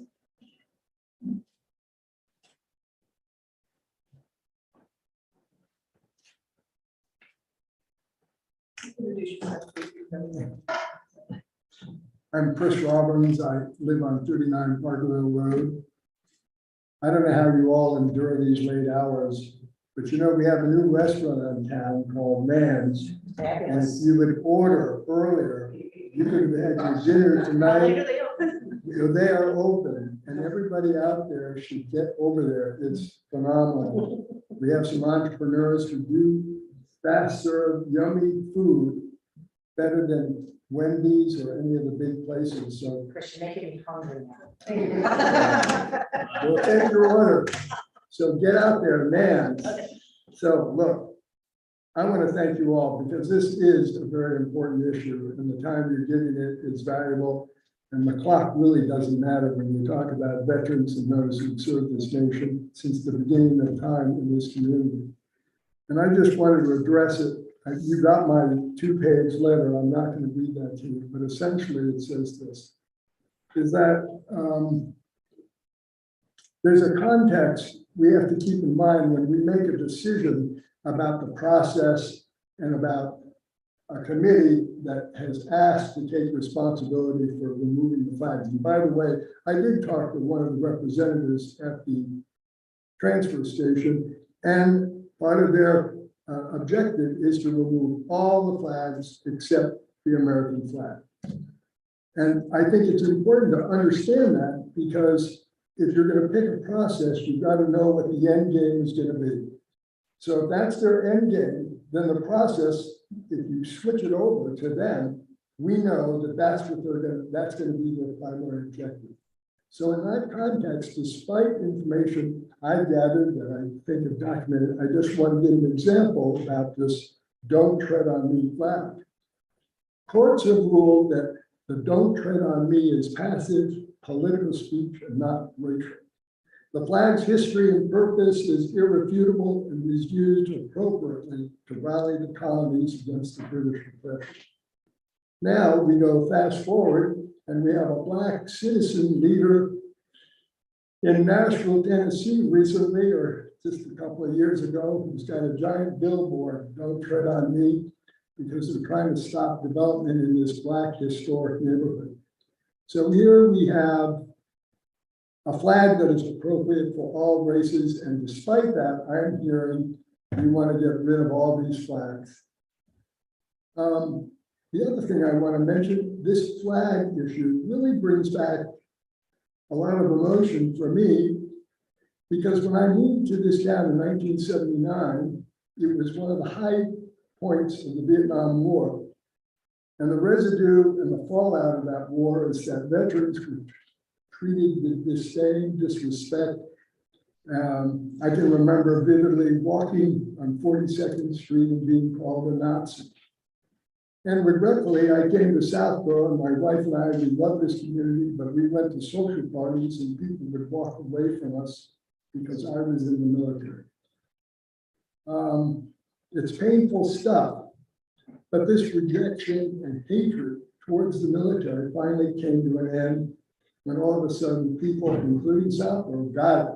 And we started holding celebrations to honor and remember the service they provided to our country. I attended that. Southborough was a part of that, and it was a very welcoming and thoughtful thing to do.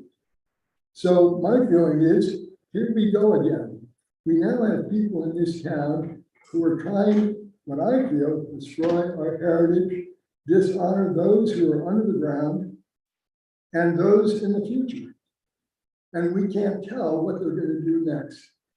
And it's time we took a stand, because regretfully, they're using, my feeling, my opinion, misinformation and to desecrate historic symbols, flags that fly over those who deserve the recognition for their service and their contribution to this community since this town was founded. This negative approach to solving issues, and I agree with the point here, we've got to be sitting down together and going toe to toe about this issue.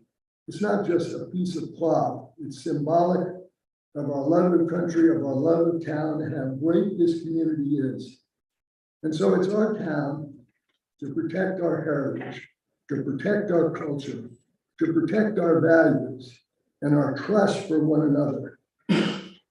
These actions diminish how we are perceived as corrosive, and we have to demonstrate to the greater community that we can overcome this very important issue. So let's get it together and respect our sacred flags and symbols that honor those who passed away years ago, our residents, our heroes who have come before, and those who proudly serve today. Thank you. Thank you.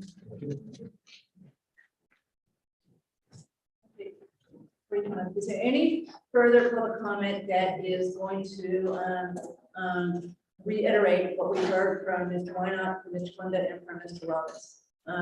It's just going, you're basically going to. There's some things that are some of the missed in all this. Kathy, you have a hand up too. Two? I can't see who they're all. Okay, now I do. Okay, so why not, I would only encourage that after spending 4 hours waiting for my 3 minutes, I had an opportunity to speak, because we didn't find out until yesterday it was happening, so we can't run off a lot of stuff to talk. So even if it's the same thing repeated, it's still important to start. okay, we've explained the timing, why it is what it is, right? Okay, so I think we should get someone to come over that may have a different perspective. So why don't you bring over Rebecca, Israel, and Washan. Mr. Murray, do you want to talk now? It's your petition. Okay, all right. So we'll let Ms. Dean Stroh talk, we'll let Mr. Washan talk for 3 minutes each. Hi. Okay. Hello. Hi there. Can you hear me? Yes, we can. So. Okay, great. Can Thank you. Yes. I just wanted to, we've talked a lot about the history of the flags. And I think it's a little, and the meaning of the flags and the context of the flags, I think it's a little off base. I think the issue here is that the old burial ground is an historic cemetery. It is not a military or veterans cemetery. And it is, in terms of respecting the people who are interred there are, I think, approximately 600 people buried in that cemetery. They are not all veterans. Some of them might be Quakers and be, quite offended to have a main display giving allegiance to the entire cemetery to these military flags. Historic military, but military nevertheless. There might be Quakers, there might be loyalists, we don't know. And I think it is entirely appropriate to acknowledge veterans with individual grave markers on individual graves. But the general display for the entire cemetery should be the United States flag that unifies everyone. And the veterans have a veterans memorial, and that is where that belongs. The Don't Tread on Me flag is seen in a different light now, but I'm not going to get into that. I just think that it's inappropriate to have a big display imposing the values of those flags on everyone buried there. They don't have a voice in it, and it might not be what they want to have in their resting place. And that is all I have to say. Thank you. So before I turn it over to Mr. Weishan, we're getting off topic. I said I wasn't gonna let this devolve into discussion on specific flags, and I kind of let it do that. So I want to get back on topic. The agenda item is, does the select board want to assign review of the old burial ground flags to the historical commission? That was what the agenda topic was, right? We discussed it. Lisa has said, if we do that, I want to make sure that we have another group, the veterans group, that also has an equal seat at the table to express possibly a alternative viewpoint. So that's what we're debating right now. I don't want to talk anymore about the flags. I now think I understand the gas flag. So we'll get to that. But tonight it says, do we want to embark upon a process to settle on a policy for what flags can be put on the old burial ground, given that is our purview and no one else's. And also like that this is scheduled to be debated at a town meeting in less than 3 weeks. Okay, Mr. Weishan, based on what I said, can we stick to the agenda item and not talk about the substance of what flag is appropriate or not? I can. Can you hear me? Yes, we can. I am delighted that you are undertaking this as the one, quote unquote, mentioned in the previous comments. I just want to say that this whole debate was initiated by a Southborough veteran who really objected to these flags. It wasn't me. It wasn't the Historical Commission. So any conversation that says that the veterans vote as a block or are all put together as a block and think as a block is really insulting to the intelligence of this group. So there's a lot of dissension here and a lot of conversation to be had. I heartily recommend that you toss this to the Historical Commission. They are qualified to make this decision. They will take a look at this in a objective fashion. And, you know, again, you're going to hear this, you know, at town meeting. And I think the majority of people in this town will vote to remove these flags if you let this go to town meeting. You had a petition for 300 signatures earlier this March, that said, you know, we want these flags down. So, you know, send it to the Historical Commission, let them talk about this, and let's resolve this in an amicable and patriotic fashion. I think this can be something that we can talk about and resolve as a community. So thank you. And by the way, I agree, you guys need some late night food. Good night. Thank you. Mr. Fan, but again, let me caution you, okay, we're sticking to the agenda item as far as what our next step is. I won't move around. Adam Fan, 150 Parkville Road. I only ask that the board looks at this through the lens of history. If we're going to have the historians who are elected to these boards choose every year or two, depending upon limits, then it changes every year or two, and here we are yet again. But if we go back in time and look at the hundreds or thousands of people who every year, once or twice a year, stand right over here at this common, look, salute, and celebrate all of the flags we've flown for over 30 years. Not a complaint, not a moan, not a protest, not a problem. So if we're looking at the history of Southborough, for as long as they've been there, no one's complained. But because something politically occurred somewhere else in this country, now it's an issue. So if we have 300 signatures, but we have an entire community of Cub Scouts, Boy Scouts, Girl Scouts, firefighters, police officers, elected officials, state dignitaries, and all sorts of other people who go over to these memorials every single year and salute a flag they may or not even understand, but they still understood for the last 30 or so years that it's appropriate to be flown there. Why are we changing the history of the celebration of this community? I personally have been putting flags on Main Street for 30 years. I dug the hole in that cemetery when I was 6 with my father, my brother, and several other volunteers and veterans, much like the men and women who volunteer every single year to curate all of these ceremony grounds throughout the town. If we're going to write a policy where the historians of Southborough who are elected get to pick and choose versions of history in a debate with the veterans who laid it out there and served, who mediates that? Are we gonna come here? Let's make sure we stay. When We are you're not talking asking- about coming Again, up. this is not a veteran cemetery. We're asking the historical commission possibly to come back with a recommendation after they study it. It's still the select board's total purview as far as whether we accept the recommendation. We are not abrogating our responsibility and.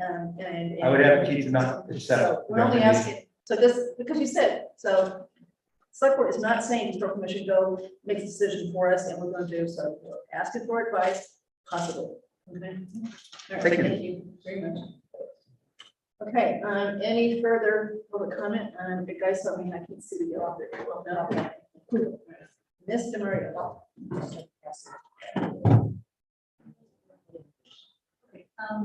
Hi, Debbie Turner, 58 Flag Road. So I just wanted to read the summary that I wrote for the petition. And I know you can read it, Kathy, but I think it's important and for everybody on the call. And so my summary says, kind of through the warrant, so I guess it could be modified. Say it again? I guess this would be published in the warrant, which is why I like to read it. That's the proposal. The citizens petition seeks to limit the placement of flags in the old burial ground to only the American flag, consistent with preservation guidelines for municipally owned burial grounds and cemeteries. This policy follows the recent unanimous U.S. Supreme Court decision regarding free speech rights under the First Amendment. The court found that municipalities cannot selectively allow some private groups to fly flags on public property while denying other groups. And the case that's cited is Shirtliff versus the city of Boston. So if I could just briefly say that this has to do with Boston City Hall and the long-standing tradition that they have in flying flags of groups that are using their, I guess, the grounds or plaza. And they had agreed to fly an LGBT flag. However, they denied another group. That group was flying, wanted to fly a Christian flag.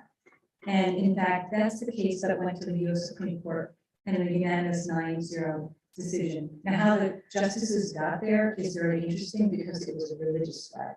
That flag, I believe, is being flown today as one of our flags. It's a blue flag with the red. Maybe somebody can describe it, if it goes by a different name. But regardless of that, what the Supreme Court found is that you can't, as a municipality, tell one group that you can fly flags and another group that you cannot fly flags. So what I feel is that if we're at risk of, like you say, Kathy, any group can come tonight and put up their favorite flag, and then we have a little flag war going on in our historic burial ground. I think that's not appropriate. When I took a look around I drove around Marlboro, Northborough, Hopkinton, Ashland, all the surrounding towns, and I looked at their really old historic burial grounds. I didn't even see a flag, to be honest, in most of the burial grounds that I looked at. But if I did see a flag, I saw one American flag. And I just thought, this is a difficult issue. But we can all say we're Americans, and we all can agree that, we all can agree on the American flag. Even though we don't all agree on the flags, for me, it's not about one flag. It's the fact that you're letting one group and potentially excluding others. That's the reason that I wrote this petition. So I think that's important to know. I think there's legal precedent now because of the Boston City Hall. And, in an odd way, that is protection of free speech under the First Amendment. And I know that's exactly the point that the veterans have tried to make about their flags in our town burial ground, but it is excluding other groups. And that's exactly what the Supreme Court decision says. You can't allow some groups and not allow other groups. So for me, that meant that it's time to take down those flags and that we can all be unified. We're all Americans. We all love America. We love all the American flags, but let's just put up one American flag and then we can all be happy and not talk about this. Any questions? Any questions?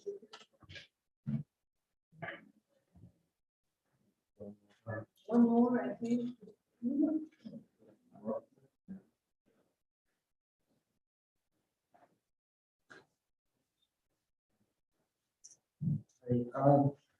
Mark Cassio, 29 Great Neck Hill Road.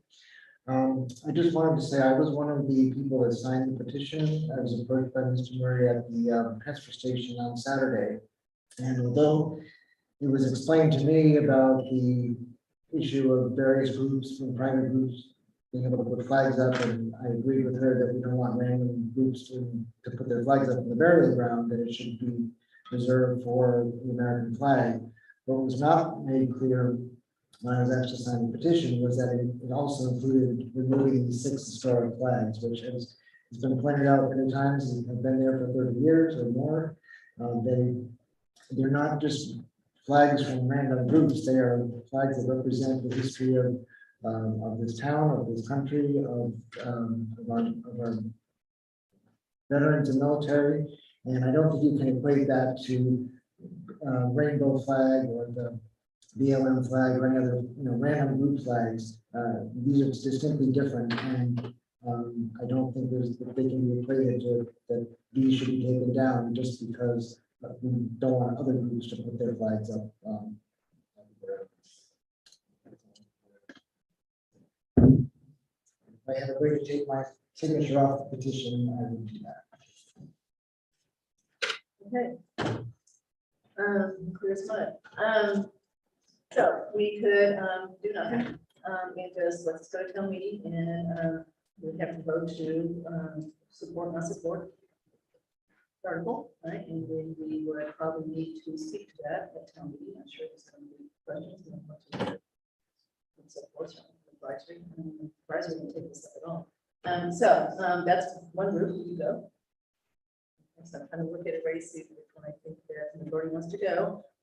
Second, we could formally ask the historical commission to come back with a recommendation to the select board as to what they think the appropriate policy should be as far as flags at the old burial ground. And agree that when that recommendation comes forth, we will also ask Mr. Wynot and others that are in the veterans community that would like to speak to that recommendation to come forth too. So Kathy, are you looking for just the historical commission to come forward with a policy? Well, no, I didn't even say, so like a recommendation, recommendation for a policy. Okay, so I just stated that if I said so, a recommendation policy. Mr. Wynot has said tonight that he has told us what he wants us to know, so it doesn't sound like they want to necessarily go to research in the back. They just want to be available to make their point when the historical commission makes theirs, even if they disagree with the historical commission, they seem to think that they know what that recommendation is going to be. I don't.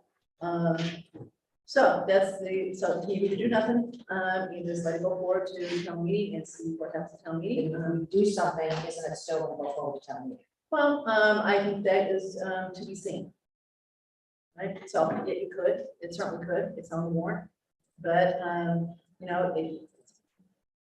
I don't know. We have to see what happens. So it might not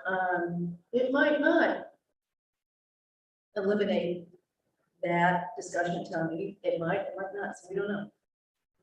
But we certainly could stand up at town meeting if we did vote on this and say, we've got a process that we've agreed on to go forward. So we ask that you not support this tonight because it's a specific recommendation until we've had a chance to hear what that recommendation is and we never vote. So it might calm the waters a little bit at town meeting if we were able to say this is what we've done. Okay, so I've said all I can say, so it's I'd like to move it to some resolution. So I'm interested in hearing what you say about this, including the historic commission. Make a decision. So would you like to make the motion? Make a motion.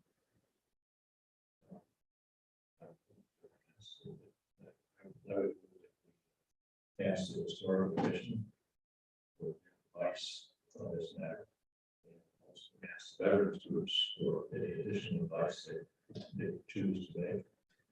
And then we decide what we're going to do. For a second. So I'll second the motion. So discuss it further.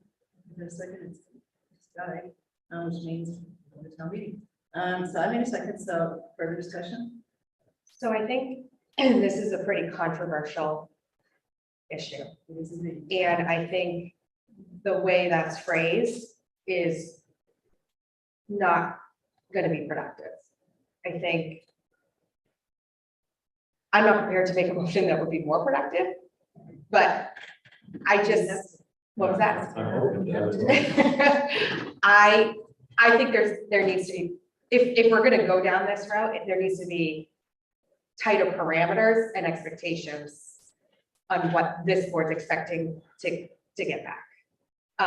And I think it's hard to have this conversation if the chair from the historical commission hasn't, like, we haven't heard from historical on this either. So for me, it's premature to ask two groups to come together on this in reaction to a citizen's petition that in my view is asking for one thing, and this could contradict what that petition is asking for. So I guess where I'm at is I would let the citizens petition go to town meeting and continue to think about this process separately and how we would frame it with working with both groups. I agree. Andrew? So we discussed it, we got a motion, got a second, we had discussion, Chelsea, Lisa, and Andrew. I don't, this petition is going to get debated at town meeting. I think it's going to be interesting to see how the vote comes out. I think that I don't think that the motion that's on the floor is going to change the outcome of that. So I would. I'm gonna vote. So let's officially vote, so we've got a motion, got a second. Okay, so all in favor of Sam's motion to ask, and I'm gonna shorten this a bit, to ask historical commission to do research, come back to us with a recommendation as to the flag policy that will go around, at the same time, make sure that the veterans community that's represented here tonight also has a seat at that table to make sure that they've got a chance to represent their viewpoint at the same time. So that's what we're going on. Okay, so all in favor of that motion. 2, and all opposed to that motion. 3, so it failed, 2 to 3. So it sounds like we have agreed we're going to go to town meeting in seconds. All right. Thank you, everybody. Thank Sorry you all about for the staying.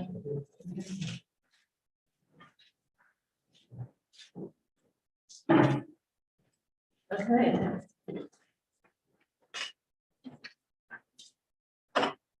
Okay, next on our list is reviewing the final letter. This is it tonight. It's got to go in. Today's what, Thursday. So is F good? Withdrawn, continued? Oh, that's right. So I remarked it. So the appeal of the water bill from 6 Watkins Lane was withdrawn today. Okay, so that's, we're not debating that. Okay, on to, Well, yeah, it was tabled at the request of the resident. okay, so I correct myself, right? It was tabled. Let's take your case. I think you had the same thing, but just. Yes, it was tabled, right? So we will hear about it at some point. Yes. Okay. All right, item G, review the board letter package to Mass Housing, the Park Central B2 application. Okay, we had something happen today that is relevant to this discussion that I want to make sure everybody saw. Did everybody see on the email the letter from Dan Hill? Yes. Yes. Everybody had a chance to read it? Yes. All right, so, Mr. Hill is representing Wendy and Dante Michaelis of 15 Patriot Road, which were one of the 6 letters with the first agreement. So he apparently continues to represent them and has responded directly to the Mass Housing, and then he's also copied us. Okay, so everybody agree so far? Okay. So I thought the letter was ready until this came, right? So I've got a couple, I've got a couple of really tiny little typo things. That's it. I don't think substance. You don't think substance of the letter besides figuring out how we incorporate this? Yeah. That's like to incorporate this. Yeah, so we're gonna do that for sure, but let's get the little things out of the way quick, so This is okay. So, I've got a couple of minutes. Anybody else have a couple of minutes? No, points I made were incorporated, so. All right, so let me do my minutes real quick. And I've got it up here. So. Okay, so first paragraph, page 1, 1, 2, 3, 4, 5, 6 down again. This is I say need for affordable housing, period, and then start new sentence with we. I thought that was too much of a run-on sentence. So that's all I'm doing, is changing to 2 sentences instead of 1. Get rid of the and, make it a capital W. Yeah. Everybody okay? Sam, you okay? All right. It's great letters. Okay, yeah, 2 more. Okay, so next page, page 2, look at the bullet points, look at bullet point 3. This doesn't need to be done. The applicant provides plans for use of the remaining 83 plus or minus acres of the site. So you can be in there. Yeah. Okay. All right. Then go to this last one, go to page 4, 3rd paragraph. Let's see. Third last sentence where it starts out with initiated long before the current project application was filed instead of produced. I think filed is a better verb there than produced. Okay, that's it, as far as tricky stuff. Got it. Are we okay with that? Yep. So initiated. Initiated, so produced, filed. All right, now, substance. This came in timely.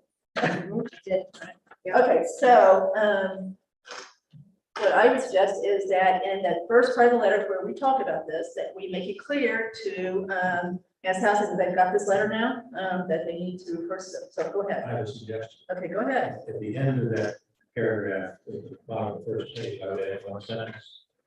It says the following: for additional context on this issue, please refer to the attached letter from Attorney Daniel C. dated September 20, 2022, who represents 2 of the letters to the parties to the 2015 agreement. So after that last bullet point, No, on page 1. it's on page 1, okay, sorry. At the end of that paragraph, we talk about 2015.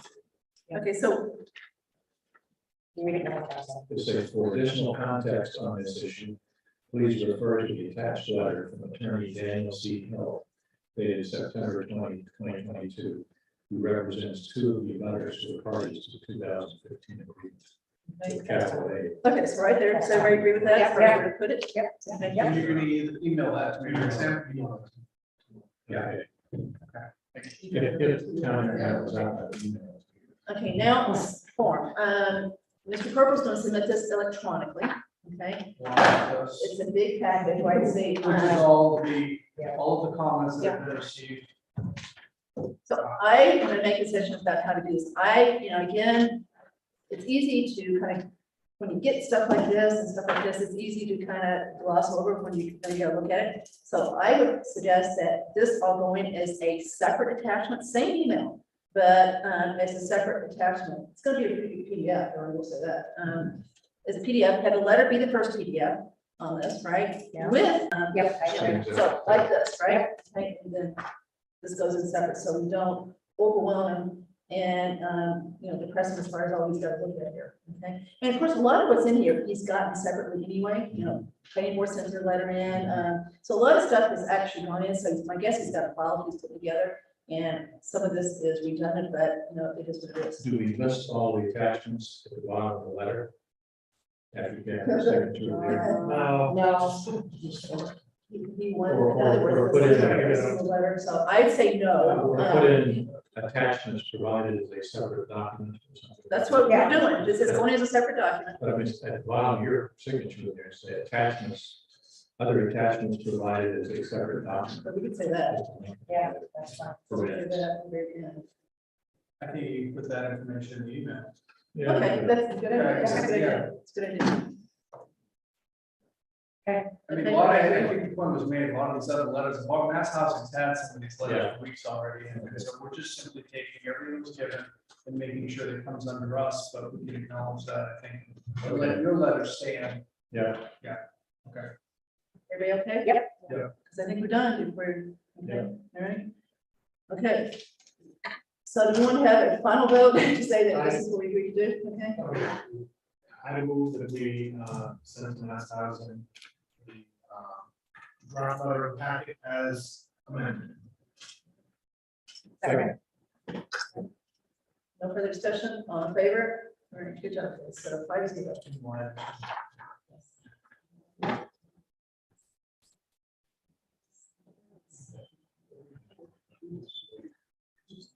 Yeah.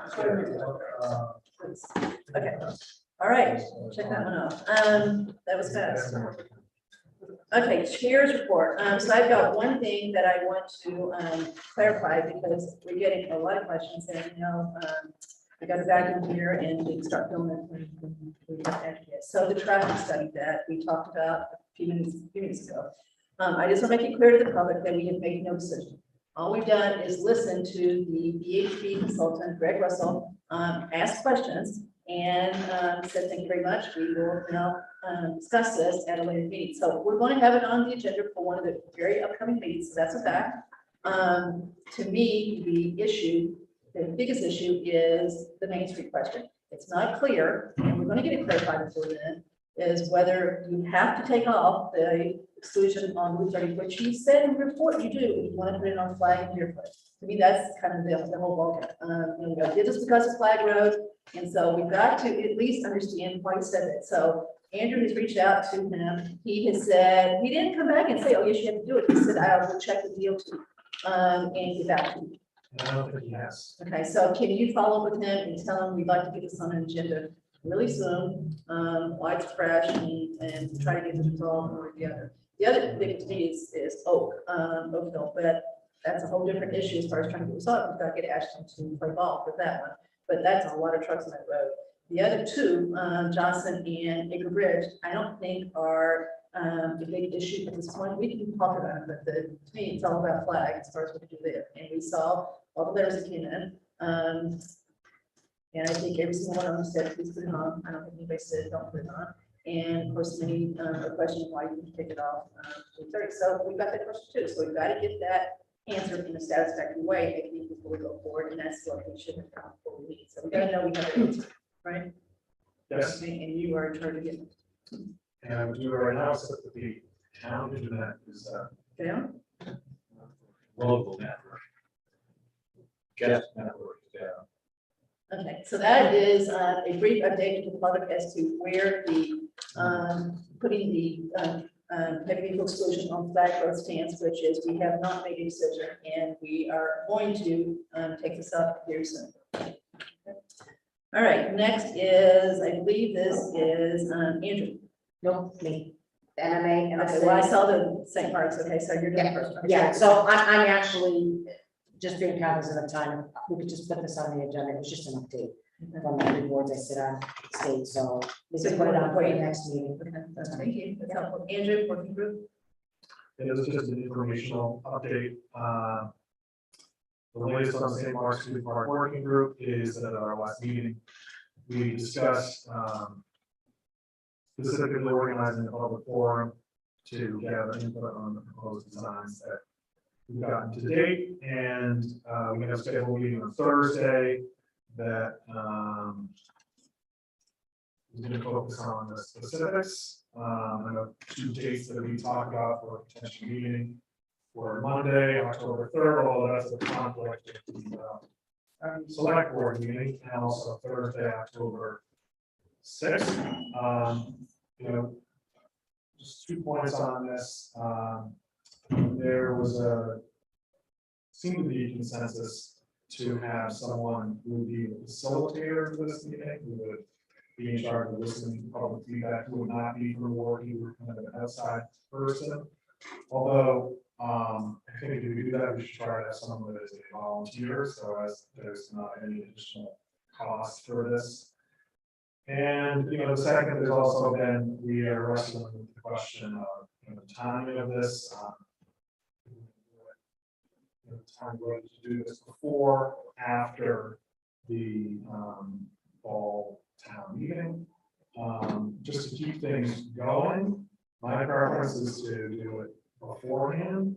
Although we've always had a bunch of moving parts with this project. And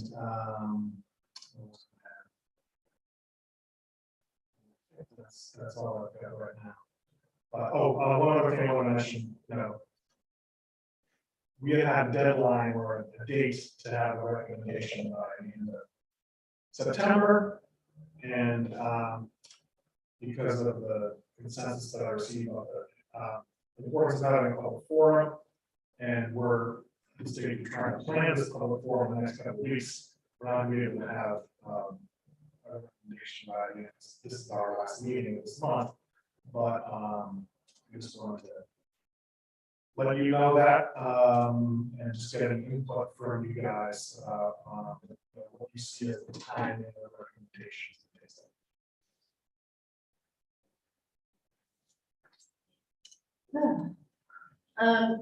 Or give them a late hour. I think we should postpone Yeah. that to October. October 3rd doesn't look too bad so far, as far as what's on the list, so said so far, right? It changes quickly, but why don't we do it 10th because there may be other things to discuss on 10th related to the whole project, right? 10-3. 10-3, what is that, 3rd? Yeah, 10-3. Can we have an item to extend the charge? Yeah, we probably should do that tonight. Is it in the charge actually, but there's a, Isn't it? in there? there's technically, when you're sworn in, the appointment lasts until. Well, no, I mean, extend the time frame. I think there could be some benefit to coming back and just having a parameter of like, this is the time frame to finish. Because we haven't lost that there, so. Would an October 30th timeframe will give you the time to do the form and do everything that you need to do to get a report done? At this point, I don't see you getting done by September 30th. Well, definitely not September 30th. Right. Yeah, I think that's doable, end of October. Yeah, so maybe our next meeting, we can just take a position on that. And extend later. The archaeological study is done, everybody knows, it's been discussed publicly, it's discussed by your group, and I believe the historic commission has met and they discussed it. So if anybody, wants to, this meeting, one of those meetings, they'll give an update on where that stands, but it's still a while away from having an official report from it because the state is very slow as far as the increase in this, but they, so far, that they've done things with historically told, the school, what he didn't find, which is the internments, and so that's moving on to. So we do have meeting first here. Everybody okay, as far as we're bringing back up on October 3rd? Okay. We have a couple of meetings, one online. Okay, come on up. I'll be quick. Greg Harrington, member of the historical commission, which scheduled a meeting for the same time as you guys tonight. And also St. Mark's Street Park Working Group. So historical did meet tonight. We did. Okay. Yes, at 7. Just to let you know, Kevin Miller, our chair, shared an update. I think where things stand right now is that the dig is complete. He has to, Greg Waller, the guy doing the dig, has to send a report within the next 30 days to the state. He identified 3 areas of concern that the Mass Historical Commission has to evaluate and get back to the state on. So, and they have 30 days to do that. So we're looking at least, well, it could be quicker than that, but most likely 60 days until like the final, approval from the state comes back. So just in terms of the timelines for the working group and everything. Assuming the state doesn't ask for any more follow-up. Exactly. If they ask for the dig to be continued because of whatever, who knows, right? But at the best case scenario, I think would be 60 days from maybe a week ago or something, is my understanding. So, yeah. Yeah. Thank you. Is there a hand up? It looks like, again, Mike. Yeah, is Patty George here? Yes. Okay. Can you bring over Ms. Fiore?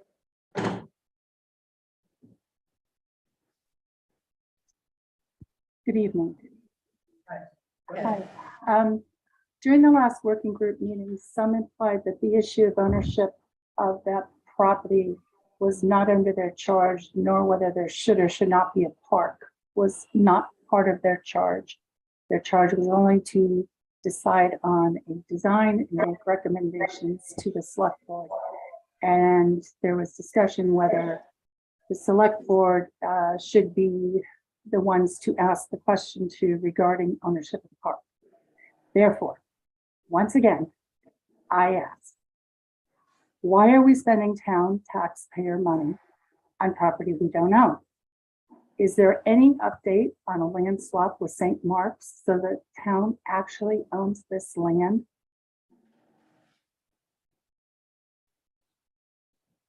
Okay, I'll continue. Okay, so, sorry. I don't believe that the concept for this park was ever part of town meeting.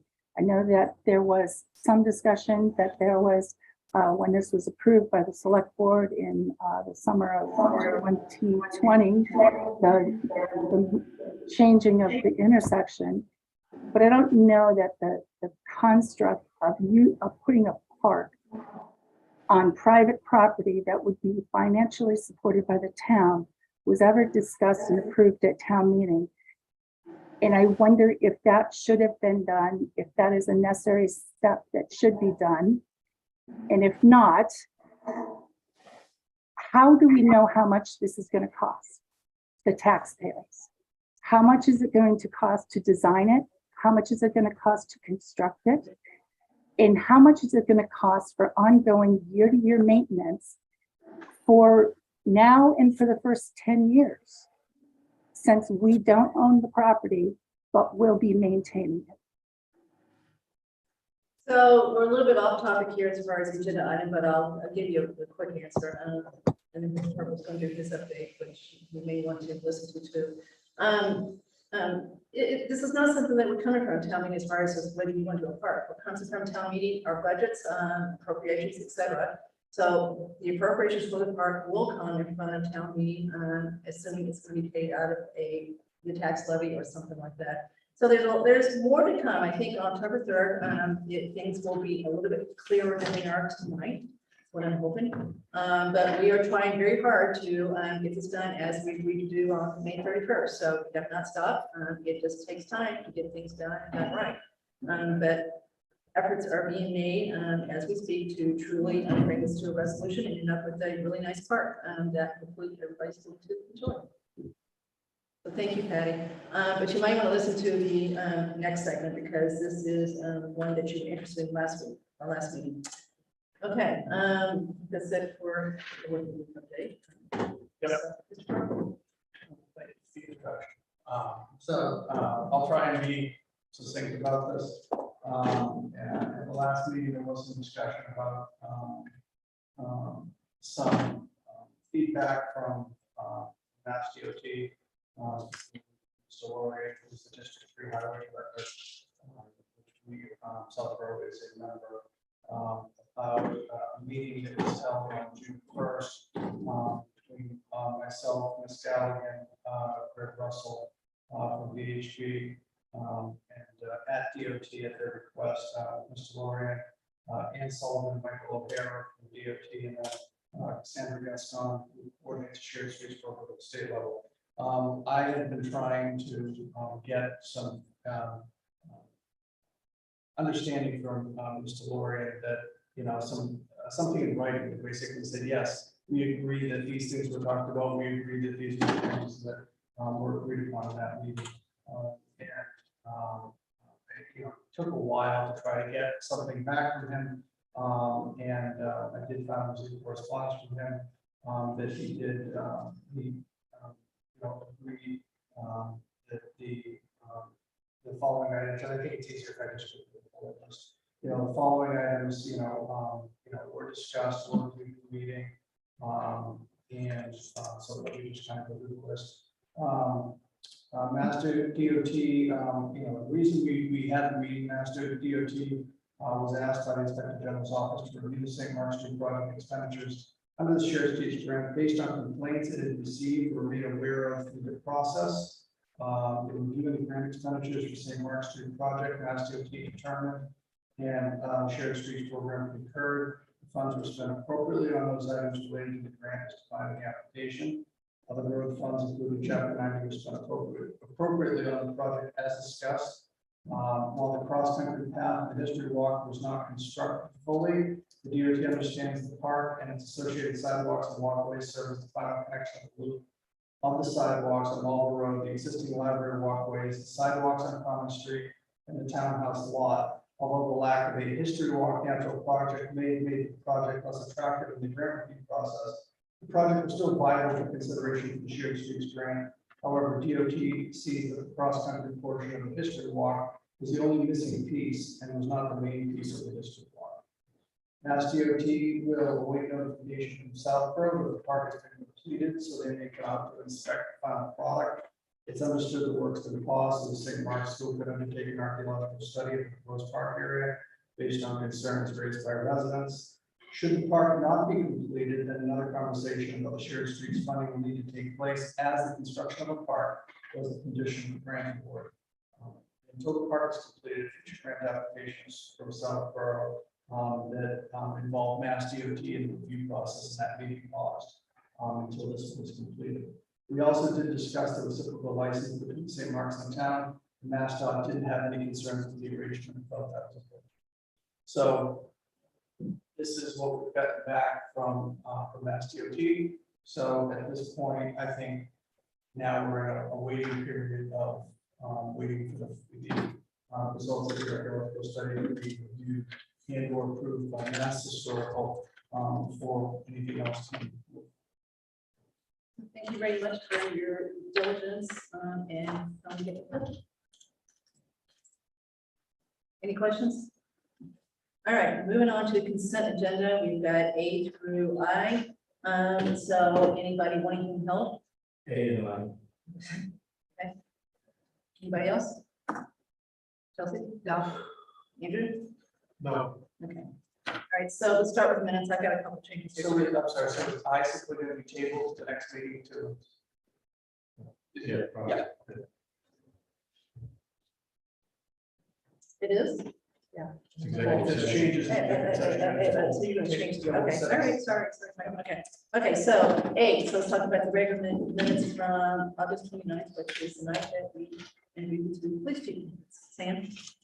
Simple one, line 57.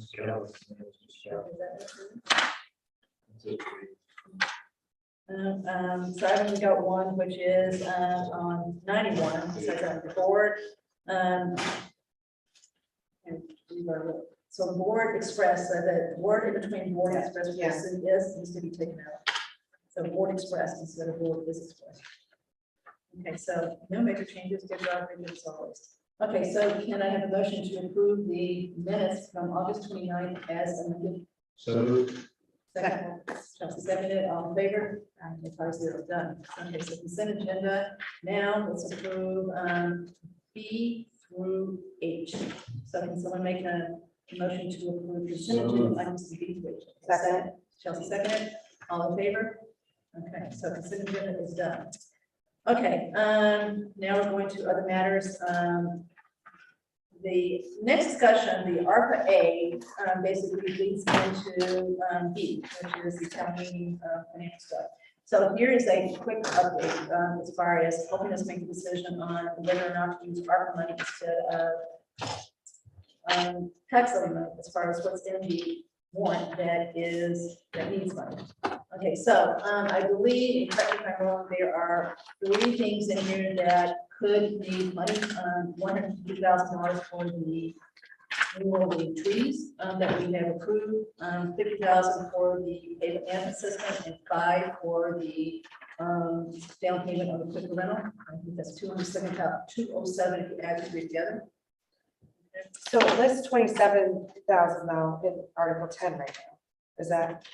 It does, but I think But that. that's paid for, that's paid for. So this paid for that was over, it's gonna be over.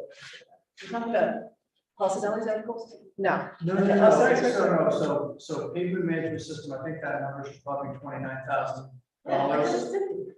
No, because, so the original placeholder, I think was 50. Okay, there was definitely 50 there. There was 50 in that, but the RFP that is out is still under review by the committee. There's steps that need to be taken.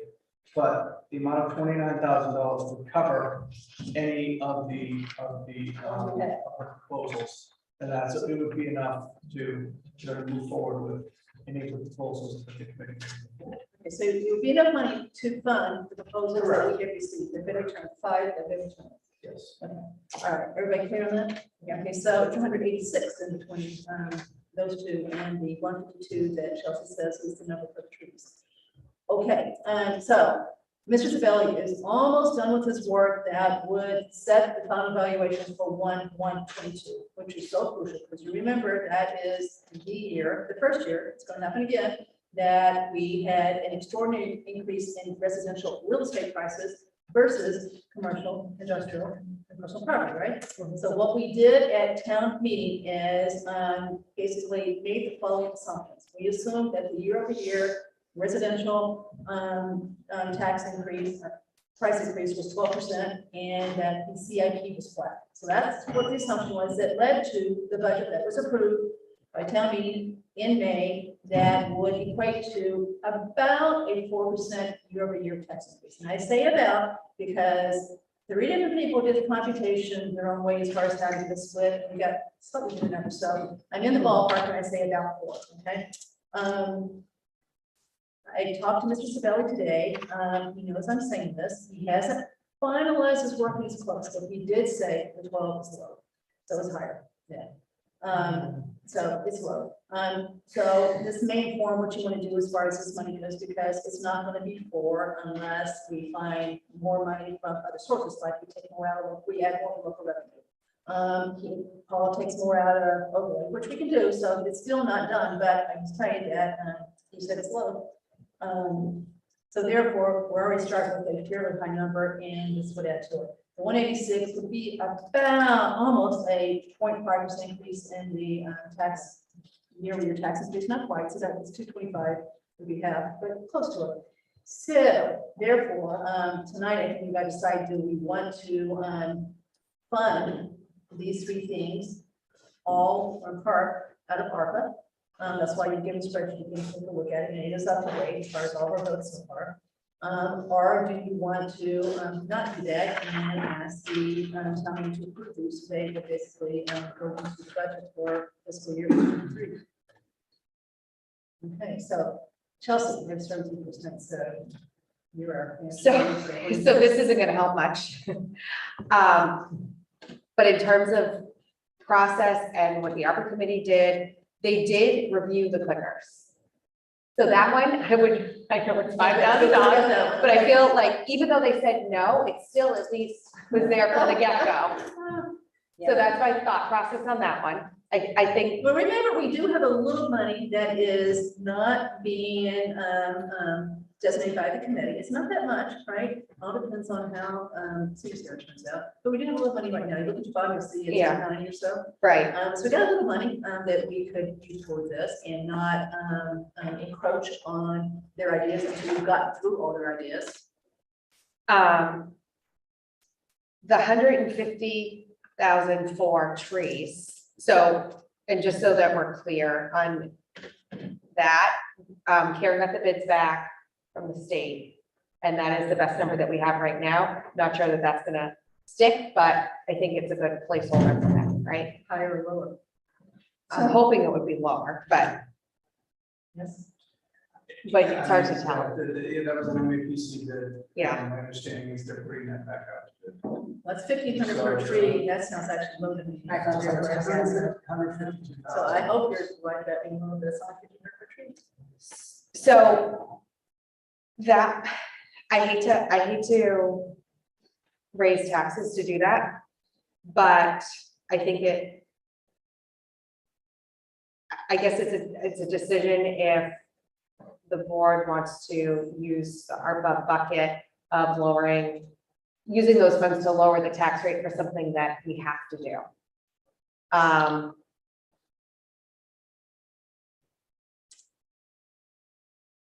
But I also think it's important that people understand what's going on with trees. So I'm not sold on using ARPA for that one. So I think for now, I'm good on the clickers. Okay, so you're good on the clickers with ARPA? Yeah. Only because they talked about it and said no? Well, no, because it was in the process from the get-go. Okay. I think, and their decision was not because of any merit. We're still, I mean, if we don't vote whatever article it is on using the So clickers. the conditional upon. Yeah, Oh, sure. right, so we're still giving town meeting, the option of voting yea or nay on the theory of it. If they vote down the theory of it, then we're not gonna be. Oh, I agree. So obviously that's got to pass first before this gets funded. So. Yeah. You can make the same argument with the pavement management system that it relates to the big sidewalk number, you know, it's going to help us figure out road stuff. So you could stretch it Okay. and say that. You could. That might be more stretch that one, but, you know, I just hate for that. I want it so bad that first number to be 3 and not 5. I know. So it looks like it's gonna be high 4s, maybe. I don't know. He wouldn't, I couldn't get him to, and rightly so, because he didn't want to be, he didn't want to say anything else, but I don't know that it's, 13, and maybe more than that. I talked to Carl Bryan tonight. Are we gonna have free cash numbers before October 13th? Yes, we are. And they look, I think, Mark will get mad at me, but, No, I heard from the accountant home, so. before October 13th? No, she says that she's. No, I'm okay. certified. She doesn't believe that I'm certified tonight. Okay. I was gonna say, the other options would be Right. that we use. You're sure? So That's she not what got- she said she was No, not. that's what- That's what we're asking. Okay, so, So not helpful, sorry. I mean, there's other things that can be done when Mr. Savelli and Carla and Brian actually sit down and figure all this out. They could free up some more local revenue. It did very well last year. We got the meal tax is running at a much better rate. It's up to about 10,000 a month now. I guess it's gonna help that one, right? So they can increase that, which would help. I don't know if the Amos fund looks like, we really don't know what to do with that one, this year. So there's other things that could be done in the end to keep this down to what we said, but, we've got to, this is gonna be funded one way or the other. I mean, or I don't know what else we can do with this besides tell me. Right. Doesn't idea. I think we included the trees. Okay, all right, so sounds like Chelsea supporting, basically, approving the tree money through town meeting, so therefore it's going to be part of the budget for fiscal year 2023, therefore part of the tax. Chelsea, I think it would help is maybe finding some money to support some of the salaries. Fully understand that.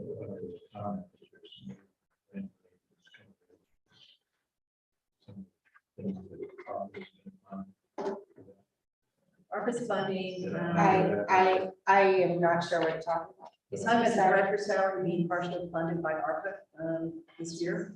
Yeah. So he thinks that you're gonna, not to put words in your mouth, he thinks that you may get a, or may get a grant that would then, not, need the ARPA money to do that.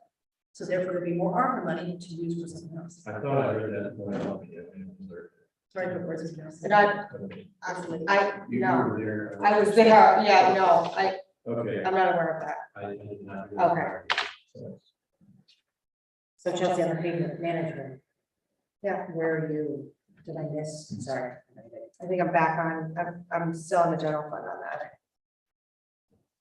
Well, if we're on the general fund, if we, the group, majority thinks we ought to fund, the pavement management system and the trees out of tax levy, but who cares about the 5,000? Oh. So we might as well fund all 3 of them actually. So I have two, oh, sorry. Is it your turn? So, sorry, we didn't overstep. So Article 3, if we funded it through ARPA, it wouldn't need to go to town meeting. But I think it ties in, if we didn't have a tree bylaw that's being done that talks about, removal of trees, I might feel differently about it. I just think Article 1 and Article 3 kind of tie together, as well as Article 2, actually, because if every road becomes scenic, then, we're gonna go through this process. I also worry that if town meeting doesn't support this, we potentially have a liability on the books on these trees that we deem for dead. To do ARPA money, that was. Sorry, yeah. So that's the reason to do ARPA money. Well, I don't disagree, but I think if town meeting isn't supportive, of this process going forward. Surely we're not, I mean, given that the public seems to want to get these trees down, surely not, but the way you do that is do ARPA. And I don't think you've got to worry about the fact that that's not there, given what 1 and 2 say. We can say, we can say, make sure that someone says, oh, by the way, we've got funded, we're taking care of these 100 trees, and we've got funding to do this, so that part's done too, so those trees are coming down.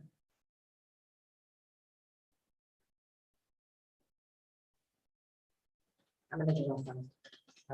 Okay, so general, we've got 2 generals here, Andrew, Sam, general. Okay, so general, okay, so there's really nothing to vote on at this point. We're not going to allocate our money, so there's no vote to take. Okay, so we're not going to touch ARPA as far as it's on. Everybody agree? Yeah. All right.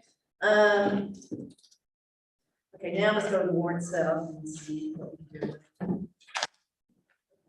So a brief summary, if you look at your index, you've got 1 through 14 now. We've got institutions.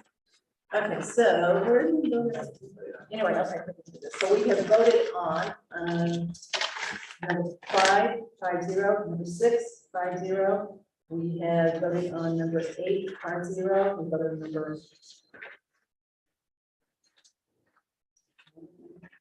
on number 9, 5-0. So far, right? 5, 6, 8, and 9, we voted on all Sabelli's to 11, 12. We voted on 6, okay? So we've got the trees article number 1, city growth number 2, the appropriation number 3. We've got the CDA for fire number 4, which we're going to talk about shortly. We're going to, then we need to finish up Lisa and Andrew's article, right? As far as the fall town meeting, we should be able to do that tonight, I think.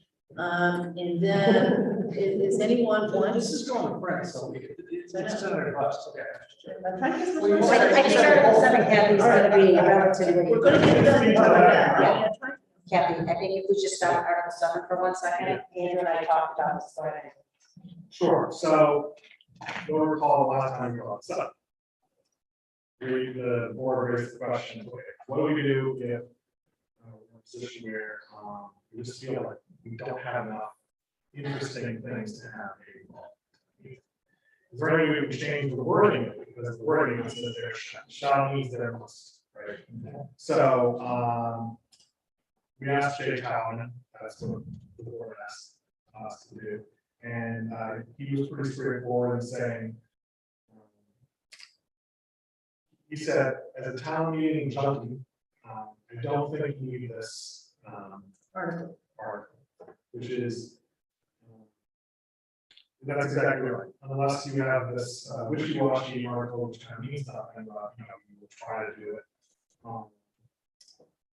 Or you have, once you have a shell, you make yourself doing it. So one of the things that we could do is we take off Article 7 and we just develop kind of this policy of the board, which says something like, and I'm just going to throw things out there, that by X date of the year, we would send out an inquiry to all boards and committees, just saying that board policies to have all town meeting, which is focused on fiscal articles, encourage people to think about ideas, things that they thought needed bylaws, and then get a cycle going to work on a work for potential fall town meeting, and then around X time, September, late August, the board then make a decision about whether or not it was warranted, but then we could still try to aim to do it, pretty much consistently every year. So like this year, we're doing this, even though we don't have a bylaw saying you have to do it. So I know that now this is an example where we drafted up the whole thing and then feel like we have to go around and around, but that's kind of, it is what it is. We could easily do this by just having a non-binding policy. And, there is a risk that we pass Article 7, we could have a fall town meeting, five articles that are all about, insurance deductibles and things like that. And one shows up and then you get that problem. I'm all for trying to reduce bureaucracy, reduce rules, committees, so we can be very efficient what we do and not spend, it takes time to get ready for a fall town meeting. Yep. So, I'm happy to have one if we need one, but I I mean, it's a short, the annual town meeting. Right, and if you don't commit, and I get it, you know, a thing for the board that won't be addressed as policy is it would still be considered a discussion. If you don't codify it in the codes, so signatures for citizens petition would still be 100 versus 10 if it's an extension of the annual. So, I mean, I had a substance that I kind of lost the train with John as far as that goes. I thought we need to figure that out. So, yeah, so if that's really the only substantive difference between not codifying it and just calling a, special town meeting, I'm okay with that. yeah, Sam, I can't tell what you think. Okay. Chelsea? Do the policy. so, No, I think we're done. yeah, so that's coming out. Yeah, bye-bye. Bye-bye. All right, I think it's a good decision. I really did, and we thought about it. Okay, so, is anyone wanting to discuss the 13 and 14 tonight, the two citizens petitions? That we can do that on the 3rd. We'll start opening up the county as far as the vote. Okay. Yeah. Everybody agree with that? Yeah. Then it's gonna take a while. It's 12 o'clock. Yeah. Andrew? 13, 14. Yeah. So we're doing at town meeting. Well, good. It's gonna be pretty timing. And remember, we'll have the screen up there that if we Right. voted for, then it will show the vote and we'll point out, we have voted, we just didn't have time to vote. Between the printing and, before the printing, but we did meet on the 3rd and we did discuss them and petition for the vote. Chelsea? Yep. Sam? That's fine. For 13 and 14, plan for 13 and 14, yeah. Okay, now back to the reason we're having the fall town meeting, which is 1 and 2. So it's my understanding that what we see tonight is final as far as the language, the wording. No, it's not true. I don't know. This is final as to what the planning board has given us for the warrant. It does not mean that they've closed their hearings. Correct. So they have not, there's no keep it open, right? Normally, they keep it open right up to town meeting. Right, there could be amendments. Yeah. Can I jump in on this one? Absolutely. So, this is no reflection of planning board. I should have gone through this more thoroughly. I did reach out to Mimi. I see she's not on the live tonight. Unfortunately, she was away this weekend, and I knew that. As I went through it, I have a couple of questions that I would like to talk to her about. Specific to, I mean, they're relatively minor, but I would prefer to have, if we took a position tonight without having this discussion with her, I'm not comfortable, and I would like to be able to go to town meeting supporting this.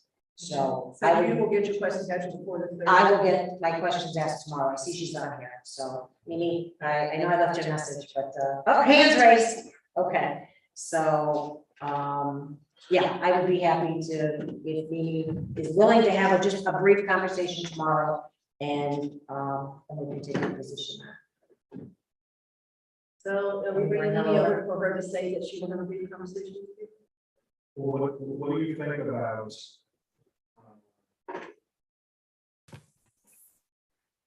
I think we did this with the annual time in May. Is there a time on the 3rd or the 6th? Have some, I don't know, there's probably not time of June meeting.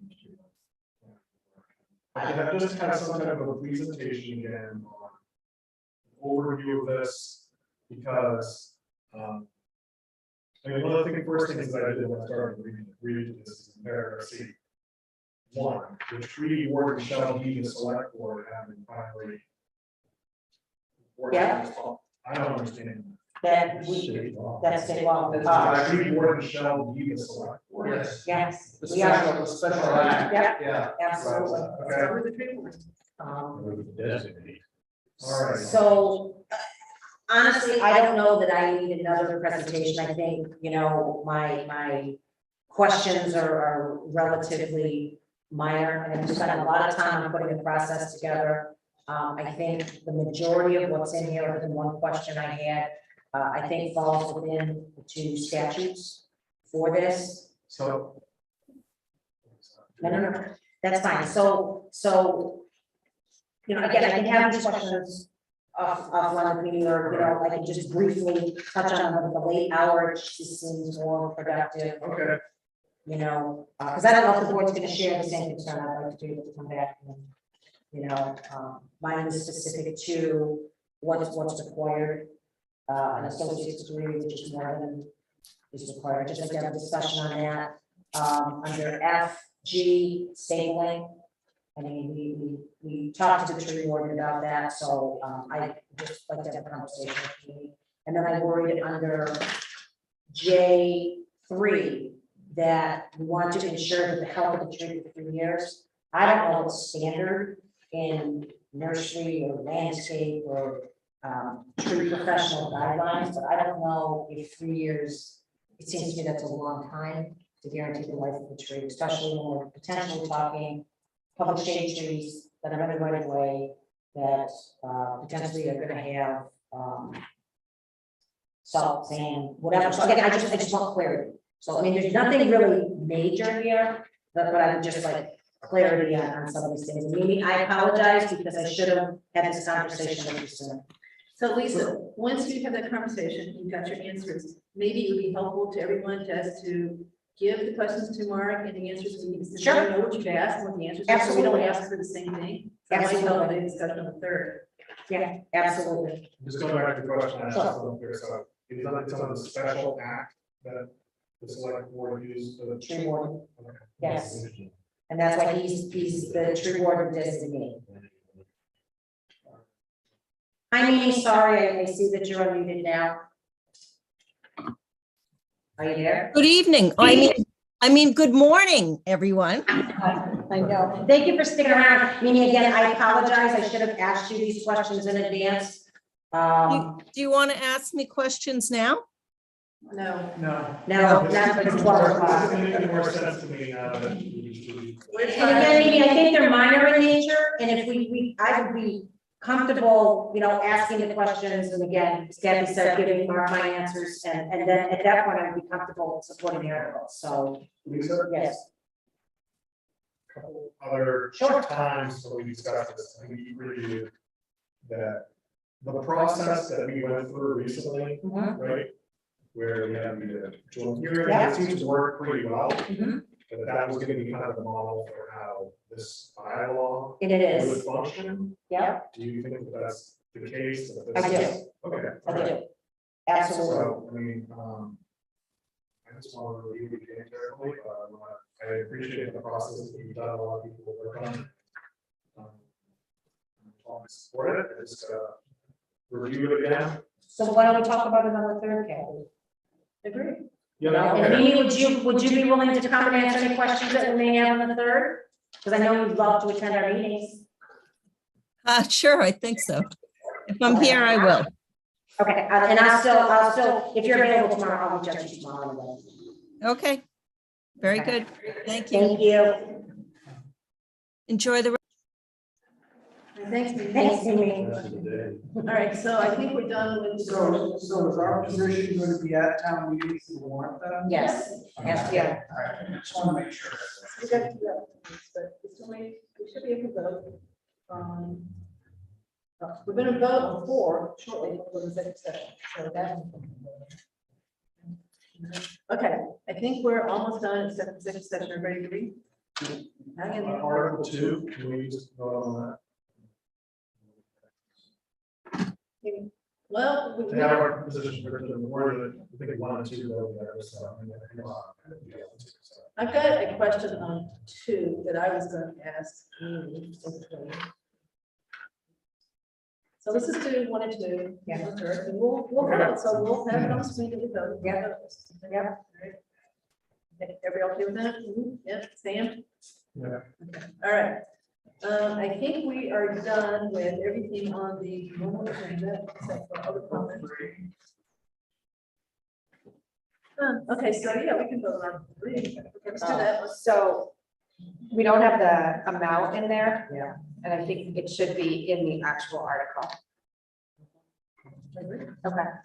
So if we could add that. So I can put in the 100, I can put in the 152 and, Yeah. and should any other funds be available? Yeah. The language still allows you to apply those. Yeah. So if there's any, if there was something, If we had free cash, for example, on October 13th. if you had something, You're gonna have to answer for that. Just saying. Or this morning, so.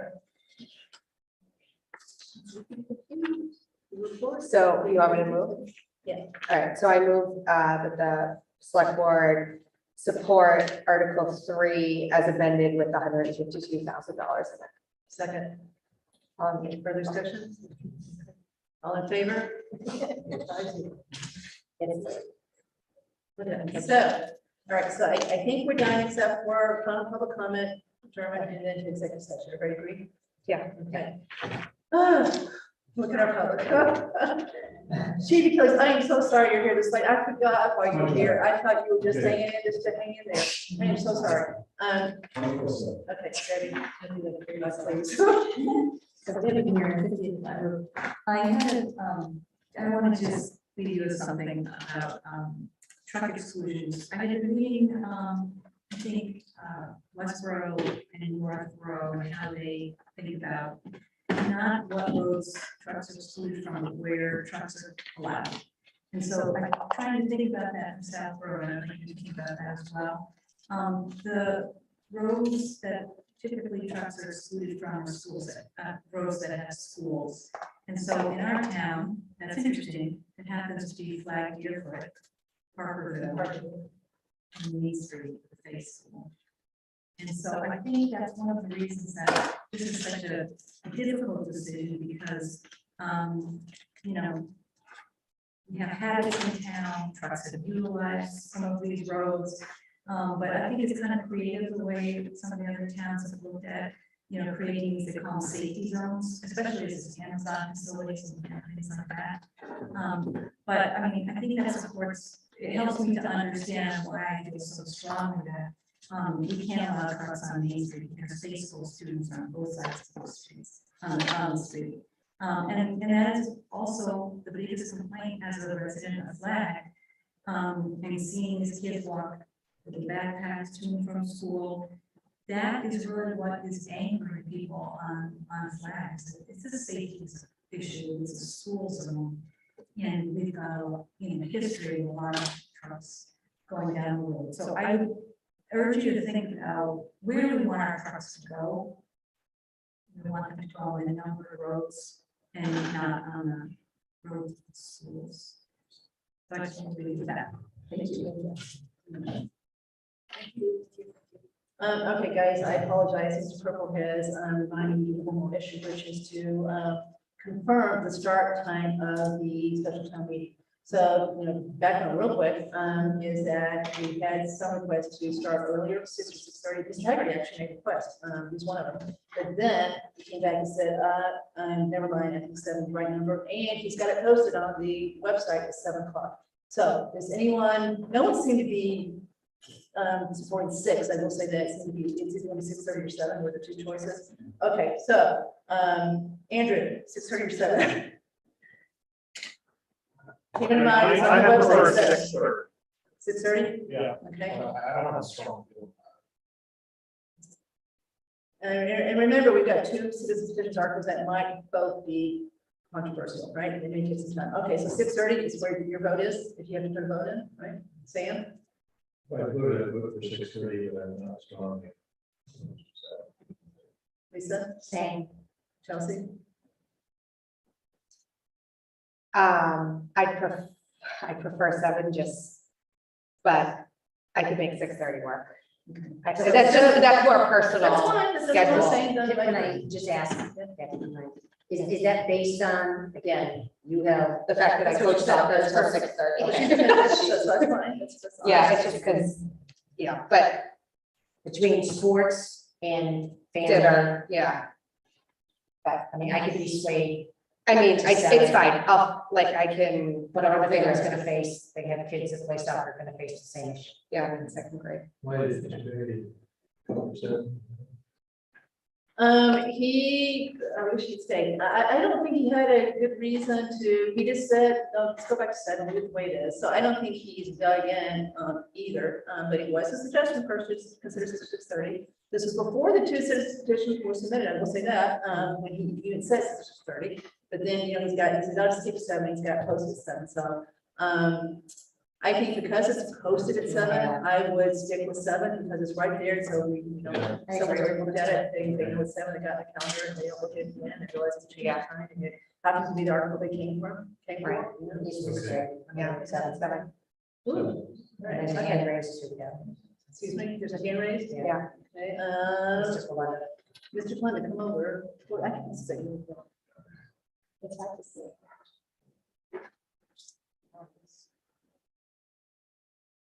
That's not just me? No. Okay, Dan, You're muted. Dan, quickly. You're muted. So we're talking about the time of town Right. meeting. Yeah, good morning, everyone. Yes, I will be very brief, but I was, I was just alarmed at what I heard from one of the residents tonight, Mr. Cassio.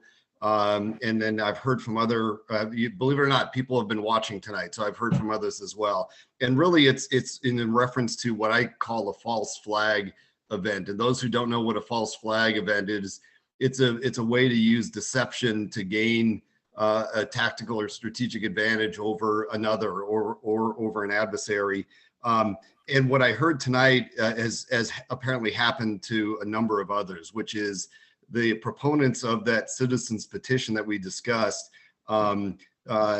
did not detail what the ultimate goal of that petition was, which was really to remove the flags that were there, and yes, to replace them with just a one flag. So Mr. Cassie and others felt deceived, and they want to know how to get their signatures removed from that petition. I did email the board with that query, and I also did contact town council as well. So this is really for the public who may still be watching or may learn about this through social media after this meeting.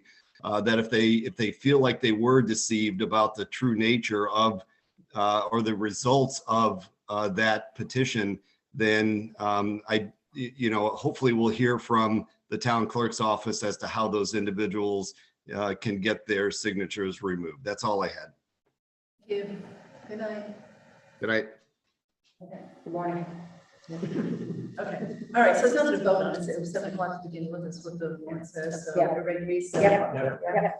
All right. Okay, so we've done all the comments, so we are going to adjourn.